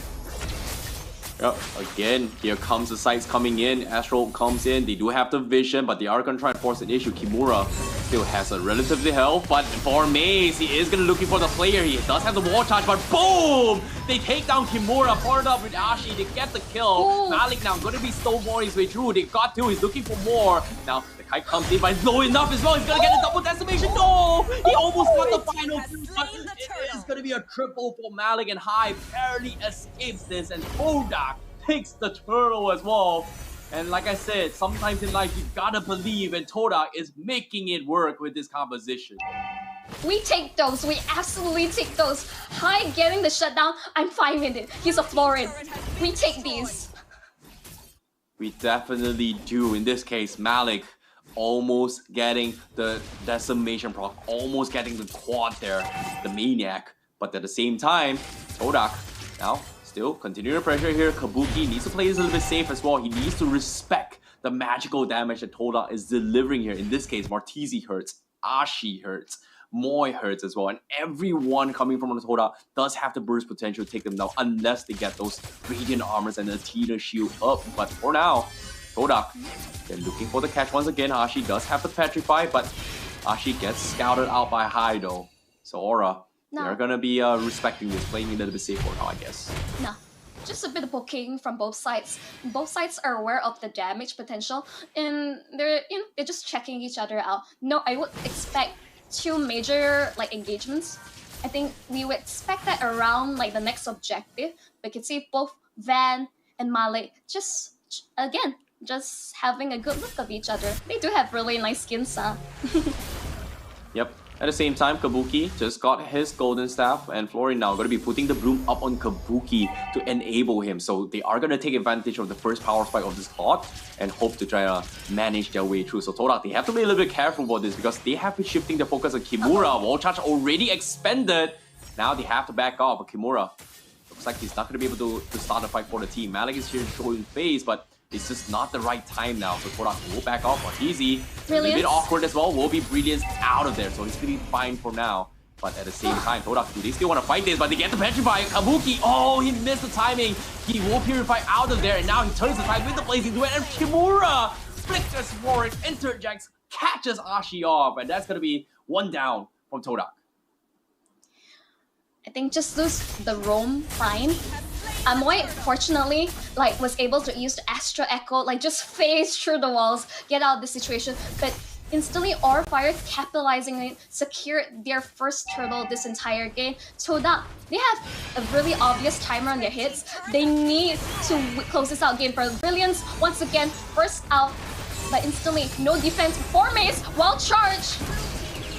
And yeah, and at the same time, Kabuki getting scouted out as well. They burst him down, they take him out, and now Aura Fire, they have to back out. Kimura is here to save the day. Ashi does have to damage chain his way through, but they lose 2 with this pickoff. So todak, beautiful setup thus far, but at the same time, Van nowhere near close to help them at all. As Aura Fire, they need to reset this.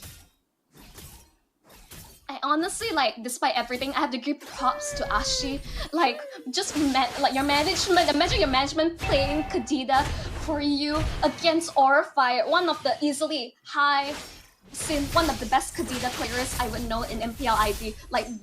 The pressure is real.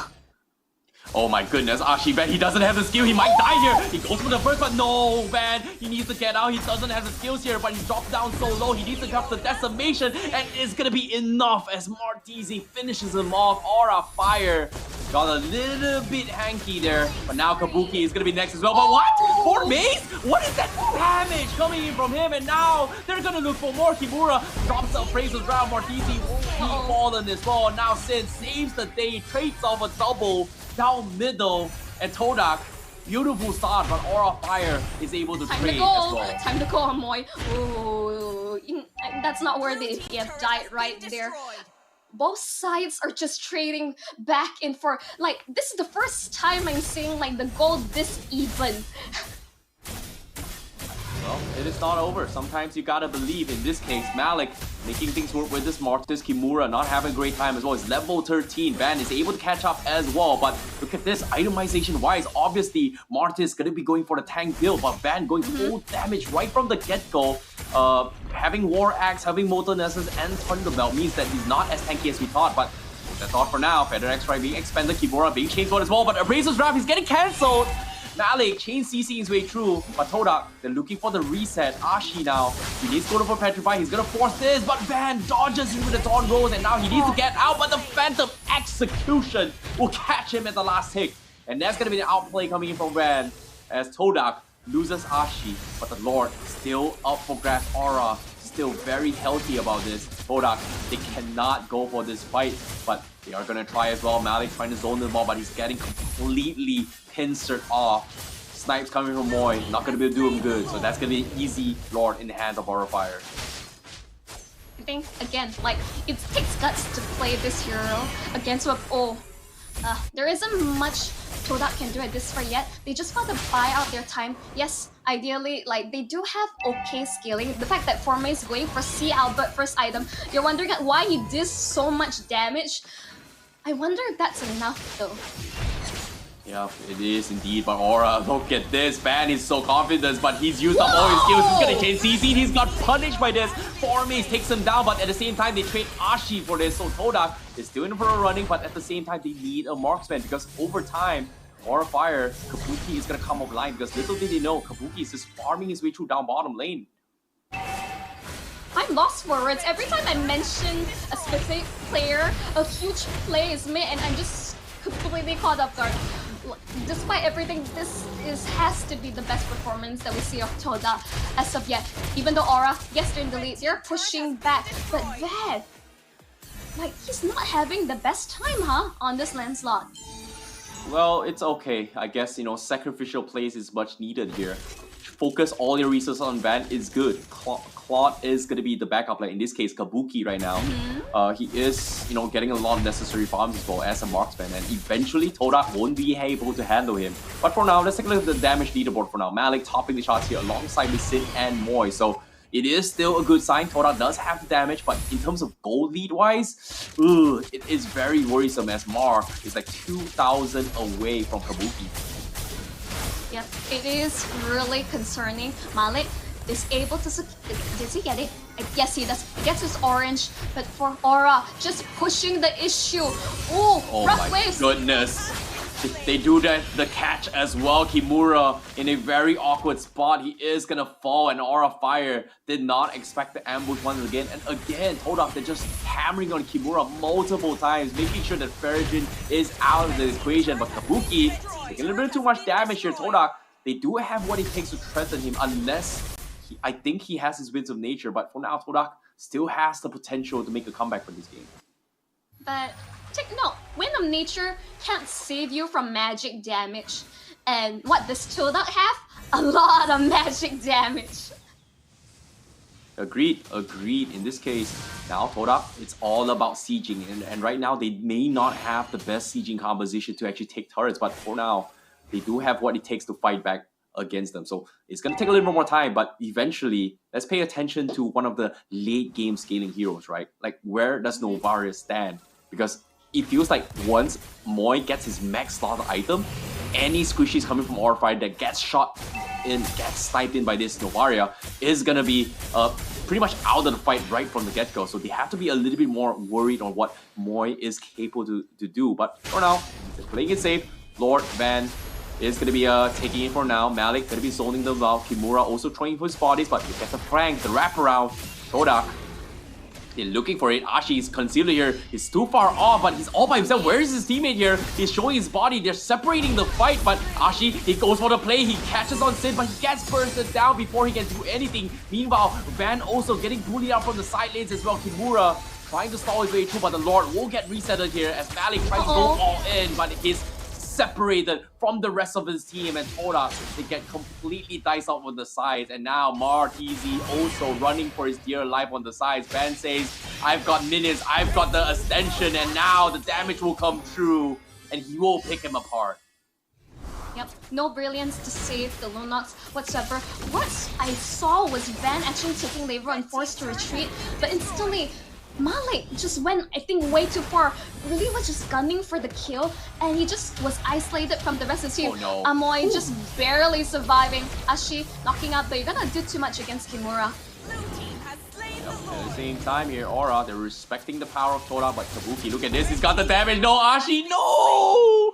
He just got auto attacked by Kabuki. You have been bullying me, and now Kabuki is online, and he is gonna pick him apart. And you know, at this stage of the game, this is where Aura Fire's win condition is all met, and todak needs to find a way to stop it. I think it's gonna be really rough, like here on out. Instantly, Aura Fire, like shifting gears, they're aware of their item power spikes. This is approaching the late game. todak's time may have just run up, and unless like Formaze makes a massive play, because that's the main source of engagement. Wall charge or Ashi throwing bodies to ensure that a key member of Aura Fire is taken out. I'm not sure how todak can defend against the onslaught of Aura Fire.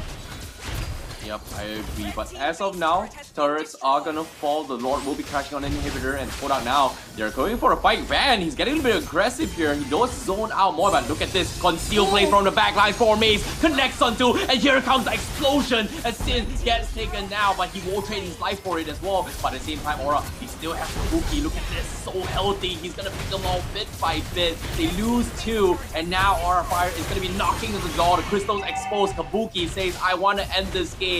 Smart Easy going for the brilliance, tries to clear the minions, but they don't seem to have the damage. But at the same time, Van is annoying the heck out of them, and he's got the Phantom Execution to kill him off. Double kill for him. Malik left, only one standing. He's got the immortality. He's gonna buy time, but There's he's one not gonna have minion the damage. left. He clears the minions left, and the minions to survive. And Aura says, I will end this game, and I'll close it out for you. And that's gonna be Aura Fire 2-0 todak. Congratulations to Aura Fire, but my heart breaks for todak. Terrence, how do you feel after this match? I mean, we honestly could say this was kind of expected. We knew that todak had to close out the game before we hit that mid-late game power spike. Instantly, you don't give Kabuki Claw. I think you see overall his performance, like, he's unstoppable. Yeah, I agree. You know, Kabuki is back. And at the same time, hopes and dreams of todak to try and win this game is pretty much crumbled. You can only hope. But most importantly, you have learned something new. In this case, experience is going to be what they have learned. And hopefully, todak is going to be able to bounce back over the respective matches to come. But for now, congratulations for Aura Fire as they get the clean 2-0. And hopefully, they are going to be able to get back in shape to actually make a comeback in this scenario. But for now, that was a very convincing game there coming from Aura Fire. And in terms of recap as well, I felt like the Florian was a little bit interesting. You know, they have some sort of healings, there's a little bit of stuns here, but once the Bloom is available, you can see how much Kabuki is just dishing out in terms of damage alongside Van in the later stage of the game. No, if anything, the Florian ping counters what Malik wants to do. With this Martis, you're gonna mess up with his decimate if he's not even gonna his cat go bam, bam, bam on towards his opponents. And Novara as well, it negates the amount of pressure they have with the Star Shatter, like just being able to hit your opponents from far. That is just negated away. But unfortunately for Martzi, I was expecting more aggressive plays from the Lunox, like off the bat, because like early on when Claude is not itemized like fully yet, Lunox should be winning in lane by right. Well, that's the thing, you know. Sometimes in life, you know, you gotta take a risky gamble. In this case, you know, when you're watching todak, it's always gonna be a gamble. I was expecting maybe a jungle Lunox coming in, but I felt like Malik did his best as a Martis, but eventually, you know, the composition from the todak was designed to win the early skirmishes. And late game wise, of course, you know, we didn't see Moy kind of pop up with this insane burst damage coming from his snipes. But of course, you know, Aura Fire, they had very, very clear win conditions, dragged this game long enough, and they will win game. And Kabuki definitely won them this game in this final fight. But nevertheless, of course, it's back to the drawing board for todak, and hopefully they will be able to bounce back in this upcoming matches for them. But for now, it is a win for Aura Fire. Congratulations to them. Yeah, and overall, let's look in terms of the post-game statistics. I would say there was one point where the goal was like fairly even, but the minute we hit, I think 13 to 14 minute mark, Aura Fire was like, I think at some point 4K goalie. Instantly, you see this item power spike. Even though Van, he didn't have the best start, but the rest of the team closed out really beautifully. Yeah.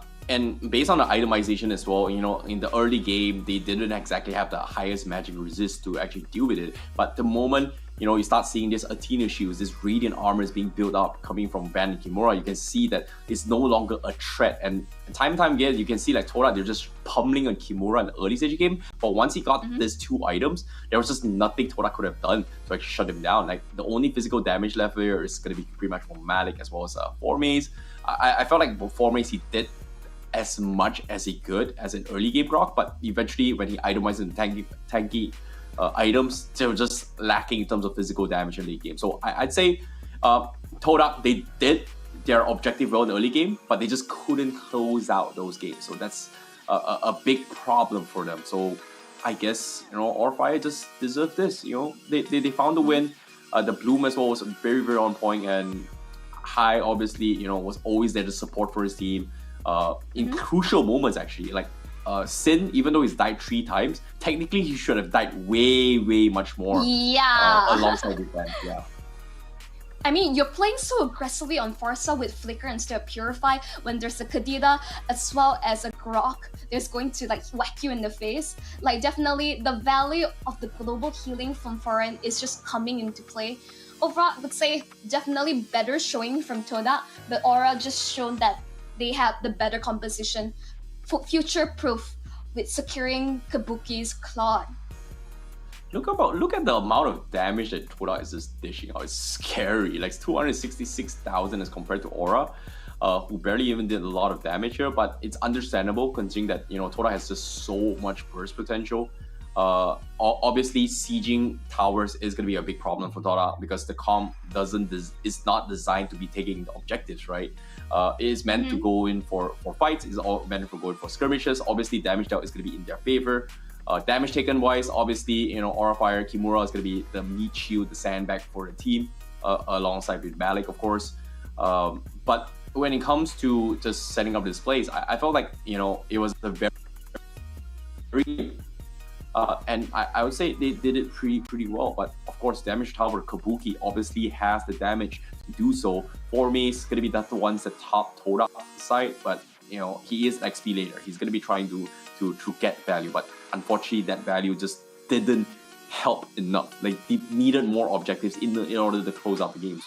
Like they're winning skirmishes, but they just can't translate all these fights to take towers. So I'd say Aura Fire, Kabuki, I think he died a lot of times in the early stage game, which kind of slowed up his farm. But after that, he focused on his farm, get his level 50, gets his item up, and then this is where Aura Fire was just able to win this game. And total heals, of course, wow, 200k worth of heals, thanks to both Kimura as well as High. So well done coming from Aura Fire. And I'm curious to see who the MVP is for this game. I mean, if it's going to be High, I would take it. But for Van, he's going to be MVP of the day on the land slot, 7-3-3. Even though he didn't have the best start, but instantly, like his team able to create a lot of space across the map. He had a really solid KD, able to dive in the backline, take out the vulnerable squishies such as Novara, just so easily slicing through them like paper. Yep, and on top of it all, the constant annoyance in the name of Ashi from the side of todak has been terrorizing his teammates. Van finally, despite getting caught out, he was able to turn things around and got some very, very important kills to actually slow down todak's momentum. So props towards Van, but of course, let's take a look at the highlights on how things went down between Aura versus todak in game number 2, in case you're just tuning in. And of course, to summarize things here, todak was just doing todak things, which is pretty much being extremely aggressive in the early stage game based on this composition. And when this actually happened here, Aura Fire was just, unable to do so much, and all these skirmishes, todak felt like they're just a little bit too hard to handle, and Malik was just powering his way through. And that's the thing about having a Martis, right? If you snowball early, you are gonna snowball hard, and that was a big problem in the hands of Aura Fire.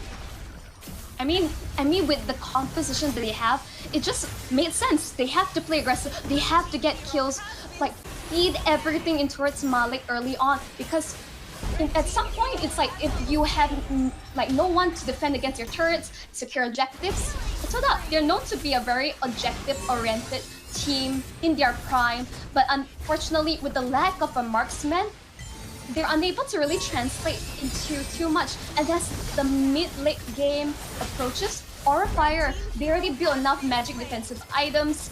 They are able to just chip away whatever's defense that was left of todak. Yep, and even here as well, it's pretty much the last stand. todak perfectly had the tools to actually deal with it, and it was this moment where Van was able to do some serious damage here, and taking these 2 kills, kind of stopping todak, saying like, hey, we've had enough of you, we want to close up this game, and this was it. And this was the clutch moment that Van kind of enabled Aura to just close out the game. And of course, even if Van failed, of course, you have the Kabuki to actually save the day. So a very nice 2-0 coming from Aura Fire. GG, well played. And they're back in action. Congratulations to Aura Fire though. Overall, it's like, I would say Aura Fire did not take their chances with todak. They're aware of the potential of this team, and they basically cut their lives short. They're aware that, okay, mid to late it's the time for them to shine. But overall, congrats again to Aura Fire. We're actually going to jump into the interview. Terrence, who that person may be? Well, we are going to be jumping into the interview with Aura Fire Face Hugger right now to get a little bit more insights on what they think about this match here. And of course, hello, Face Hugger, how are you? Hello. Good. Hello. So far, how is the team performing so far? Because Aura Fire, didn't exactly had the best result yesterday, but today, 2-0, how is the team feeling right now? I think the feeling is good. We bounce back from the yesterday. We have a lot to do and discipline on the game. Yeah. I mean, Wow. Terrence, I'll let you take that away because I think you have a lot of answers because you're a huge Aura Fire fan yourself. There's a lot of things I would say because Aura, I still remember that you guys had a very, very long journey during the group stages where you guys had to play 12 to 13 games in one single day. And now you're back here again, you're so close to actually qualifying to the main event here. What kind of preparations has been made thus far considering that, now that you guys are in this position right now? We have a lot to do after the last qualifier fight against BTR. So right now I think we are good. We have a lot of preparation for another team. Can you give me a little bit of insights on what happened when you guys faced against BTR? That was just very one-sided though. I think we just not disciplined lah. Many mistake, a little mistake make it we lost our objective.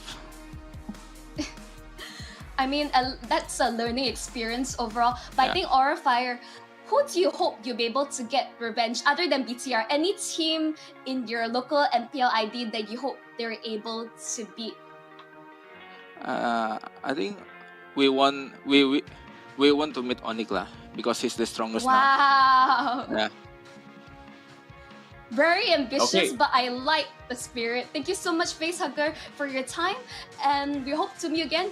All the best for your future games. We shall see you. But yeah, at the same time here, any last things you want to say to the fans here, Facehugger? Keep supporting us lah. Very, very nice words here. Of course, Only that. Thank you so much, Facehugger. I Okay. appreciate it as well. Okay, you're welcome. We hope you enjoy your victory here. We are going to be continuing the show. Thank you so much, Facehugger. And yeah, that was a very interesting interview here. Considering that BTR, they definitely had a little bit of a struggles, they had a little bit of mistakes here. But of course, the team to beat so far is going to be Onyx ID. Everybody is gunning for Onyx ID. But the question here is, has anyone found a way to deal with them? So hopefully it is going to be a little bit better here. But of course, for these guys that are watching here, we hope you guys have been enjoying the show thus far. And we'd like to thank our amazing sponsor here, Samsung Galaxy S23 Ultra, for providing the best experience for you guys here. All the matches that you've seen so far and playing at a top level notch is all courtesy of Galaxy S23 Ultra. Monchel, now, it is something that I know that you love here. What is it that you love? Well, it's all about unleashing the beast with Monster Energy. I don't have a can right now. It's quite late. If I have a can right now, I'll be jumping all over the room. And I think I'll be speaking really incoherently. But of course, shout out to Monster for sponsoring this event. Please send us a personal cooler of your goodies. Overall, thanks so much. Overall, Terrence, any final words before we throw it to the next match? Well, that's the thing, right?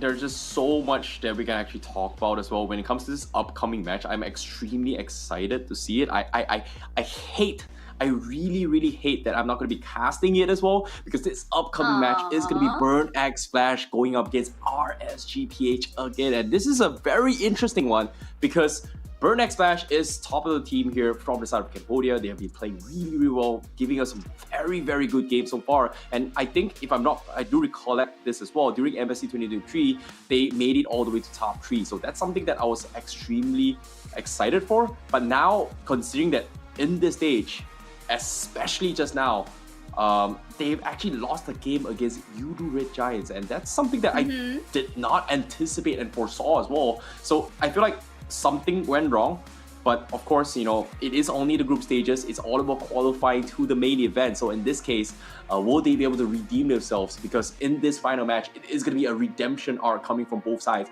both from Bourbon X Flash as well as RSGPH. Yep, absolutely agree with your point there, Terrence. I mean, there's one way to find out as we can't wait to get the game, but we're jumping into a really short break. Everyone, stay in your seats. We'll be right back after this break.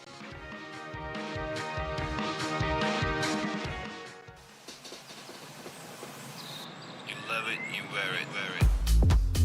Wear your passion. Share your passion. Wherever, whenever. Gaming is a lifestyle. Get your merch at shop.eslgaming.com.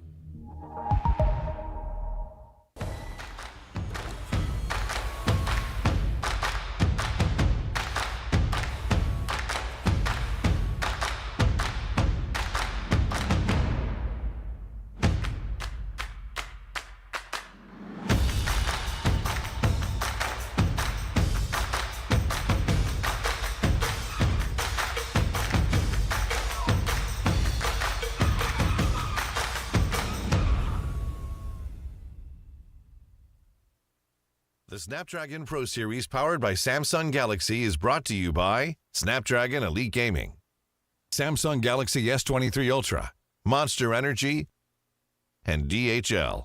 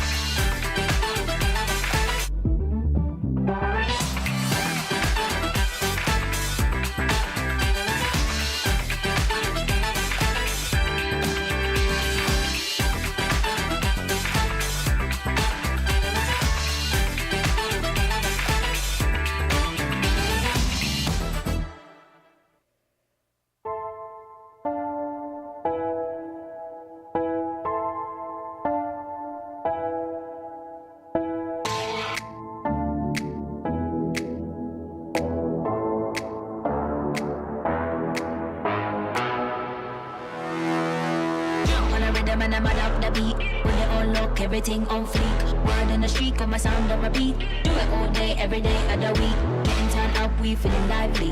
On the dance floor, where you gonna find me? Here comes the drop, it's time to party. Here comes the drop, it's time to party.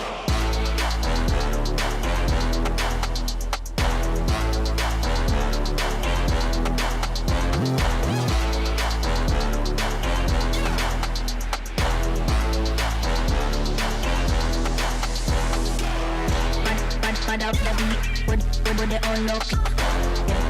Everything on fleek. Do it all day, every day. Pad up the beat, with it on lock. Everything on fleek. Do it all day, every day.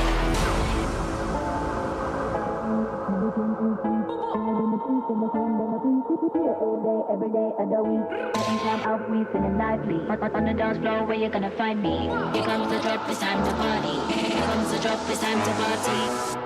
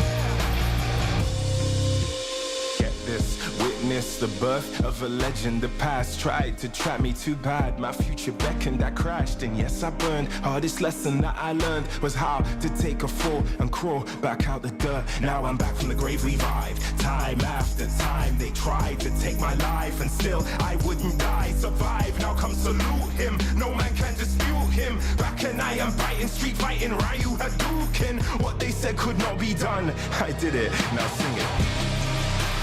Oh, here I go, changing destiny,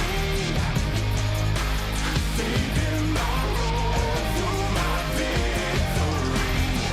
I won't admit defeat. I'm making history like it's meant to be. When they said to me, say, no man can dispute him.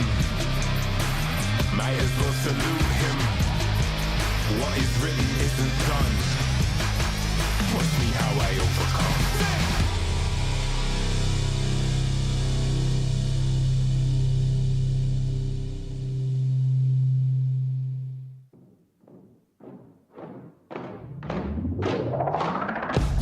my shoes, time to get it. Put in the work, I'm with it. Paying my dues with sweat and tears. There is no weakness here. I ain't new to this, I'm a veteran. Wear my battle scars like a letterman's. I done crawled through the mud full speed, so I wouldn't underestimate me. That's a rookie move. Homeboy, I got nothing to prove. Team player, but I'm still self-made. I'm in it for the passion, not the parade. I don't need the lights or the cameras, just me and my opponent. All the work that I put in has led up to this moment. Let's go. You go hard, I go harder. You weak, I beat farther. You cannot match my speed, cause I'm out of your league. I'm out of your league. I'm out of your league. Everybody wanna get like me, better reach for the stars, cause I'm out of your league. Game time, let's go. I hit that mark weeks ago. I'm about to laugh you up. Tell me, have you had enough? You would think I had a PhD in psychology. The way I get in your head, there is no escape. Like I said, I'm out of your league. I play fair, but show no mercy.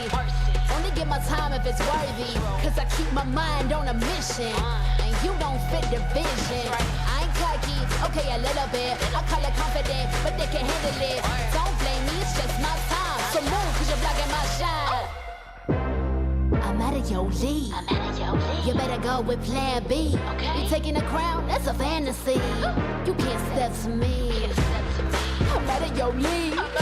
Better be from that defense. I give you an A for effort. Now hit the bench. You go hard, I go harder. You weak, I beat farther. You cannot match my speed, cause I'm out of your league. I'm out of your league. I'm out of your league. Everybody wanna get like me, better reach for the stars, cause I'm out of your league. You go hard, I go harder. You weak, I beat farther. You cannot match my speed, cause I'm out of your league. I'm out of your league. I'm out of your league. Everybody wanna get like me, better reach for the stars, cause I'm out of your league.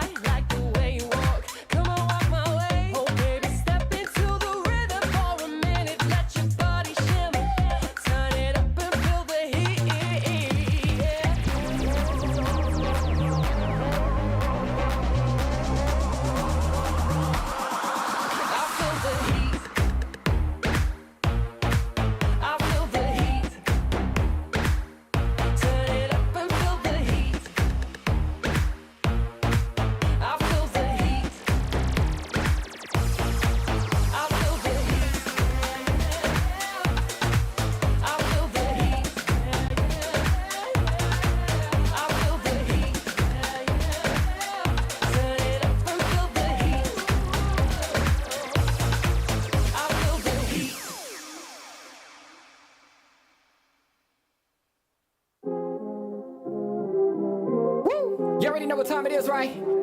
It's your boy Eclipse Darkness. I do this for my people. How I like that. I'm a black strong man, they can't tell me nothing. What I represent, they try to keep it from me. I done turned a lot of nothing into something. And I'm still out here pushing all they buttons. They can't hold me down, yeah, for nothing. So I'ma stand up. They can't hold me down, yeah, for nothing. I'ma stand up, yeah, for something. Cause they can't hold me down. I done seen it all. Came up from the gutter, baby, now I'm here to ball. I've been talking in my ear, so now they wanna call. They got my line tap, oh yeah, they tryna take it off. Oh no, here we go again. Pull me over, let me guess, it's cause my melanin. Asking questions, me and you both know irrelevant. But I stay cool and collected cause I'm heaven sent. They hate it, I love it, they know that there's no one above it except for God. Instead of becoming with negative energy, I gotta move and die. Give me that back, can't touch my crown, I'm a king and yeah, you know that. Talk about giving it back, I'ma come and take that. Yeah, I'm a black strong man, they can't tell me nothing. What I represent, they try to keep it from me. I done turned a lot of nothing into something. And I'm still out here pushing all they buttons. They can't hold me down, yeah, for nothing. So I'ma stand up. They can't hold me down, yeah, for nothing. I'ma stand up, yeah, for something. Cause they can't hold me down. Yeah, they know I be about it. I don't do a lot of talking, come and see about it. They gon' try to keep it from you so you don't know about it. I'm a young pharaoh, pick it up and read about it. Here's your opportunity. Telling stories, yeah, to make sure they remember me. Can't hold me down, cause I leave behind a legacy. And don't believe them when they say they who they claim to be. They can't hold me down, yeah, for nothing. Stand tall. They can't hold me down, yeah, for nothing. Stand tall. I'm a black strong man, they can't tell me nothing. What I represent, they try to keep it from me. I done turned a lot of nothing into something. And I'm still out here pushing all they buttons. They can't hold me down, yeah, for nothing. So I'ma stand up. They can't hold me down, yeah, for nothing. I'ma stand up, yeah, for something. Cause they can't hold me down.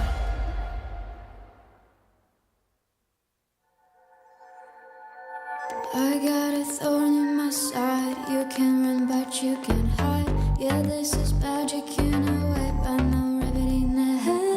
Don't mean the way it hurts. Hold me tight while you inside. Run my head for the heavy. We're gonna make it make sense of it. Baby, let me be your voodoo doll. Stick up in it like a bunch of dough. Yeah, let me be your voodoo doll. Push it in and make me scream and cry. Baby, let me be your voodoo doll. Stick up in it like a bunch of bones. Come let me be your voodoo doll. Push it in and make me scream. See me up with your eyes. I got stitches from your lies. Let me lift your spirit if you are for it. But be careful of my heart. It's best you leave that part. The end about revenge, cause I'm a good friend. Baby, let me be your voodoo doll. Stick up in it like a bunch of bones. Come let me be your voodoo doll. Push it in and make me scream and cry. Baby, let me be your voodoo doll. Stick up in it like a bunch of bones. Come let me be your voodoo doll. Push it in and make me scream and cry.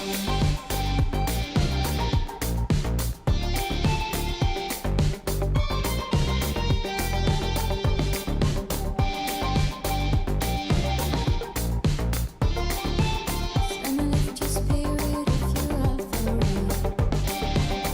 I got pins and needles and spread like candy. Come give me the preservatives while I'm on all fours. This fabric-y stuff, you know it's enough. And I bit out than hell, yeah.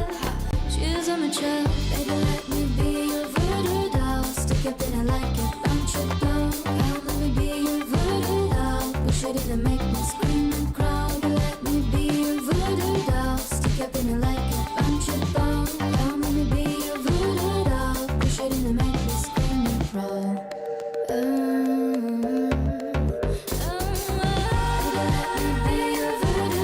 Stick up in it like a bunch of bones. Let me be your voodoo doll. Push it in and make me scream and cry. Let me be your voodoo doll. Stick up in it like a bunch of bones. Let me be your voodoo doll. Push it in and make me scream and crawl.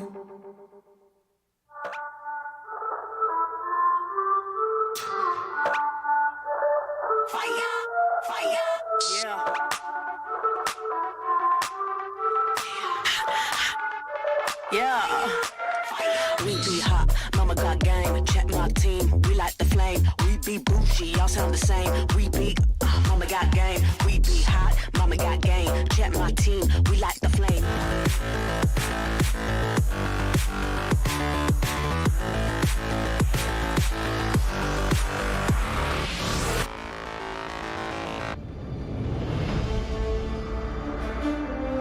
When upgrading your emblems, you will unlock talents at specific levels. Different emblems will unlock different talents.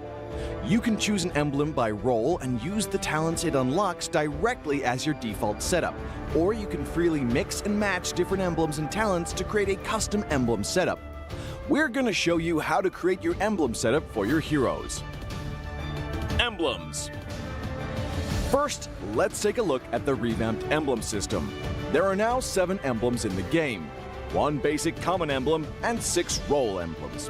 Different emblems can provide different attribute bonuses. It is recommended to use the emblem that matches a hero's role.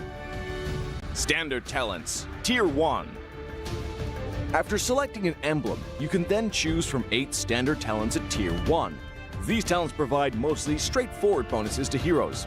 Of the 8 talents, Thrill and Swift are good on almost any hero, while other talents are more catered to certain roles. Standard talents, Tier 2. At Tier 2, you will also have 8 standard talents to choose from. The Tier 2 talents trigger or work under different circumstances. We still recommend choosing one that matches the role of your hero. But if you're an advanced player, you are free to choose any of the talents to fit your playstyle. For example, if you're playing the core hero on your team and want to focus on gearing up fast, you can choose the Bargain Hunter talent regardless of how your hero deals damage. And heroes who rely on their skills for sustained damage, whether it be a mage or fighter, can use the Festival of Blood talent for more spell vamp. Core talents, Tier 3. Finally, let's talk about the most important talents, the core talents. There are 8 core talents available in the game, and each provides a unique and powerful effect. We recommend choosing the core talent to match your hero's role and only use core talents from other emblems for advanced or unconventional tactics. The revamped Weakness Finder talent is no longer reserved for ranged heroes. This talent is now a viable option for any hero that relies on basic attacks and wants better laning and the ability to slow enemies. The Lethal Ignition talent now deals adaptive damage, making it a prime choice for any hero that has heavy-hitting combos. While the revamped emblem system still uses the existing talents, we have removed the restrictions between emblems and talents, opening up new possibilities for many heroes. We look forward to seeing players discover new ways to play their favorite heroes on their way to becoming a legend.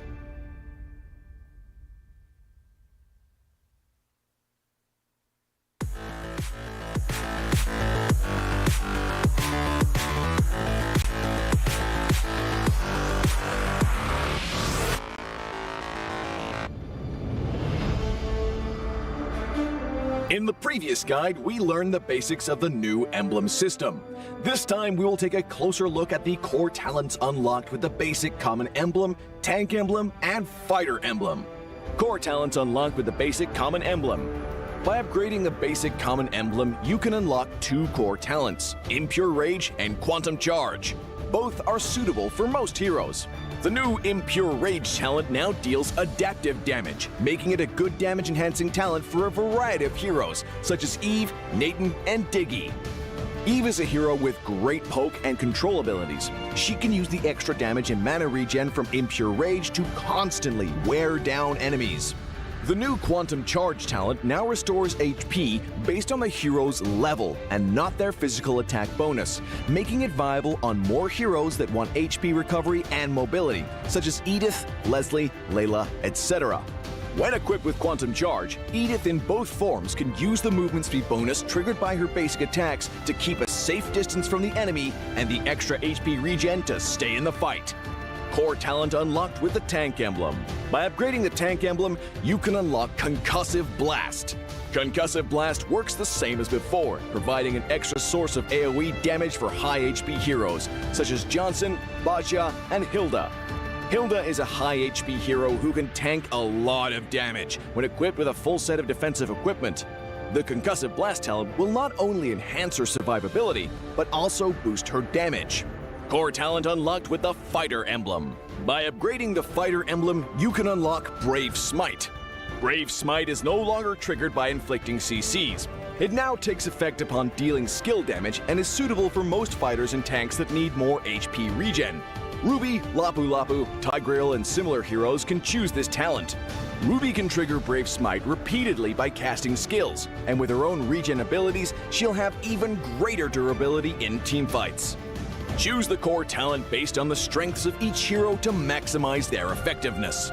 We look forward to seeing players discover new ways to play their favorite heroes on their way to becoming a legend.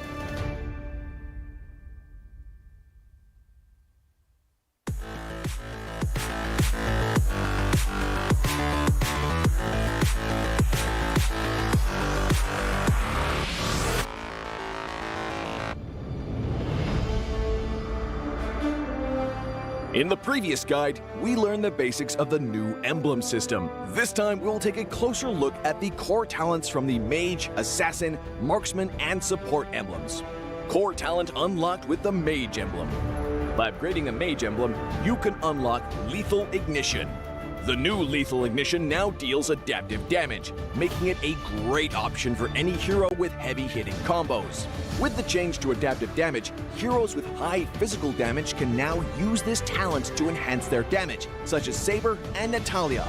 Saber's first skill and ultimate combo can easily trigger the effect from Lethal Ignition, dealing much more damage to enemy heroes. Core talent unlocked with the Assassin emblem. By upgrading the Assassin emblem, you can unlock Killing Spree. Now that the talent is no longer reserved for the Assassin emblem, it becomes a good choice for any hero who can perform chain kills. Heroes with magic damage like Karina and Julian can now take this talent as well. Karina's ultimate resets after she kills an enemy hero. When equipped with Killing Spree, she will recover HP from each kill, allowing her to stay healthy and go after more kills. Core talent unlocked with the Marksman emblem. By upgrading the Marksman emblem, you can unlock Weakness Finder. The new Weakness Finder talent is no longer reserved for ranged heroes. It works well for heroes with high attack speed, as it can improve their laning and slowing abilities. A hero like Minzathar can take Weakness Finder because his second skill increases the attack speed of his basic attacks. When combined with equipment that can provide more attack speed, he can reliably trigger the slow effect to prevent enemies from escaping. Core talent unlocked with the Support emblem. By upgrading the Support emblem, you can unlock Focusing Mark. The Focusing Mark talent works the same as before. It allows support heroes to increase the damage their teammates can deal to the target enemy. Kaj's ultimate can be used to drag key enemies to his team. When equipped with Focusing Mark, the ultimate will also increase the damage the target takes, allowing Kaj's team to quickly burst down the helpless target. Choose the core talent based on the strengths of each hero to maximize their effectiveness. We look forward to seeing players discover new ways to play their favorite heroes on their way to becoming a legend.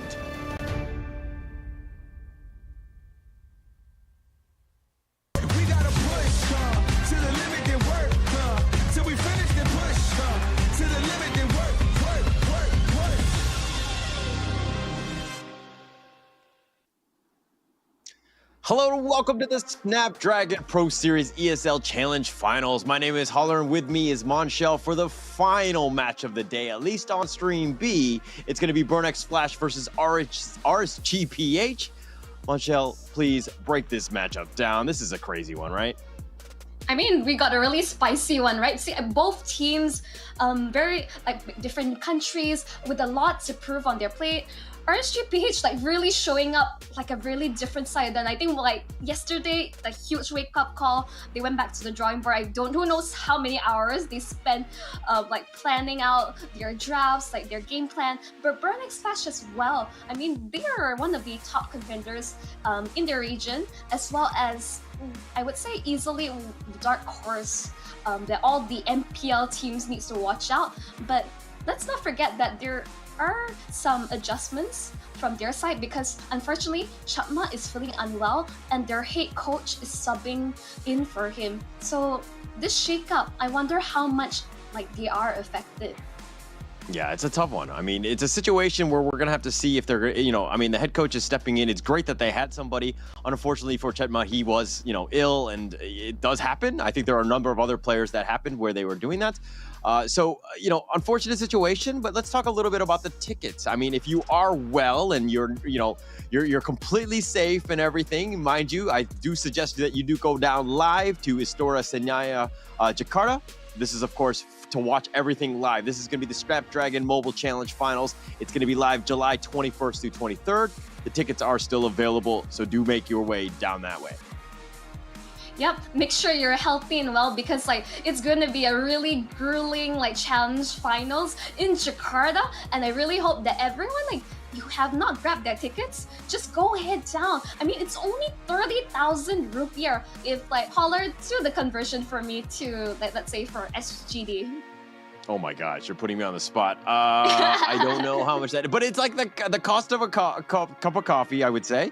It's definitely not that much at this moment. Actually, let me do the actual conversion so that we can kind of see. I'm missing you, Holler, but basically, really affordable. Yeah, it is. It is.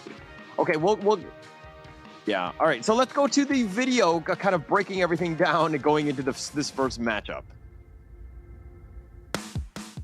RSGPH, they actually got the old gang back together. This is the MSC 2022 winning RSG. The kingdom in ruins. A victor emerges from the debris. RSG. I think RSGPH are back in their prime form, and I can't wait to see what else they can do. A little bit nervous because I will be facing RSG, SG, and Echo PH again SPS Challenge Final. RSG, anong gagawin nyo? Exhort walang buhay doon. Napapasok si Yawi. Light ay makakapag-shoot po out, pero tower lock para din sa side ng Echo. And Orcas mag-ingat! We almost won against Echo in MPL Season 11. The early game and the turtle fights are very shaky, but right now we're prepared and we'll beat Echo. The interesting thing about them is we got to see them in the previous patch meta, but now going into the new one, we haven't seen any glimpses yet, so there may be some aces up their sleeves. I think my team is at least top 3 because we've been playing for so long and we still have the chemistry.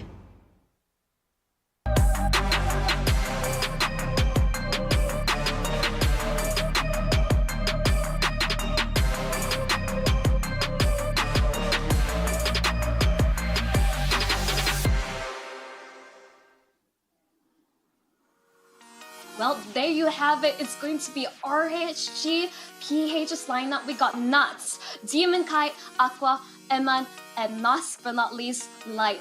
Overall, as you see, this expectations weighing down on them. This was previously their MSC winning lineup, and as I say, they have a lot to prove.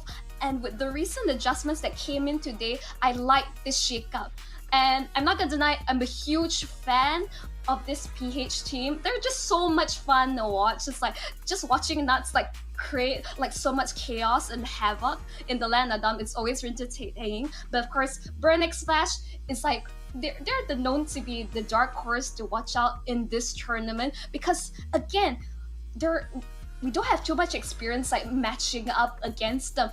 And I wonder for RSGPH, is the adjustments enough?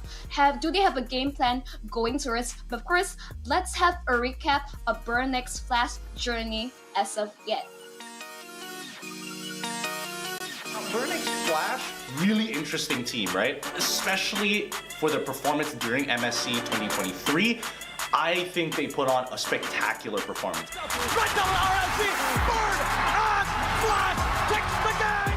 ពេលមុនកាលពេលព្រឹត្តិការណ៍មុនដែលពួកខ្ញុំទៅប្រកួតចប់ហ្នឹងគឺខ្ញុំប៊ីនឹងឈ្នះ Echo ដែលលទ្ធផល2-3ហ្នឹងតែឥឡូវហ្នឹងពួកយើងអត់ចង់ឲ្យប៊ីឈ្នះទេគឺពួកយើងចង់បានជ័យជំនះមកខ្ញុំគិតថាអ្នកដែល carry ក្នុង team គឺ Secret ដែលគាត់លេង rotation មកគាត់ជាមួយខ្ញុំវិចិត្រគ្នាហ្នឹងហើយ But now with the new patch, I think we're going to see, well, I don't think, I'm predicting that people are going to be very surprised with Burnex Flash. I think I'm not afraid of anyone. ពួកយើងនឹងខំប្រឹងក្នុងព្រឹត្តិការណ៍ SPS នៅខាងមុខហ្នឹងដើម្បីយកជ័យជំនះបាន RSG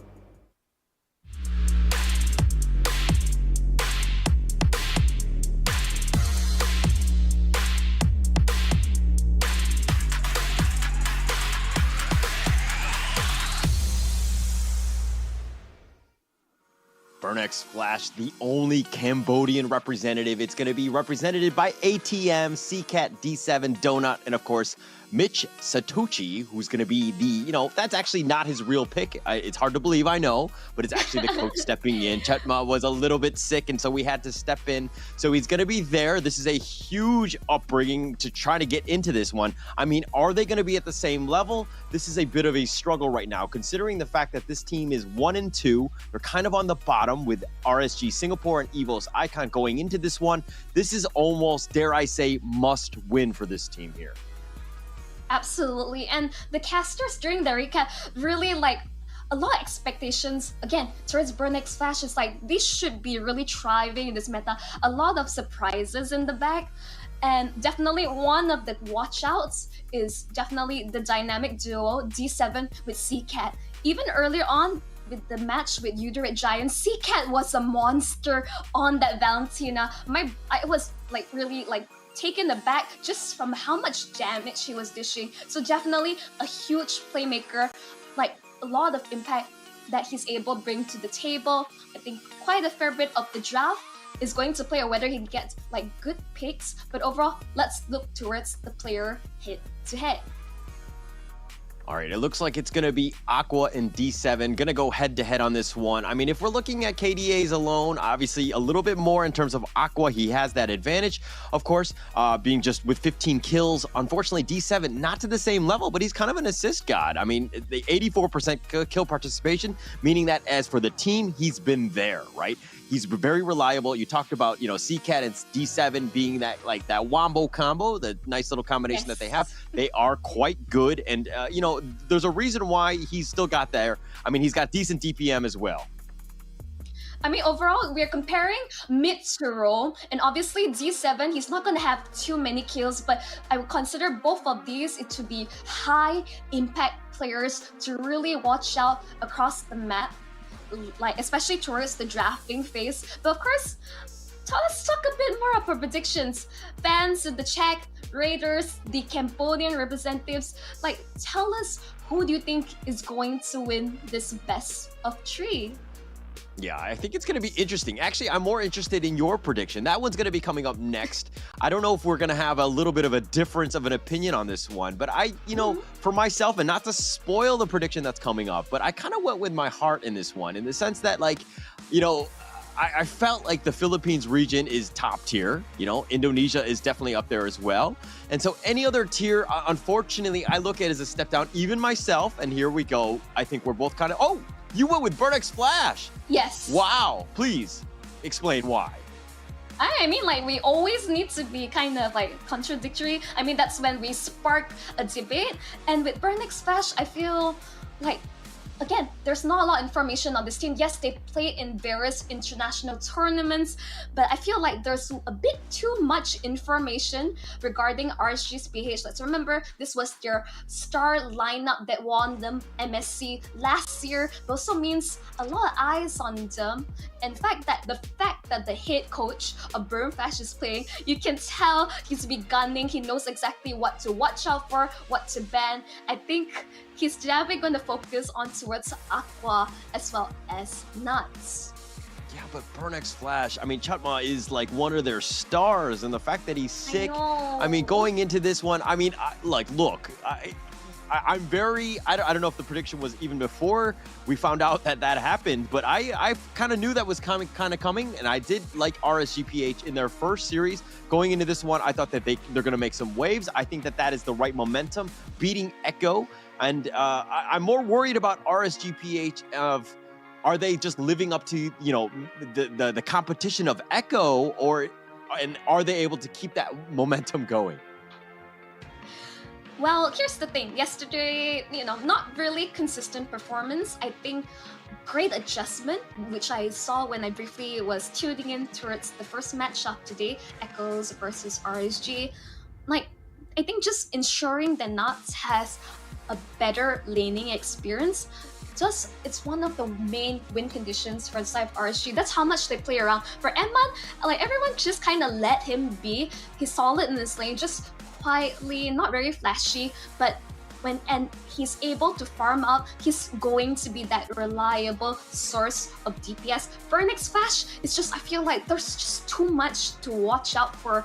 ATM, absolutely terrifying as well. You've seen like his performance on whether it's like, you know, the sandbag kind of EXP laner or just basically chasing you down, like damage style. I think almost anything could go and play. There's a lot of flexibility coming from Burnix Flash. If anything, this is a team that could really shine and adapt according to the meta. Okay. Well, if anything, I'm going to give Burnix Flash a little bit of credit in terms of their uniforms. I think they're flashy, they're bright, they're very, rambunctious, I would say, and they're definitely here. Okay, all jokes aside, this is a team that's willing to make a name for themselves. They have a potential to make it into the playoffs, but they might have to eke in. This is a very difficult situation. Right now, RSGPH is in the 2nd place, only behind Red Giants Esports. That was a bit of a stunner in that sense, but it's looking to be 1 Red Giants Esports, 2 RSGPH, and then 3rd place in Echo right now. Getting into the top 3 is what you need to do. Not a lot of time. Of course, this is the final game of day 2, and all you have is this one, and then day 3, and hopefully you eke in. Might be very difficult. But here we go. This is going to be game 1. Draft begins. Yep, I mean, instantly you can see like a lot of focus towards the mid lane. Like instantly, Valentina, Eve, Joy already banned out. A lot of respect towards Aqua, and the RSG answers back, banning out the Claude. I think just a lot of respect for Donut. Like if you saw the earlier match cracked on like Leslie, that was just like so much damage to a later series game. RSG really is to watch out for that. But the ban on Diggy is quite peculiar, I would say. I mean, we've seen D7 play it in the past. Obviously, maybe they did a little bit of research in one of those games as well and just saw that, hey, this is something that we don't want to deal with. Diggy can be, against a good Diggy player, it can be very oppressive. So it might be one of those things where we just don't want to deal with it. We'll kind of focus it up, maybe even take out Feramis here, and then just kind of focus on maybe the roamers. Because here's the thing, I mean, but banning out Diggy so early on just kind of telltale of what RSG is wanting to play for. But maybe they're trying to force something, and I think like just locking Uranus like at the bat, like just like locking something really solid. You can see the players like really having fun across the camp, showing love, whether it's to their fans, the audience back at home, like really cute stuff. But RSG, I'm really wondering they're forcing something. Maybe they want to pick up something like, I really want to see Atlas. I think that may be a bit risky to play, but that's something I kind of want to see Light do. Like, I want to see a bit more from him. Okay. And we're gonna hopefully see more. I mean, we want to see this one go the distance, right? I think that, having it just go to 2 games is a little underwhelming in that sense, but I just want it very competitive. I want this, Burnix Flash team to really shine. I think it would be a huge upset if all of a sudden they brought in Mitch, the coach here, and they were able to just destroy RSGPH. That would be like an amazing story to tell. I mean, not only amazing story, that is a statement to say, like, imagine like secretly the head coach himself is able to like step up and like sub in for Chapma, who unfortunately is not feeling his best. I think, like, how cool is that? Like Cambodian, like there's a lot of pride riding on this nation.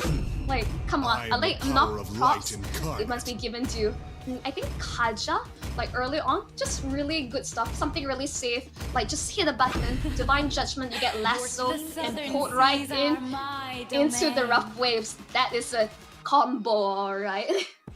Yeah, that's a bit of a combo. You have the burst potential, you have a lot of mobility, and you have basically ways to get onto the Farza, which can be a little bit worrying for RSGPH. They need to figure out some way to kind of protect the Farza here, and also, I think that the Uranus, I mean, we talked about the potential and how it has kind of shown up, right? I think in terms of a meta, in terms of a tank, it's actually very strong. You need an answer for it, and it looks like they're going to pick up the carry. Your thoughts? Is that enough? Well, Duroth and carry should be sufficient to deal with Uranus. Like, hands down, like the combo, the armor, shred, and the carry just damage over time. Just like maybe a bit too much for ATM to handle. If anything, maybe RSG just want to ensure that they scale up, ensure that Mats, as I say, win condition, ensure that he has the best laning experience possible. But I would Sniper say ready. on Give me a target. Burnex Flash side, they ban out the Franco, which is really interesting. I think they just don't want, you know, perhaps the core on their side to get caught out. Maybe they still want to play something like the Link, which up till now, it's still open on the table. Really interesting. A lot of options. But you look at this. The Franco and the Kufra both being banned. I mean, the control, the potential initiation, the setup is going to be there. So like, you know, it's kind of obvious the way Burnex want to start things off. The Uranus will probably jump in, or Kaja will find some sort of divine judgment targets and just kind of pull them in. Now, what do you do as RSGPH? How do you deal with that initial setup of a team fight? We can see from composition, Burnex Flash very pick-off centric during the early stages of the game. But overall, RSG, they do have a bit of a run-down composition. Frederick Strike, boom, like just blast them out of the sky, as you would say. And then combo with the Grok, we're really gonna see quite some setups. Okay, I could see that happening, and the Grok isn't is decent here. I mean, the barrier can be there. You kind of lock in somebody, hopefully on your side of the wall, have your team, which has a decent amount of damage, just kind of burst them out. But here we go. We have seen a 1-1 like last night in a different stream, but I would say RSG respecting Donut, like the fact that they ban out Leslie. Like hands down, they are aware of the damage potential from Donut, but giving something like a 1-1, we don't have enough data in terms of how good 1-1 is in this current meta. I do wonder whether it's enough, but locking in Hayabusa, whoa, Mitch, what you got in your pockets? I like it. A lot of damage, and the potential burst. Basically, if they divine judgment whoever it is, they're just going to blow them up, right? I think that's pretty apparent with this lineup here. They're going to use Uranus to kind of just tank and just be that nuisance. It's someone that has to deal with him. But at the end of the day, you have a decent amount of damage. You have the burst potential that you have from Burnex Flash. There's a lot of squishies on RSGPH, so the potential for a very quick kill is there, but let's see what they finish off the draft with here. But it looks like it's going to be other than not a single worthy foe.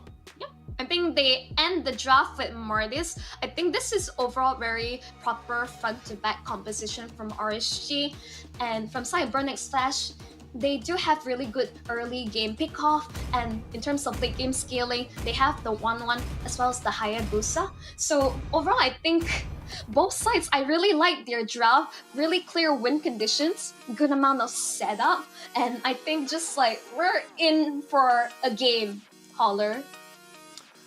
But I don't know how good RSGPH's initiation will be, right? I think a lot of the team fights are going to be, they're going to want to stick together as much as possible, make sure that, you know, they're deathballing it almost. I kind of feel like Burnex Flash has that potential for pickoff, which can, you know, it's really going to come down to who is able to find that initiation, who's going to be starting it off, and at what, you know, which team is going to be ready for that, right? If Burnex Flash do it, instant burst, you're into a team fight going 5 versus 4, you're going to have a slight advantage, right? Whereas RSGPH, if they play things smart and they all stick together, and, you know, maybe you have some barriers from Grok, just providing a little bit of cover, I think you're going to have a good time. But we're going to find out. This is, of course, the last game, the last series of the day. It's going to be RSGPH, Burnex Flash. Let's go into game 1 here. Right, as we're back in the land of dawn, as you say, this is going to be a really exciting match. Game 1 of Burnex Flash versus RSGPH. Both teams have a lot to prove, and this is the time for both to shine. Let's get it. Yeah, let's go.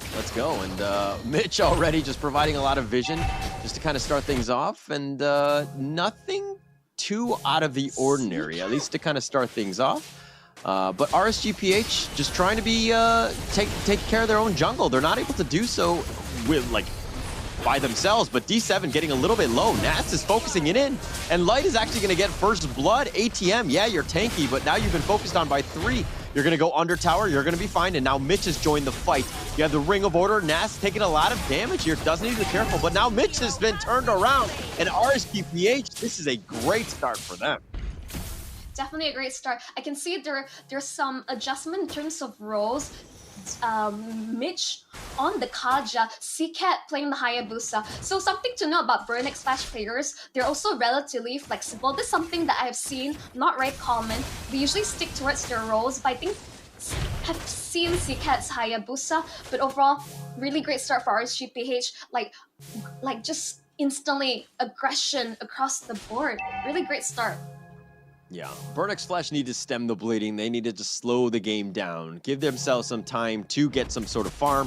Donut is your win condition. He's the one that you want to give as much space and time. As I say that, CCAS looking to force it onto Iman, who has to flicker. Does get to safety, at least for now. He's going to be under tower. One more shot. Oh, Iman gets away, and CCAT gets killed under the tower, and Iman, literally a sliver of life. I can barely see it. Just overzealous, maybe even a slightly sign of desperation. Demonkite, ATM can't do too much. Their jungler is nowhere in this fight. ATM already take a lot of damage. You can see Nuts damage coming through. Light actually getting a kill on towards Donut. Donut might have stayed a bit too long. What was that? A solo kill onto Donut? And we're talking about how Donut needs to carry this. What happened there? You cannot have a game like this. This is a disastrous start for Burnex Flash. You don't give RSGPH such a massive leap off the bat. Remember, this is a team that rides high on momentum. Mitch, really they got the flicker. Early divine judgment, but he gets out of there. Okay. That's the commitment for the flicker, and some cooldowns are down, but he does get out, and Iman is fine. I felt like that was a bit too early. I don't think he quite communicated that with Donut. I don't think Donut had enough damage at this point to really burst Eman down. And let's look in terms of the emblem of choice. Nothing too out of the ordinary from both sides. Yeah, just looking across, nothing too unusual. But overall, like RSGPH, like their composition, I think they had very good mid to late, but this early lead will just like skyrocket their momentum even further at the start of the game. Yeah, tough situation right now. I mean, you know, Burnex Flash need to find a pickoff. They're looking to go for this one. Nats kind of saw it. He's been petrified. He's been locked in, and that's going to be a great start. Mitch secures that kill. That's a good way to get back in this one. Yep. At this point, Burnex Flash needs to get as much objectives or kills across the map. This is what you need to do. Maybe it's a bit of blunder from their end. The start may be too aggressive, overzealous. RSG, they knew exactly what to do in these situations and to punish them for their aggression. But you can see instantly RSG, they're in prime position to secure this next turtle. Mitch can only watch as Demonkite secures it. Oh, RSG, I mean, they had Light throw down the wall. Just, I mean, no way to even get close to the turtle at that point. RSG playing this one very well. They're playing objectively sound. Nice barrier here. Throws it down onto Mitch. The wild charge is going to be committed. They're going to do some damage, and Mitch is really no way. Okay, he flickers to safety. He's going to burn the cooldown.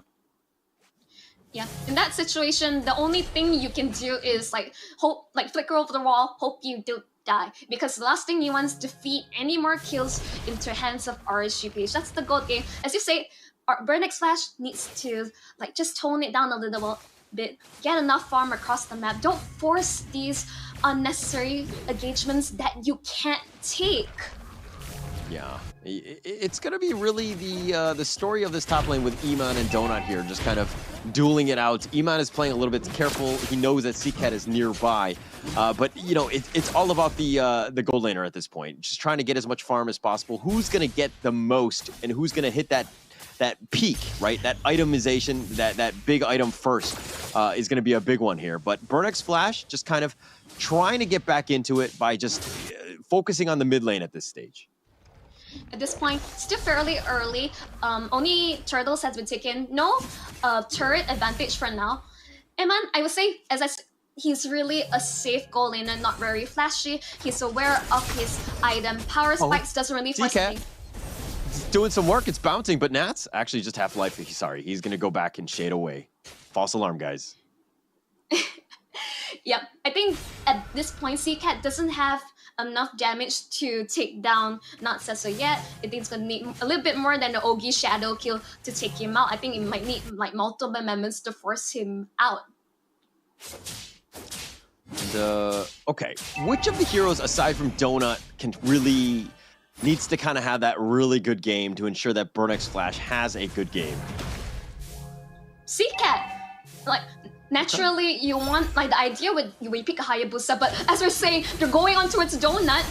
Oh, Iman, he actually gets the kill. Donut gets killed, and he gets under tower, but D7 is going to make him pay. He finds him with the Ocean Oddity, and D7 is sticking around. Are they able to get anything returned? They have the Feathered Airstrike, and that's going to snipe out D7. That's going to be a nice counter kill, but now Light is still sticking around. I think that's a little too deep. Demonkite continuing to fight. And it looks like the shade away, that should end it. The barrier's there. They have Ashura Aura throwing back ATM. And man, I don't think he knows what side he's on as he actually flickers or he dashes under the enemy tower. Takes a little bit of damage, but of course, you're the Uranus. You don't really care. But as I say that, more fight. The Shadow kill is continuing to bounce. Demonkite taking a lot of damage. Light is actually going to recall the safety. He's fine. ATM don't care. ATM keeps on going. Yep, I mean, whoa, but as we say, Feather Airstrike. Everything in the farm at this Uranus, and they end up killing the ATM. Cha-ching. Cha-ching, indeed. This Uranus just forcing RSG to fight back, not giving them a chance to reset and recall. But CCAT is nowhere to be found. They're not going to contest this turtle whatsoever. Or is he? Nothing to the point. Yeah, Demonkite all by himself. He's got the Divine Judgment. He's being pulled back, but Demonkite's like, I don't care. I want this turtle. CCAT's been killed. E-Man will secure that one. Demonkite will take the turtle as well, and all of Burn just run away at this point. Donut is sticking around. They have the Petrify. They do have the knock-up on the Nap. That's a good kill. Light is continuing to fight, but Donut's been killed, and that's their damage, and ATM has now joined the fight, and nobody really wants him? No, Demonkite is going after him. Ashura Aura going right at it. Mitch is on the run. ATM with the Ionic Edge trying to do some work. He just wants his Fenrir, not able to get it. E-Man will take the top, and it looks like RSG have invaded the enemy jungle, gotten 9 kills to their name as well. How do you feel, Holler, about that really long play-by-play, just non-stop action, both teams just not giving an inch, but as I say that, Rockwave's unfortunately not landing its mark, Light just lying in wait. Whoa! Wild Sharks committed, lands a stun towards Mitch, but I don't think you get too much. Divine Judgment on towards Light again. It's just roam for roam. RSG. Light tried to flicker away, not able to do it. They got something. Okay, so they're finding the right targets, I think. And the single pickoffs, Aqua, he's going to use the Feathered Airstrike, but ATM's going to stop him. ATM gets away to safety. And now back to the mid lane. They have 4 members. They're protecting this T1 like it's everything. Okay, I think we need a moment there. It was, I feel like, just brawl from the top side, turtle to mid. Like, I feel like ATM is doing a really good job at just zoning the members, like creating so much space for his team. But I think Burnix Flash, I think adjustment is needed. They need to be more objective-oriented. Stop going for these really long, unnecessary fights. As we say, I'm holding my breath because I feel like a team fight is just gonna break out any other second. It's not just one team fight, it's the ongoing part. Like I thought it was over, but then they're like, no, we're gonna continue on. We're not gonna let anyone go.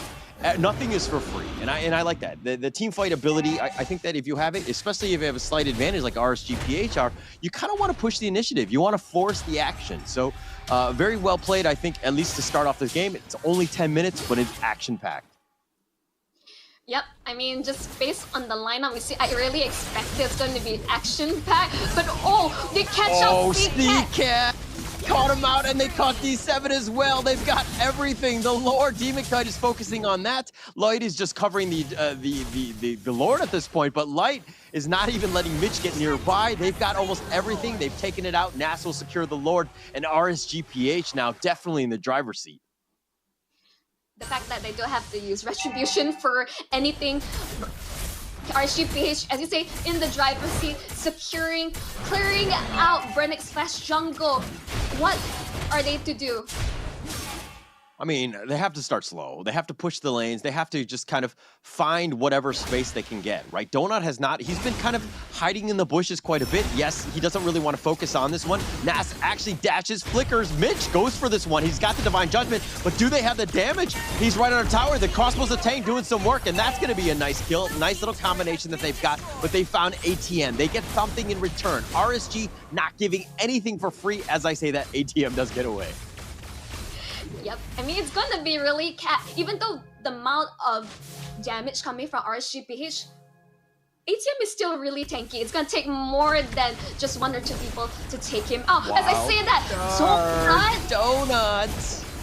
Yeah, he was kind of like just hiding in the woods. He was just like chilling. I think he was having a snack. Maybe he needed to go to the bathroom. I don't know what it was, but he got caught out. And RSG says, not in my jungle, sir. Speaking of snack, RSGPH sure gobbled him out. Like something, what was he doing so deep in enemy territory? Yeah, I think he was trying to invade the jungle, trying to get whatever sort of farm he could get, right? Like if not, you're kind of in this situation. Like look at, there's 4 members of Burn all in the mid lane, all trying to just, you know, leech off of whatever farm they can find here. And RSG are invading, they're taking out everything, making it very difficult for Burn to get any sort of space. I mean, that's the name of the game. Everyone knows this PH death ball. Donut. Ooh. That was really close. Yep, he did, but he was also able to kind of iframe in a way, just slowly like just jump out of the range of the feather airstrike. Looks like they're gonna run now. RSG again, just kind of pushing them away, controlling the map, slowing the game down, understanding that in another 40 seconds, the Lord is gonna be back up. That's the main objective that they want. They're gonna take what they can get, at least for now, which looks to be Mitch, who's kind of pulled him away, and ATM is now on the run. Mitch gets under tower, he's gonna hide the feathered airstrike, just zoning them away. And it looks like RSG are gonna cover their tracks, and they're gonna make a beeline for their own base at this point. Unfortunately, it's instantly whenever Mitch he thinks he finds the opportunity to pick off a specific someone, there is lack of communication in terms of, I don't think the rest of Burn Flash was ready to get that pick off. So I think this is the adjustment that they need to consider going to this, because they want to go for these early pickoffs, but it's kind of lost in translation. ATM, he's just doing whatever he can across the map, cutting the waves, but RSG, hyper-focused, taking down this Lord. Taking it down, but they're being scurried away. I mean, they have to respect the potential damage of Burn. I mean, they have 5 members here, and it looks like Nas will eventually join the team fight here, but the feathered airstrike, that's going to be used defensively. D7, does he get away? He does not. Nas will make him pay. Nas is getting very low. He's going to be killed in return. CCat with a shadow kill. The crossbow's a tank doing some work, but it hasn't killed anyone as of yet. Mitch is getting low. He gets sniped out. Demonkite will secure that one. Light gets killed as well. Donut will get something in return, but he falls, and it goes to Demonkite, and that's not what you want to see. ATM now just trying to fight it in, but Iman's got the burst. CCat will shade away, and Demonkite very low. You have 1 single member. CCat, woo, barely survives. Yep, almost burned to death. Aqua, he's going but he lives. CCat lives despite everything. Like, as Aqua really aggressively, like overall, I wonder if he wanted to flicker under tower to secure the kill, but he knew better. RSGPH, like solid, so solid right now. Top of the leaderboard, you got Eman, like, but Donut not too far behind on this 1-1. Yeah, like Aqua was going to the ends of the earth to secure that kill. Like he was hunting him down, and I'm sure CCat will have nightmares about this one, but the feathered airstrike, that's doing some damage, and I don't know who got it. I think Mitch ended up getting it in the end, but that was actually very close. And again, RSG contesting everything. Nothing is for free, even in your own jungle. Yep, it's just like, they have the monopoly, I would say, of Burn Flash jungle. Just everything in the land, the light touches, it belongs to RSGPH. Unfortunately, that is the case, at least in this game one. It has been a rough one. Feathered Airstrike, that's going to be used to cover most of the tracks. They do have the minions. They're going to be up front, but they're going to take out as much as they can. The Lord is now crashing in the top. The T3 is going to be there. The Charge is going to do some work. That's about half life of that. They have the Shadow Kill. That's doing some work onto E-Man. He's being bounced around. He's going to shade back to safety, but the Lord, they got to deal with that. The T3 top has already been taken out. ATM still up front. They haven't dealt with ATM. They don't have a single way to deal with it. Yes, they do. They have a lot of bursts, but no kill as of yet. But it looks like CCat gets back the Feathered Airstrike. Once it, whenever it's off cooldown, he's just been spamming it. Aqua not able to get any kills on this one, but Donut now backing off. Demonkite continuing to push. Every single minion wave that's being there, the bottom now is being there, and they're continuing to push and just focus and to force the issue onto Burnex. Burnex Splash, that is. But D7 does get picked off. They're looking to go. Shadow Kill is bouncing. Again, no real kills there. Yep. At this point, I think RSG does have the right items. Burnex Splash is still stacking on damage. The fact that I saw that Donut... They tried to go in! Oh, he got stunned. They were waiting for it. Oh, man, he was completely baited. He gets knocked up and he gets destroyed. CCat is now dead. Wow. Yes. The jungler on the side of Burnex Splash is taken, but Feather Airstrike committed to zone. Donut has Athena's shield. That's how much of a threat Aqua is toward this goal laner. Oh, they've barreled through it. The T3 mid has been taken out. No, does need to be careful. You got to get to safety. Okay, he dashes away. He's fine. Nice. Oceanity on that one. That's going to do some work. Nas actually is going to come back. He's going to be rezzed. That's his second life, but he is low. Mitch is going to be killed. He's going to be left for dead. Do they get anything else? Iman is focusing. He's up front, and Demonkite is kind of covering his tracks, but now they're going to back off here. They're going to look to reset, especially with the Lord up in about 13 seconds.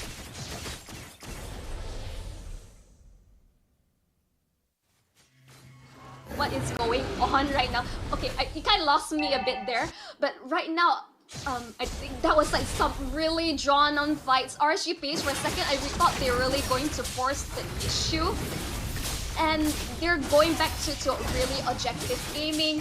Burnex Splash, I don't think they have the answers. CCat, purple, buffless, not in position to contest the Lord unless he surprises us right now.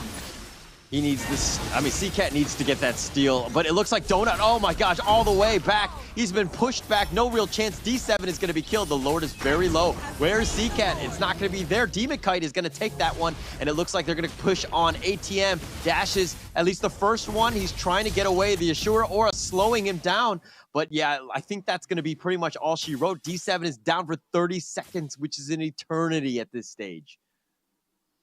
I think we've seen definitely longer like death timers for sure, but definitely losing D7 in this situation is not ideal. If we have to look into it, it's the gold lead. Like, it's just massive, 8,000 in 18 minutes. Aqua just having a perfect game, 407. He, like, normally you see Hayabusa hunting down this Farsa, this reverse, he's gunning for it. He is now the hunter. And CCat, unfortunately, you are the prey in this situation. Not able to find the right target. We haven't seen the burst that we want from the Hayabusa, right? CCat hasn't been there, but Nas looking to go in for this one. They're doing some work. ATM is a little bit, he's getting a little bit low. Divine Judgment, that's going to be used on Demonkite, but he just kind of shrugs it off. He's fine. No burst. Now Donut is looking to focus on Iman. They need to turn it on. The crossbows of Tang actually knocks down the first life of Iman. They have the second one, but D7 has already been killed. Iman has been removed. That's a lot of damage. Do they have anything in return? Demonkite continue to fight. Donut has been killed. Demonkite has been killed in return. And Burnex Splash CCat. Now this is the one. The flash over the wall. Aqua gets to safety. Light is looking to back off here. Nas is already low. He's already retreated. But ATM is continuing to fight. This is a difficult situation. Ooh. They've got the suppression. They have the one they wanted. They do kill Aqua. That's a win for them. Light now trying to run for his life. Is he going to run under a tower? Nas is just like, hey, buddy, how you doing? I'm just going to continue to farm this Fenrir. I don't care how you're doing because I'm going to take this. But it looks like Nas, okay, now you need to focus a little bit of attention onto ATM, who's kind of forcing things out, but this Uranus is becoming a problem. I think he's already the problem from the get-go. Like for Burnex Splash, ATM on this Uranus has been keeping them in the game, creating space across the map. But we can see, finally, Donut has come online. RSGPH needs to start respecting this 1-1, the amount of damage, the fact that they were dropping oh so low, and let's look into his instant replays, shall we? I mean, look at Iman. He got killed the first time, and Donut went all in for this one. The fact that D7 died at that stage, the feathered airstrike was decent, but I mean, demonkite did a decent amount of work. He was spread around, but it looked like CCat finally is able to turn it on. He was starting to do some damage, and I mean, he's got 3 kills, which is second highest on the team, but they need a little bit more out of him. Definitely a little bit more. I think at this point, RSG page slightly underestimating their opponent's damage, but they already clear out all of their inhibitors. No infrastructure left for Burnix Flash. Their crystal is exposed. If anything, they have to be really wary of how they manage their waves, because any moment, if they're not looking, RSG could just backdoor and take this game home. Yeah, you got to be super careful. This is a difficult situation. They got to make sure that the lanes are all fixed, figure out some way to find some sort of opening. ATM, it looks like he's the one that's going to be the space creator. He's pushing the top as fast as possible. Now, if we're looking more towards the bottom, the Lord is open. This is one that they probably need to contest. Burnix Flash need to make a play, make sure they somehow steal the Lord here.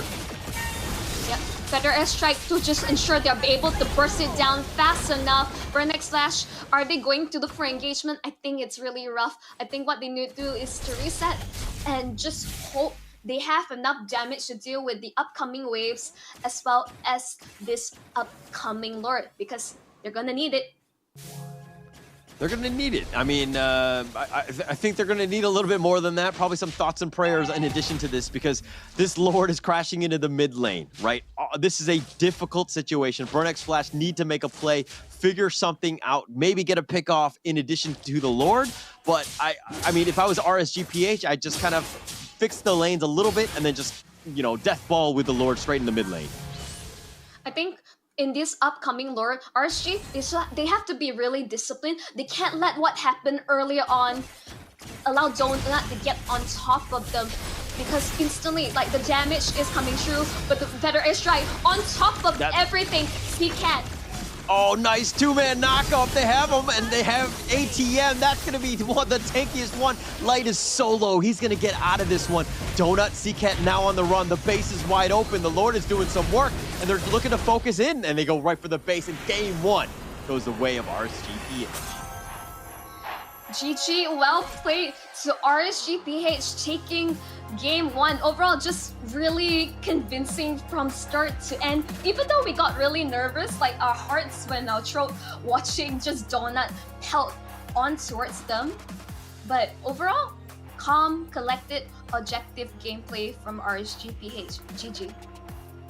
From start to finish, I mean, that's an RSGPH game if I've seen one, right? This is it's very systematic in terms of how they did it. They were winning from the beginning.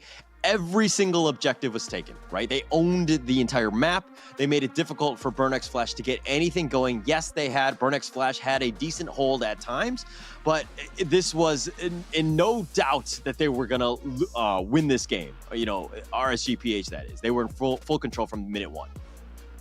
I mean, I guess I say momentum is everything for RSG. The fact that they were able to secure so many like early game kills just propel them forward and onward for the Raiders. Like overall, in terms of the draft, like there's a reason why I like it coming from both sides. Really clear win conditions. You had some concerns towards RSG whether they have enough setup, but I think the damage really came true. In fact, they played really aggressive. They went for pickups. When Burnix Flash, they should be looking for it with the Kadida, combo with the Kaja, or with the Hayabusa. Unfortunately, CCat didn't have the best performance, unable to get those like snowball going for this assassin. Yeah, just no items, right? They didn't really have that damage, and it was very late before they got anything going. But it all comes back to the laning phase, right? RSGPH, full control. They understood how to control it from minute 1 and basically starved them out, right? Burnix Flash did not get any sort of farm, and they were struggling throughout the entire game. I also felt like there are many moments where they just force like those really drawn out fights. You think it's over, they're going to reset, but no, Burnix Flash just keep pushing. They wanted the more, they wanted to get something, and RSG, well, they're like, okay, you have used all your stuff, we're going to use ours, like ours, and instead, and just force the issue on them instead. Yeah. And I mean, okay, look, I understand that Chetma's not there. People are not playing the traditional roles that they play, right? So like everyone can play any role. I get that, especially at this level, but can you play to the top tier level where you're going to win tournaments, right? I think that, it's very difficult to do, and this is a reason why everybody will usually play an assigned role, because you stick to that and you do it. Now that you're forced to play like, mid or, jungle or whatever, something completely different, you're going to struggle. And we kind of saw how they were struggling in this one. Definitely not as easy as a ranked game. I mean, this is like basically the best of Southeast Asia has to offer. It's really unfortunate, like circumstances that resulted in Burn Flash having to adjust their roster. But let's look into its overall post-game stat. I think overall the numbers don't lie. It's a really dominant showing from RSG PH. They're back. Yeah, definitely back. I mean, they were back from Echo. I think they woke up today and they were like, hey, we're going to choose murder, because that's all they did today. I mean, look at all those kills. 7-2-8 from Iman. Aqua with 6-1-8. Demonkite with 5-1-6. Those are your cores. Those are the ones that you want to do very well in the KDA department. They did it, and they really stepped up today. Absolutely, it's like, I would say everyone just, I feel like it's really hard to pick a winner. Maybe special shout out for Aqua to really like playing so aggressively on this Farsa. Really strong showing, but I think, come on, look at the overall damage dealt coming from RSG PH. This is insane. I mean, the KDA overall does not lie. I think ATM, but I think like that doesn't look quite of him. Different picture, I think. But ATM, like, I think he did so much for a team. This is, I would say, one of his better heroes. Like, just zoning, like, cutting waves, like, creating a lot of space. They're really good moments. But whether Burnex Flash was able to capitalize on it was a different story. In RSGPH, they overall, really, Overdraft was a big part of their win. But the way they take team fights from various angles, whether the push and pull and when to go in, I think it's just perfectly executed. All right, I want to talk a little bit about ATM's play, because normally when we see him, he's usually not really team fighting early, and he's kind of cutting the waves. He's just, being somebody that you have to deal with, or else your own wave is going to crash, or the enemy wave will crash in that lane, right? So ATM was not able to do that. He was kind of trying to force the issue, trying to get into some team fights, and he did die early, which is a little bit of a problem. You don't want to do that as the Uranus, especially early in the game. So it didn't really feel like ATM was playing it like he normally plays it. I mean, I think overall ATM EXP winner is like just based on previous matches what I've seen from MPL KH in past international tournaments. I think overall he's playing this hero to the T, and I do wonder now that Diggy ban earlier on was kind of baiting Burnex Flash to bring out this 1-1 pick for Donut, because you can see like a lot of focus banning on Beatrix, banning his signature Leslie. What was less in the hero pool that could really scale towards late game? But overall, like, let's cut to the chase. Who's going to be our MVP from the side of RSG PH?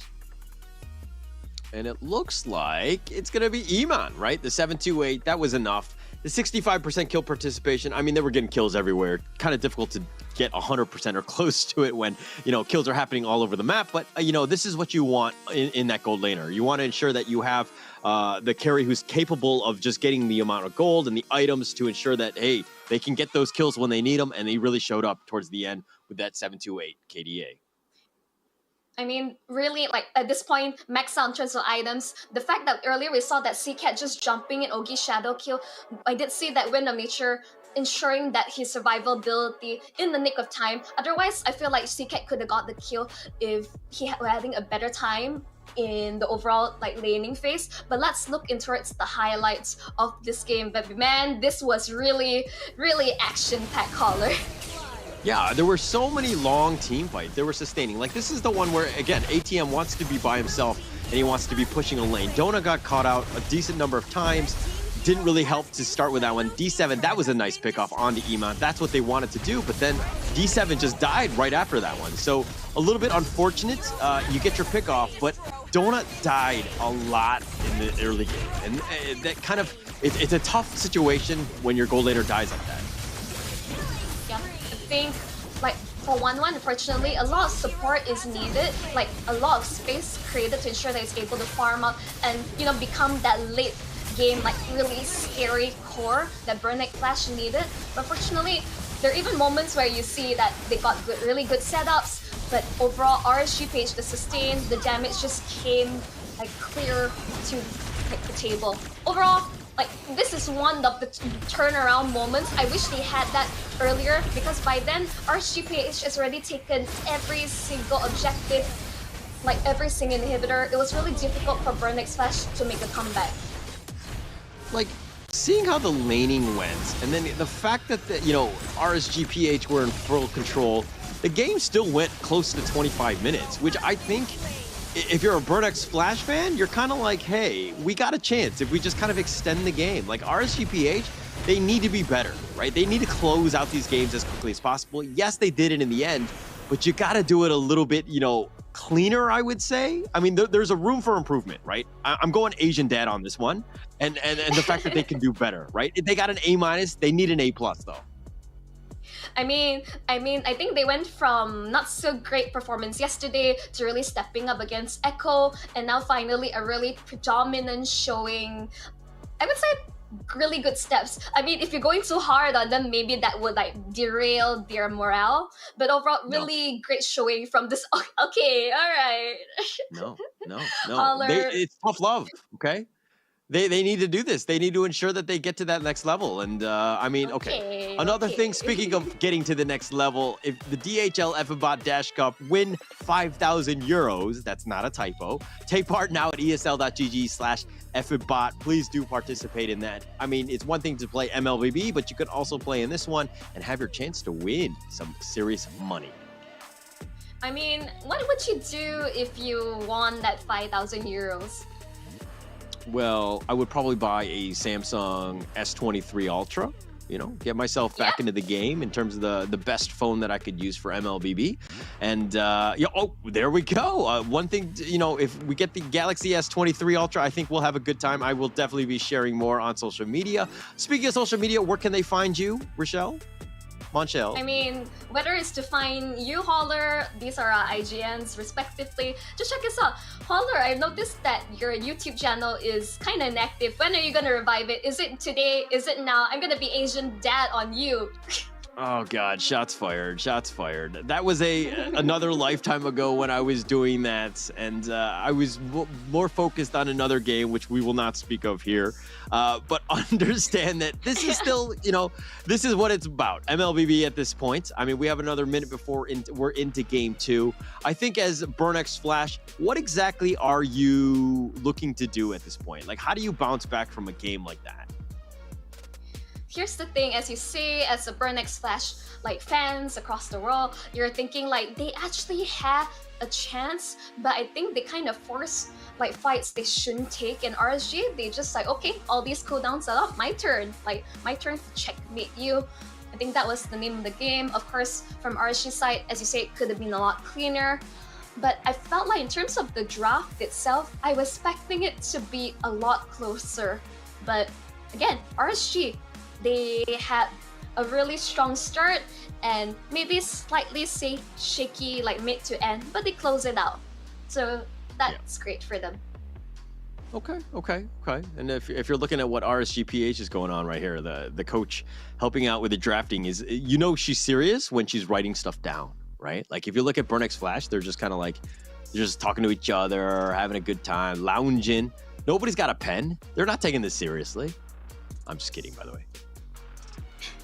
I mean, after a game like that, you want to be able to reset, like kick off your shoes, relax, loosen up, because like you gotta like basically take it as the best of one. Like every game is your last, just play your best. Of course, I think in terms of adjustments from Burnick Flash, a bit too overzealous, but now we're going towards game 2, the draft begins. Your team. Okay, this is a huge one, right? And looks like Burnick Flash is kind of sticking with the whole team fight. Faramis is definitely one of the easier heroes to play, I would say. No, I mean, it's a very strong hero.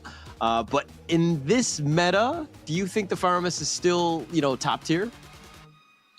I think still really valuable no matter what. The Core Ultra is providing a second life, really valuable in these team fights.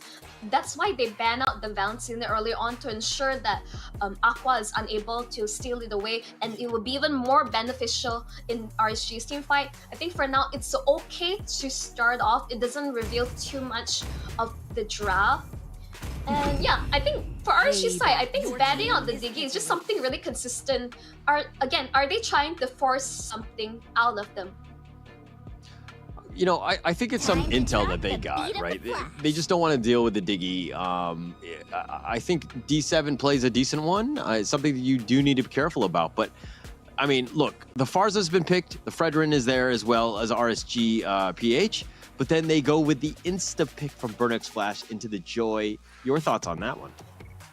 I think overall Joy, as long as they remove like Franco, Kaja out of the mix, I think it's pretty okay. I think it's okay for them. As I say, Kaja, they pick it away, they remove forms of expression, but also means that Light can pick up the Franco to lock down on this Joy. Hey, okay. I'm on a roll here. Yeah. I mean, it's all about the lockdown right now, and they're going to make some plays back and forth. But hey, one thing that I don't like is that you're picking it into the Farmus. I mean, you talked about the Call to Altar. That could be a bit of a nuisance in terms of, you know, I hook somebody, I get the Bloody Hunt on them, I'm trying to blow them up, and then you've got the Call to Altar, giving them that extra life. That's going to be a tough situation. So it really comes back to how do they play around Faramis's Call to Altar cooldown. I think that's going to be basically how these team fights go. I mean, in the end, it's all about like who is able to bait out these cooldowns. I think either way, it's whoever pulls the trigger first who has the better counter engagement. I think that's the name of the game. I think there's still so much utility from the Famage, like built well, a lot of damage as well. But I think overall, RSG side, as well as Burnix Flash, a lot of focus towards the gold lane. I think for the side of Eman and Donut, respect all around.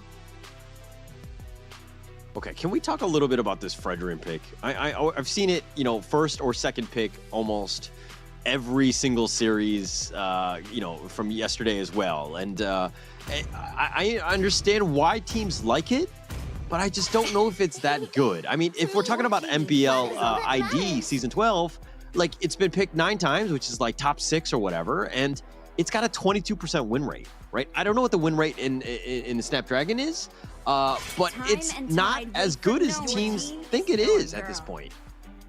Okay, before the patch drop, like Fredrin, hands down, one of the top tier utility junglers there is.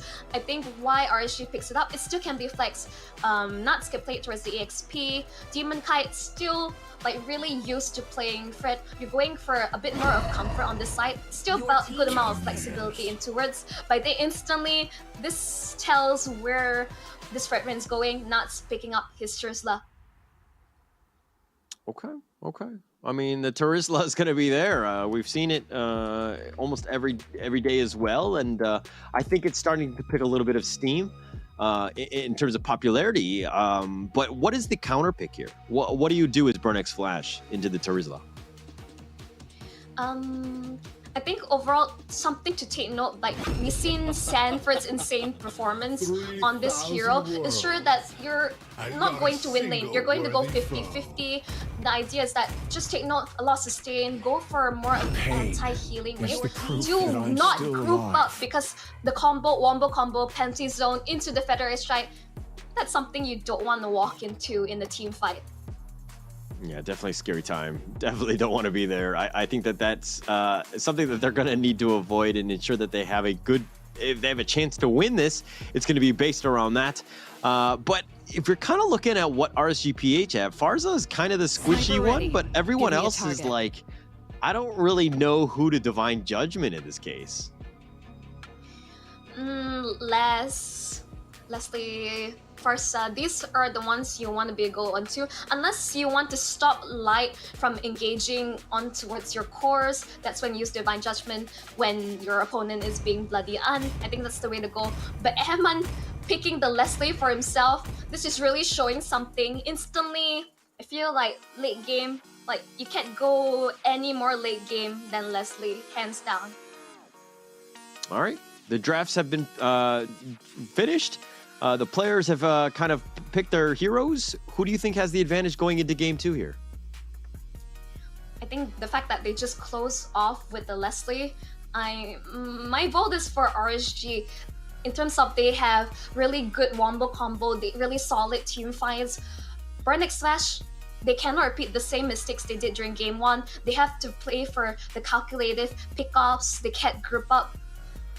I think that's the name of the game. Do not repeat your past mistakes. Learn from them. But RSG, I think they have what it takes to take the series.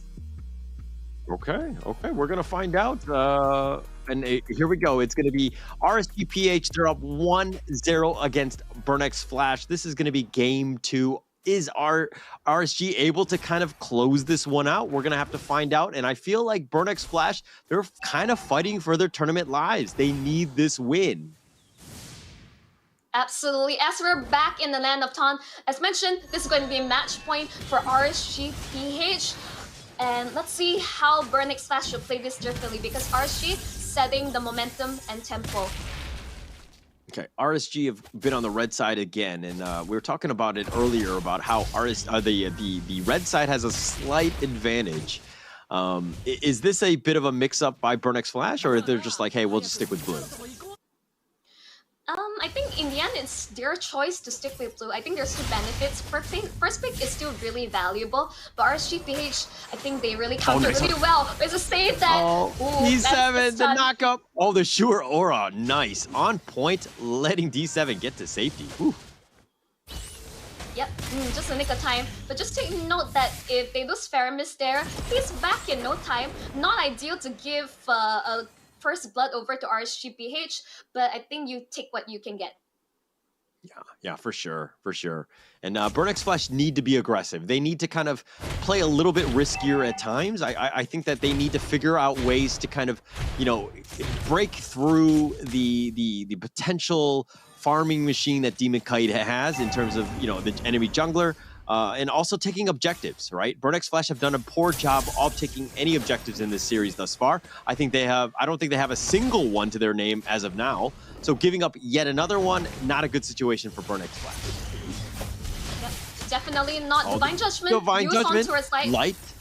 Oh, he's going to flicker. He's going to be back. ATM has now joined the fight. He's looking to fight this one, but the Cult Altar, they've got him. The nice little knockup. The Feathered Airstrike is going to do some work, and Seacat is going to be the first to go. Light is going to be killed in return. Mitch will secure that one. The Turtle is still alive. Mitch has got the Ring of Order. He's going to do some damage, but Nat's getting a little bit low. Aqua as well, and it looks like demonkite will somehow take it. He's got the Retribution. He's going to stick around. D7 is going to be killed, and RSG kind of coming out on top. Yeah, once again, Burnix Flash, they were like, RSGPH, they were really juicy. They were like, so many members were really low. But again, they stayed for too long hoping to get something, anything. And RSGPH, they just come on top. Objective secure, kill secure. Again, another great start for the Raiders. Bit of a missed opportunity by Burnix Flash. There were so like Aqua and I think Iman. I don't know. Sorry, I don't think he was Iman. But somebody else was very low. They just barely got away. It was a situation where maybe if they committed a little bit more, they might have gotten it. And I think at this point, you kind of need to go for that risky play. You got to figure something out. You got to change it up. Yeah, I mean, now we could say would have, should have, but I think this is how it plays out. It's not the end of the world for Burnix Flash, but they need necessary adjustments. It is looking really rough right now. Tough situation. Light a little bit off with that hook. That could have been a huge one if he got the pick off. Mitch is going to be scouted out here. And Aqua, they found him. They're going to start this off. They got the nice little knockup. Demonkite backs off. D7's looking to go for this one. The Ghost Burster is going to kind of be used. But now ATM is going to get to safety. Everybody's starting to disengage. Nobody wants to deal. Nobody wants to fight, apparently. Yep. Very different compared to game 1. But as I say that, Bloody Hunt committed. Mitch is out of the picture. And Coulter expended, not saving anyone in the process. That's one way to get it. And D7 gets sniped again. The Feathered Airstrike, he's been on point. Aqua has been a madman with that spell throughout the entire series. Ooh. Ew, that was really close. Like really close range hook. But again, as I say, whoever pulls the trigger first, instantly you see RSG PH capitalizing on those cooldowns. Instantly you see, okay, Call of is used, they have no fear, they just dive and like they just burst D7 to the ground. They bursted him down, but the turtle right now is about half life.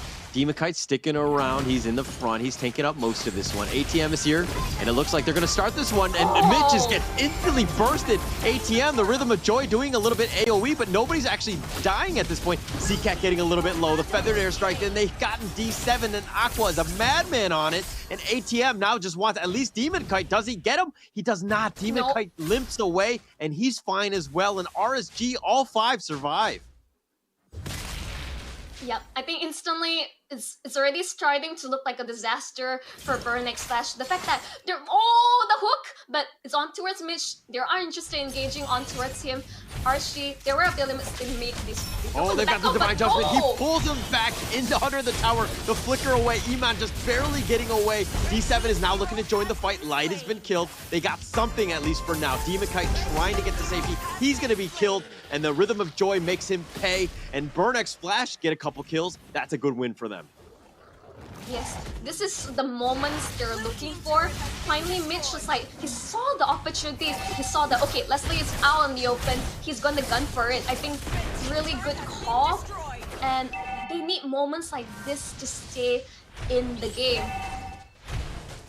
They need more than that, right? I mean, it is only a 2K net worth lead. It is still very early. It's 5 minutes in, but you don't want to be, okay, all right. The hook is going to actually connect onto the Siege Catapult, but now RSG are coming in here with spades. They've got the T1 bottom, so they got something. Burnex Flash now on the retreat. Yep, comparing to the previous game, they're going for objectives. This is a really good start. You can see instantly they're going for it. They're gunning for it. Oh, Aqua, how many kills has he gotten on this? He's 602. The Feathered Airstrike, I've counted at least 3, but he might have more. I mean, Aqua's just been an absolute sniper with that spell. And you see that with Emma, and also there's another sniper, the actual sniper from the RSG PH, but Aqua is just like taking everything he can. CCAT just not having a good time. Demonkite, just running him down. Look at like Fredrin, just a chat, hands in his pocket, like just taking everything.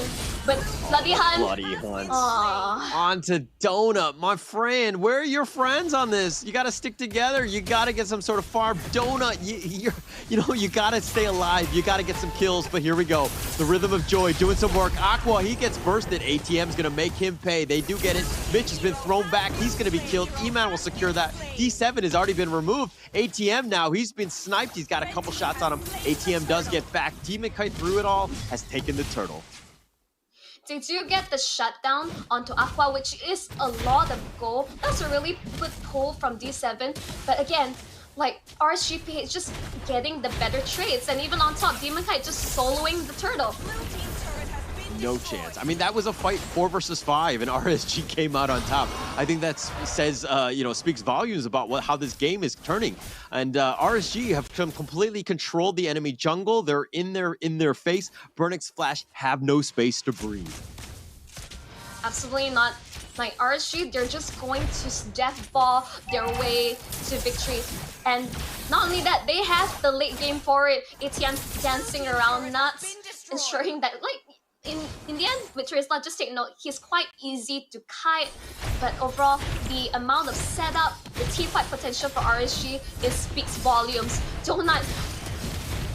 Oh, Donut, he has to flicker. He's the Cult Ultra, that's going to be used, but Donut's now backing off. ATM has already been killed, and they do have the Energy Eruption. The Appraiser's Rats doing some work. Nice little knock up. The flicker from D7, trying to run away. Energy Eruption locks him in, and they're going to focus their attention on him. Demonkite will kill him, as well as Mitch. They've taken everything. All 5 members of RSGPH still alive, pushing the bottom lane. How do you stop this team? You really, at this point, can't stop this RSG train from, look at what they're doing. Instantly, Donut, I understand, you're trying to get objective, but you shouldn't be throwing your bodies just for it to take a single turret. And you can see CCAT, he's doing what he can, split pushing, he does have the mobility, but Donut, you're one of the cores for the Cybernetics Flash. You can't throw your life away like that. RSGPH, you're just playing 4 or 5 men rotating, like taking names, taking everything. All right, ATM doing what he can to try to get them back in this game, right? Pushing the bottom lane, maybe forcing the issue. RSG are going to stick around. I mean, the eventual one is that you know that they're going to go for the Lord, right? How many members of RSGPH are going to be committed for the Lord? It looks like it's at least one, but this is a situation where you got to take what space is being given. You have open space in the bottom lane. Maybe you push the T2, maybe the T3 bottom if you're, you know, being somewhat risky. But it looks like that's not the case. The Lord has already been removed. Demonkite will secure that one. RSG they're looking to go for more. Nas is continuing on. CCAT is kind of pushing people around with the Ashura, but it looks like they're gonna back off. They got the nice little hook into the bloody hunt. The feathered airstrike, the cult altar will keep him alive. That's one counter to it. Iman getting a little bit low. ATM is gonna force him to get to join the underground, so to speak. And it looks like they've gotten Demonkite as well, and D7 gets that kill, and Burnex Flash are kind of starting to do well. Yes, RSG have gotten the Lord, but Aqua is getting a little bit low. ATM is forcing the issue. He's gonna back off here. Yep, in the end, you still have to respect Burnex Flash damage. I was a bit aware of like that earlier concealed play, but really great timing of the call altar. Instantly there, RSG is realizing, oh, we have forced this too much. We burn a lot of our cooldowns. Instantly, Burnex Flash answers back. ATM, you can see, I feel like he's really keeping like his team together. Destroy, like just pelting with vengeance. Enough damage is coming through. Yeah, there's enough damage is definitely coming through. But here's the instant replay, the pullback, the cult altar, the throwback by Mitch. This is actually a long time ago. Actually, this is the 6-minute one. So we're going way back in time. Yeah, way back in time when you can see instantly like, okay, gotta give credit when credit's due. D7 like had some good moments, like they double pull in, securing that shutdown to Aqua like way back ago, but that Kaltar like turned nice around. They found Donut. He gets instantly deleted. Cult Altar is not going to save him, and that's unfortunate here. The feathered airstrike, that's going to slow down most of them. D7 is going to push back, and now they're going to focus on that T2. That's the last remaining one. It's all coming down to the T3s, and RSGPH are literally choking you out. Oh, nice hook. They found him onto Mitch. ATM on the backside. E-Man blows him up. Enough is enough. And looks like they've dealt with the nuisance. They've dealt with a cockroach, so to speak, in the back line. They've gotten that. They've taken the T3 as well. And RSGPH on the up and up with all of these kills. Yep, they're 5 men strong, forcing it. Better airstrike top everything. CCAT, I don't think you can survive. Killing spree for Eman. Oh, the hook again! They pull him back in! You think you can get away, and he says, get over here! And he throws you back. They kill Mitch as well, and RSGPH are starting to roll. The only thing slowing them down is the fact that they only have 2 minions at this point. But the Cult Altar, they're going to try to force something. Maybe you get some sort of kill on the Nas. They're not even able to do it. ATM gets killed. The base is at half-life. Nas is starting to get low, but it doesn't really matter. And RSGPH win game 2. They do it systematically. Convincing victory from RSGPH, and like you say, they're officially back into towards this. Like, what happened overnight? Well, I think they got a good night's rest. I think that will always help. A good 8 hours of sleep. They had some good discussions with the coach. I think they had a great breakfast because you can see just how energetic they are and how different they are at the end of the, like, all day today. They just showed up. They showed up Echo. They showed up, you know, a Burnex Flash. This is a team. There's a very scary team that's kind of going up on the up and up. Yeah, I think overall, in terms of just draft alone, like instantly when I saw that Leslie last pick, I was like really looking like Aqua getting his Farsa, Nuts getting his Teresa. Overall, just really solid picks, but the Leslie is just the final nail in the coffin for Burnex Flash potentials late game, I would say. Yeah, no real chance. I mean, look, Chubma's not there. Everybody's playing different positions. It's really not a fair fight. They're not at 100%, right? So let's give credit where credit is due. They put up a good fight. They tried to, you know, to push on, so to speak. But RSGPH, too strong today and really showed up. And that draft was very scary. They were all over you. Team fight was on point. For me, the biggest standout was Aqua. If he doesn't win MVP, I think that there's something fishy going on. Something very fishy indeed. This really takes me back to last year watching MSC live at the venue. It was just a sight to behold. And man, when Light performs on this Franco, he was just landing hook after hook after hook. This is what I want to see from RSG side. And I say, they're really a momentum-based team. When they're riding on this wave, there's no stopping this train. Yeah, for sure.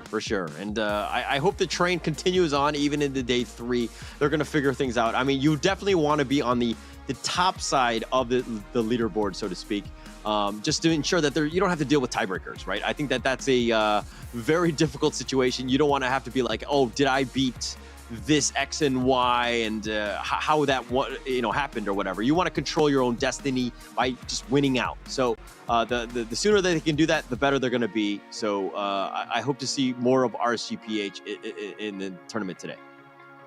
I mean, there's a reason why, again, top contender, top 3 in their last MPL, which have recent this year, this next half of the year hasn't started yet. Really looking forward to it. But you ask whether Fredrin, what is all the hullabaloo about Fredrin? I think instantly you can see in the hands of demonkite, still really solid. Very tanky, still kind of up there. I think the stats will be very padded because he's very tanky and he sustains quite a bit. But I think in terms of the actual kills and everything else, he just provides a lot. Let's look at the stats here in the post game. Let's see exactly what I'm talking about. Hopefully it'll show in the data here. Well, I think the data speaks for itself. Close to almost 10k goal lead, 22 versus 6 kills. Burnix Flash, compared to the first game, which is a lot shorter, and they weren't able to drag this out as much as further. RSG, they just overall run them down. They're set up for success overall. This recipe, the beautiful setup from Light, Nuts, and of course Aqua just pelting fire, burning Burnix Flash to the ground. Yeah, for sure. I mean, look at what happened. Nats is just on point. Aqua, again, look it. He's got his finger up for a reason, right? He's 8-1-10 or whatever, and he just did so much damage. But speaking of dealing a lot of damage, Aqua again on point, right? I think I rest my case, Your Honor. I think Aqua is the one. I mean, I would love to agree. As a Farsa main, I would love to see that, being the MVP. But overall, surprising the damage dealt. The carry is ATM 52k damage, so he in a way did out damage RSGPH, but overall I think RSGPH was just able to layer and in terms of how they take these team fights, and overall just better team composition, really great start. They did not allow Burnix Flash any signs of life. Yeah, no life, nowhere to breathe, nowhere to go. Just a tough situation, right? And it really comes back to just the play style. People were getting caught out from Burnix Flash. I mean, Donut was there in the bottom lane. He just went 1 versus 3. He got blown up. He just couldn't get anything going, right? There were not very many times where we were like, hey, Donut is making this play. He's getting himself back in the game by getting these kills. And they were just struggling throughout. It was just a tough game. Yeah, exactly. So Brody match up with Leslie is that both marksmen, they ideally farm up kills because that's how they scale towards late game in terms of damage. Not really just minding my own business, staying in lane. That's not the way to go. They have to keep farming and getting kills on the board. But unfortunately for Burnix Flash, didn't really see any signs of a good early game. RSGPH just, what can I say, just domination. Yeah, domination throughout. I mean, the GPM, E-Man 789, all that, and the damage dealt was quite high as well. But let's look at the MVP. Who's it gonna be? Production says it's going to be boom. I felt like I influenced that though. I mean, hey, Aqua 8110, I'll take it with the Farsa.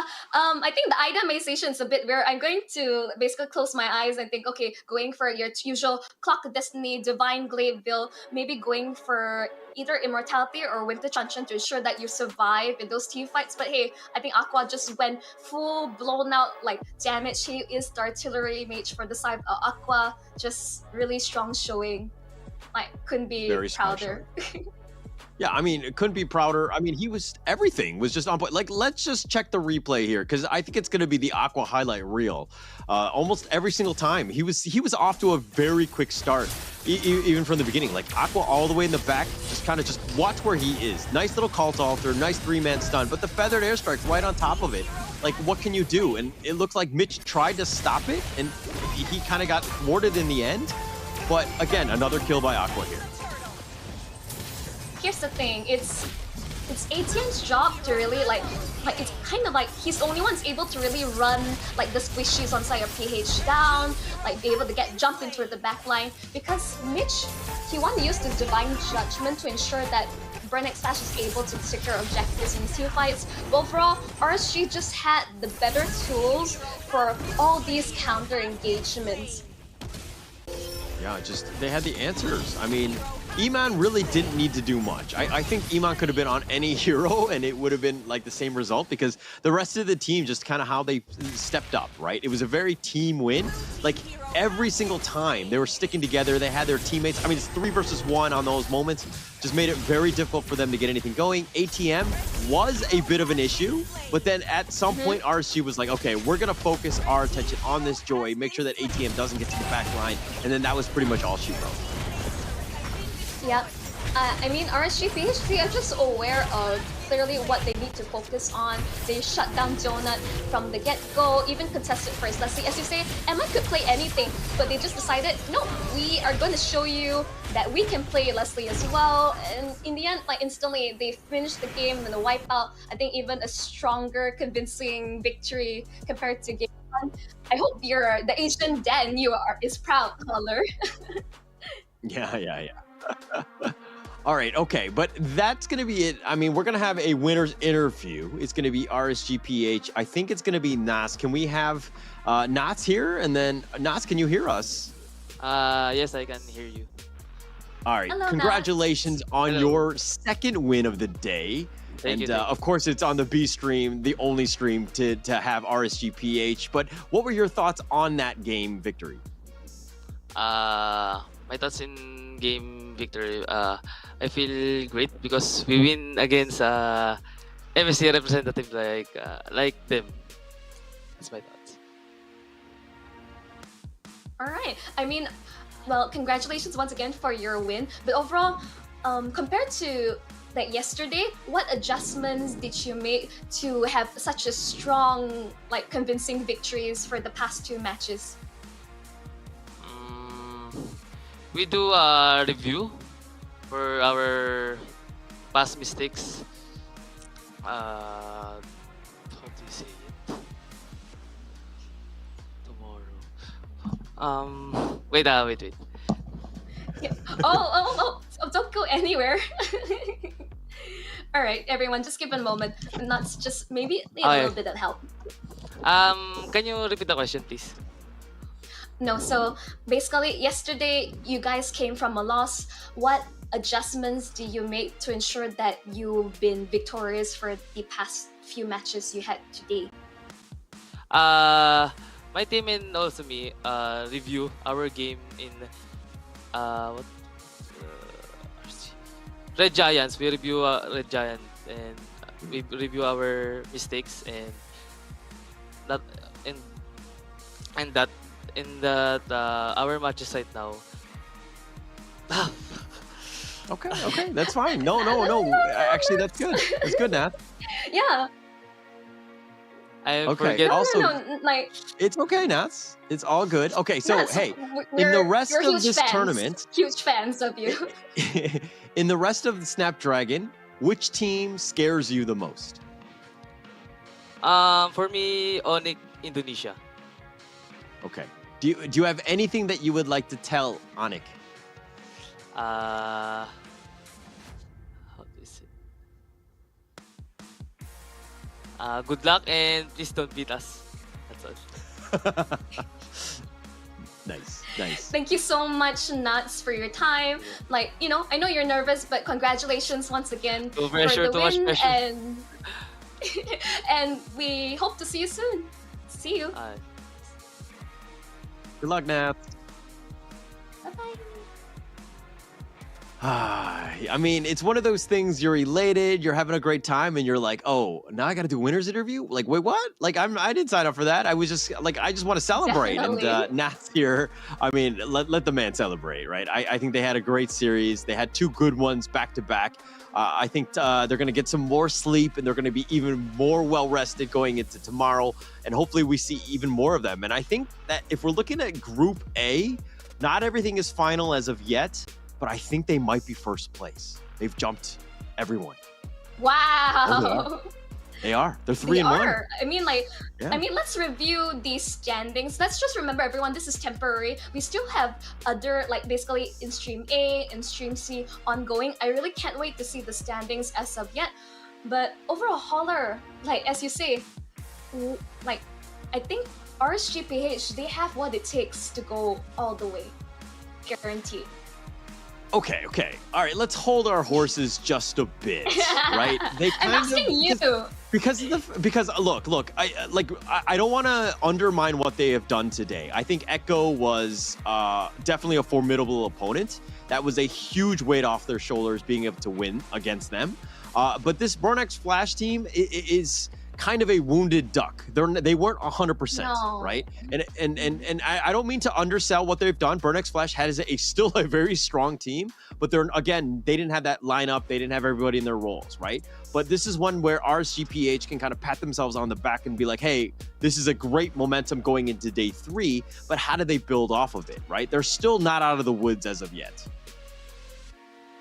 Yep, absolutely. I mean, that was my question for you. Do you think they have what it takes to go all the way? Because, you know, top 3 from their respective groups, you know, for the top 6. This is like really important for them. But again, like adjustments have been made, but as you say, not quite out of the woods, but this is a team that, as I say, like from the start to end, rides on momentum. That's the RSG way.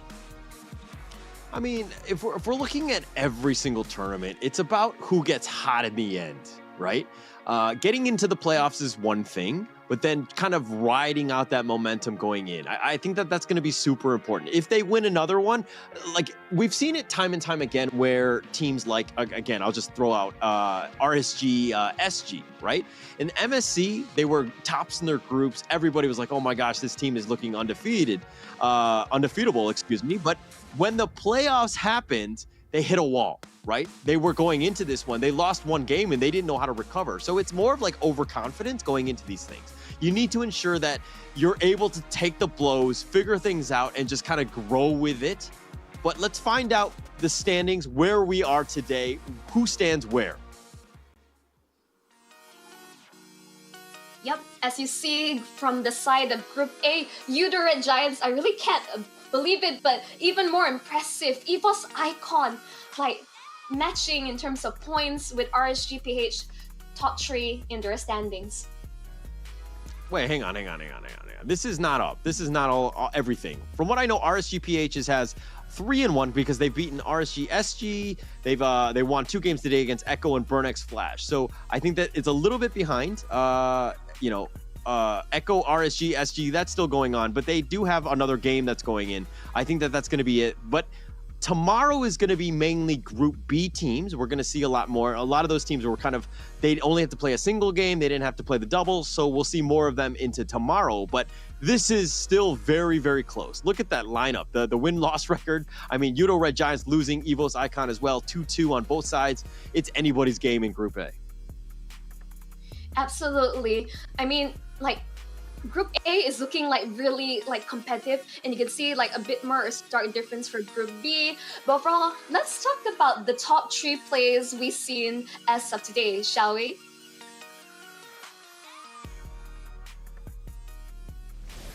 Alright, first off, we got demonkite, the jungler from the side of RSGPH. He was on point. He just made a play, he was just basically killing a whole bunch of people almost at any moment. Light with a nice flicker away, and demonkite turning it on, finds Sanji, gets to the side, continuing on Zaida. Look at how aggressive demonkite is. He don't care. He's just going to run at you, and demonkite was just an absolute menace in the Echo series. Yes, absolutely. I mean, a lot of people are like, you know, have doubts of questioning whether demonkite is out of practice, because all this while during the previous MPL, it's always been Irad playing. But I think in a way, demonkite is like showing that he has not lost his touch whatsoever. His performance with his team overall, like this is, as I say, this is the lineup that won last year's MSC, and there's a good reason why for it. Yeah, there was many good moments here, and Van was just like, Martis was definitely a good hero throughout. Almost everyone who played the Martis had a good game. The Ashura aura is just on point. Just being able to just kind of move, like reposition people, get in, and you kind of scout things out. He was just, and Van was kind of on point with almost all of this, right? He was just able to get all the kills that he needed to have done, and yeah, just very difficult to deal with. I mean, Merkel, Eterna, they really put like a lot pointer towards Van, like a up-and-coming jungler in his own right, across like basically the sea of junglers, talented across MPL ID. Really, he's making a name for himself. Of course, their Cinderella story with Aura Fire, just from the qualifiers, the open qualifiers, and now they're in the Challenger finals. I mean, couldn't ask for a better story. Yeah, and I mean, if they show up and they make the playoffs on the home ground, I think that that team has grown quite a bit. It'll be very impressive. But here's Outplayed, some of the highlights that he did on the Beatrix here.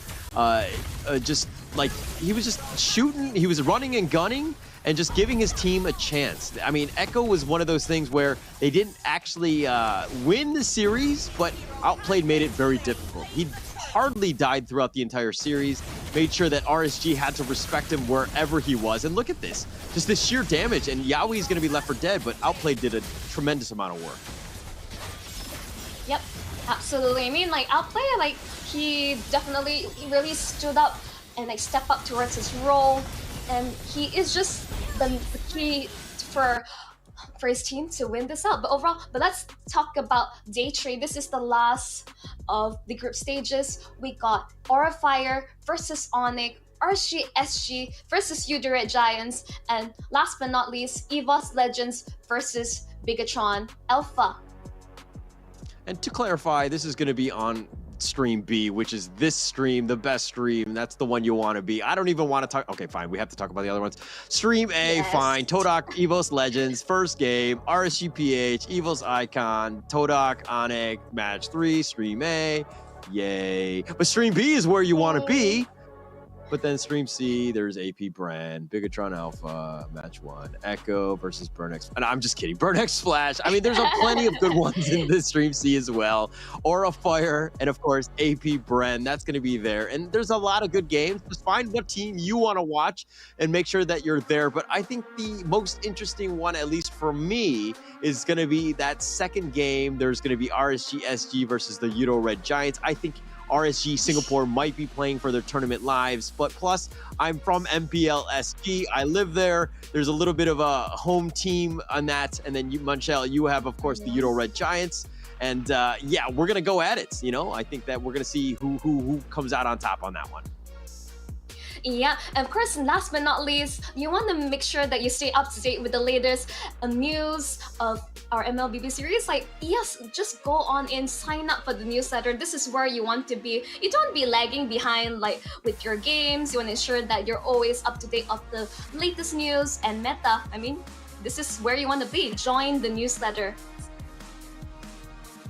Sign up.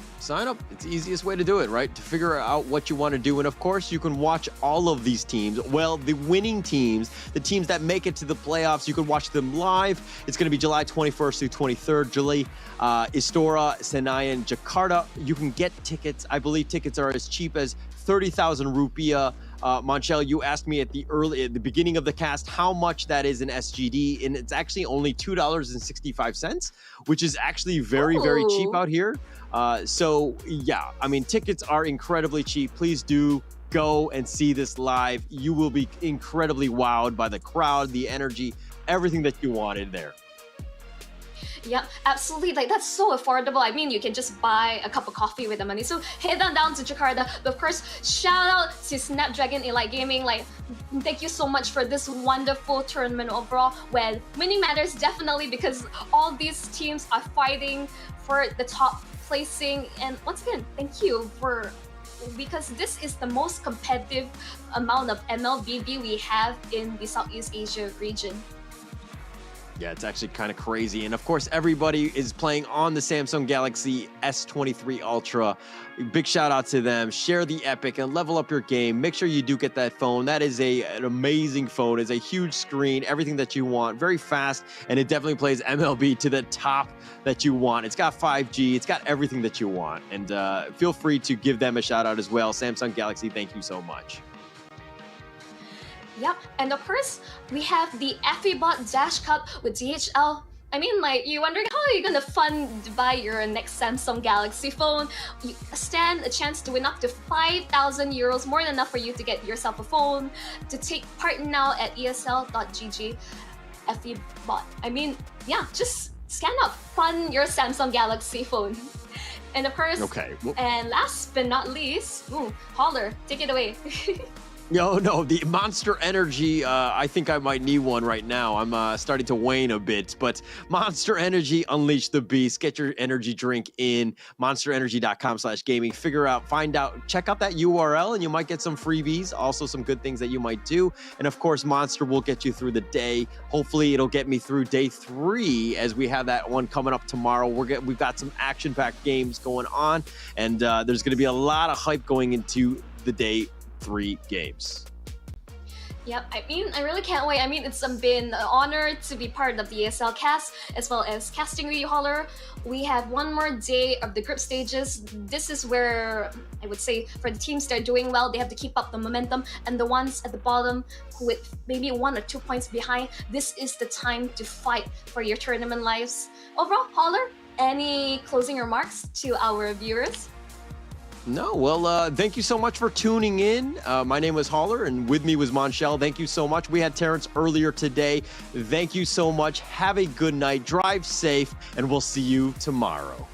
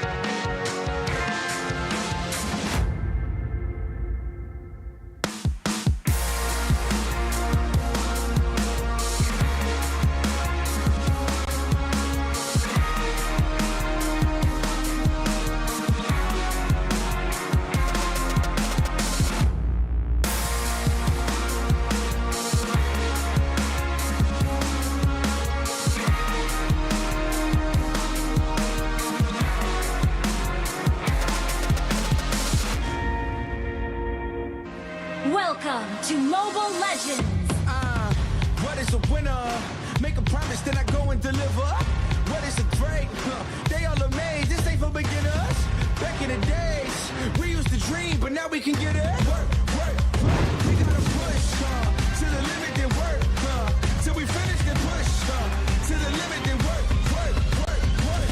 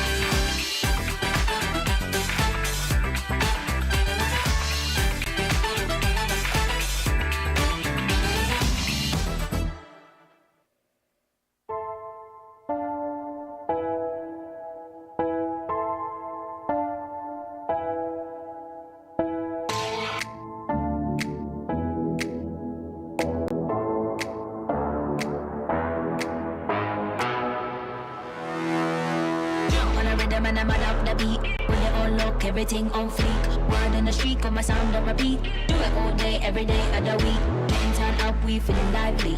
On the dance floor, where you gonna find me? Here comes the drop, it's time to party. Here comes the drop, it's time to party.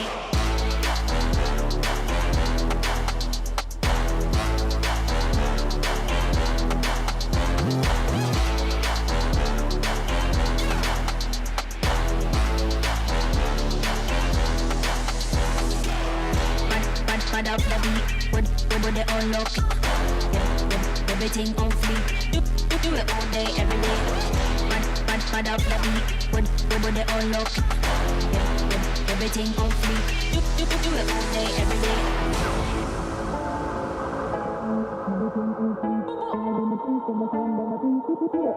Every day of the week, getting time out, we feeling lively. On the dance floor, where you gonna find me? Here comes the drop, it's time to party. Here comes the drop, it's time to party.